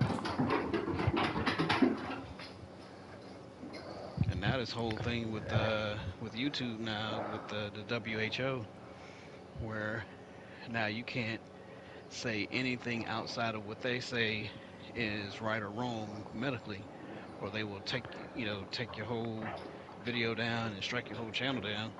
Well, they've already been doing that for like the last 3 or 4 years, haven't they now? Yep. Now it's even more. Now it's even stricter. So basically, it doesn't just it's not just about vaccines and this, that, and the other. It's about everything now. So conversation we're having about transgenderism and all that type of stuff, they end up striking stuff down. And Mm-hmm. whatever they say medically is right, society wise, Mm-hmm. that's what you have to go by. And if you say anything outside of that, everything, your information is taken down, because they are the ones who are over information. You have information that you can't change, run by Right. the government. Well, another thing, one thing you can do for like the YouTube stuff, is at least that I have heard, that will help you to try to talk about some of that stuff. And I'm not saying that they wouldn't still attack you if they wanted to, but something that can help is anytime you want to talk about that stuff, you have to like try to get around it by prefacing it with saying something like, so let's say I want to say something about vaccines. I would say something like, well, My opinion. yeah, you Stuff like say, that. well, you say, I am not a doctor. I am not a doctor. Just so you know, Maria, I am not a doctor. So I don't know all the stuff about everything. I'm not an expert, and I am not a doctor. But Hmm. it is of my opinion and my feelings that sometimes there can be harmful side effects from vaccines. Even modern vaccines. And sometimes that those, vaccine side effects may have been, suppressed. The information that the possibility of the vaccine, side effects were, very harmful. But I'm Hmm. not a doctor. I'm not saying I know everything. I'm just saying that is what I think. Yep. And theoretically, though, supposedly, if you say it like that, it should help. In the same way you say something about, like, I'm not a doctor, but it seems very counterproductive to chop off healthy organs off of your body, whether that be an arm or a leg or other extremities. That would be Hmm. counterproductive. I'm not a doctor, but I'm saying it seems pretty self-evident that would, be, not a good thing. Hmm.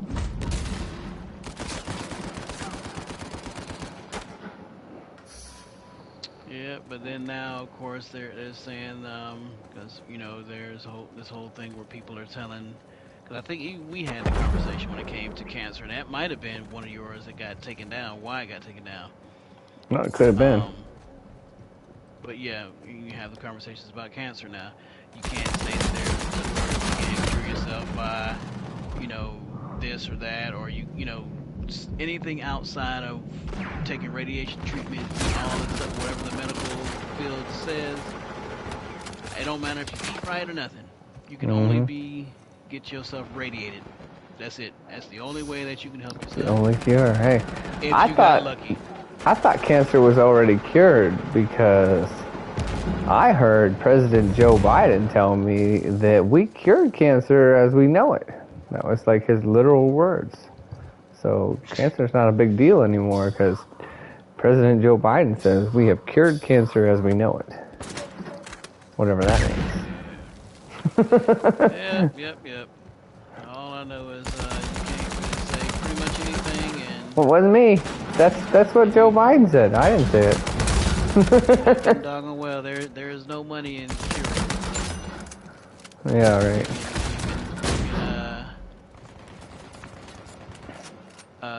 Suppress ailments, but there is no money in curing. No.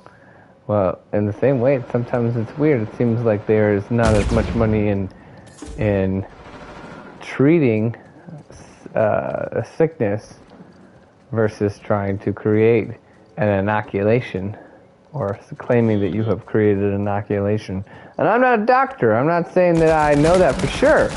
I'm just saying it seems that way to me because, you know, I got my own opinions.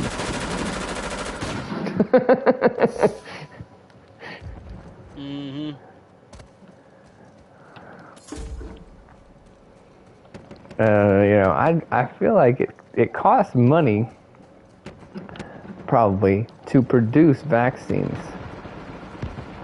You know, where is that money coming from? You know?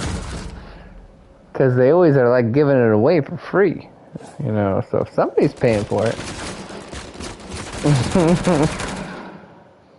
you know what I mean?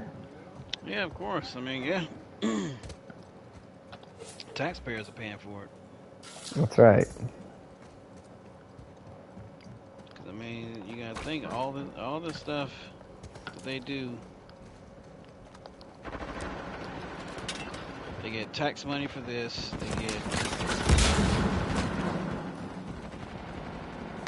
They're basically cheating us out of everything. Come here, you. Come here.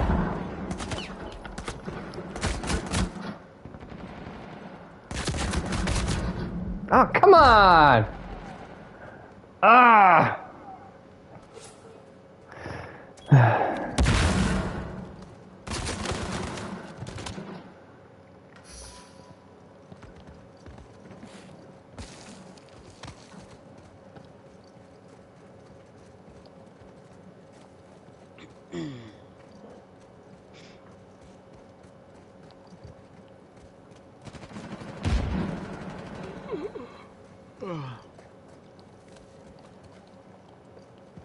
But that's another thing that's crazy with the, you know, the pushing of the whole like trans ideology stuff too. It's just like, and also there's still people out there like literally, you know, Vice President Harris talking about how, you know, there's overpopulation when we, as at least in this country and in places like Japan and other European countries,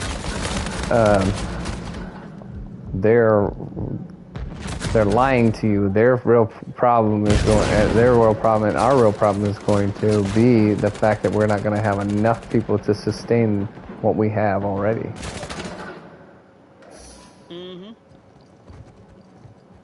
And if you have the way our birth rate's going, it's going to be a serious problem when we have all these old people that nobody's willing to take care of.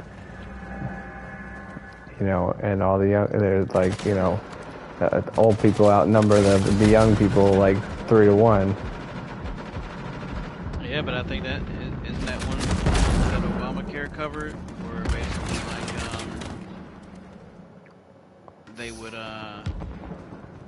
do more for the younger person because they got more longer life to live, and those who are older are just kind of freaking. I mean, I'm that's sure it probably is, but I mean, just saying the point is too is like, yeah, they're gonna be more willing to let old people die. We've seen that, or that's already happening in Canada. In Canada, I mean, I always say Canada is America, just like 10 years ahead, or sometimes less. You know, so they're really pushing the whole,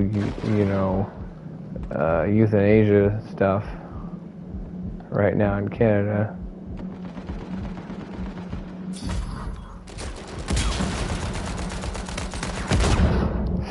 Get him! Get him! Oh! So yeah, there'll definitely be a push for that too, to get rid of population as well by, killing off the old people. Like, well, you're 62 and you've got, some sort of physical ailment. Have you considered, just offing yourself? I mean, the other thing too is that they're the ones that are also are wiser and understand more. You Oh would yeah. want to remove what they would call dissidents. Yeah. No, It's always, it's definitely politically advantageous to get rid of the older, wiser people who also aren't going to fall for every new garbage crap under the sun that people try to, pull the wool over the eyes with everybody, Gosh. How is this happening? I thought we were ahead. We were. And now it's just 3 of us. Jeez, why are morons quitting?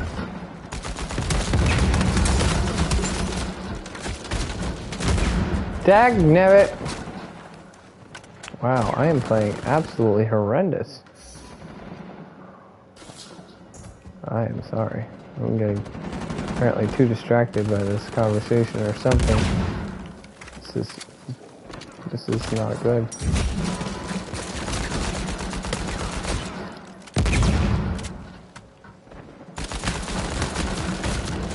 What?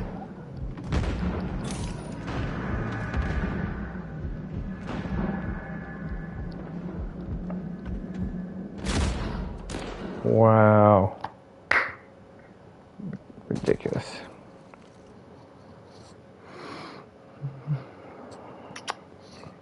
Well, I think it's time for me to call it quits. It doesn't seem like it's getting any better. You and me both. Yeah. You and me both. Well, thanks for playing. Good talking to you. I feel like we need to play again, and we need to ask Fam more about what her thoughts are on the whole Disney stuff. We haven't discussed it in a while. We recheck in. She's a huge believer in Disney or something? No. She's like, again, like I said, she's on the belief that that everything is happening is like all part of the like Vanguard and BlackRock's like plan, and they want to tank Disney, and this is not us, it's them, and different things like that, or that you can't. This isn't that Disney. If they want to survive, they could survive no matter what happens to them. Different things like that. And I don't want to speak for her, but I'm just saying I don't. Last time we spoke, I feel like I didn't agree with all of what she was saying, but at the same time we agreed on certain things. It's just different perspectives. So she brings a new interesting perspective because it's different from mine. Gotcha. So that's all. Gotcha. All right, man. You have a good night.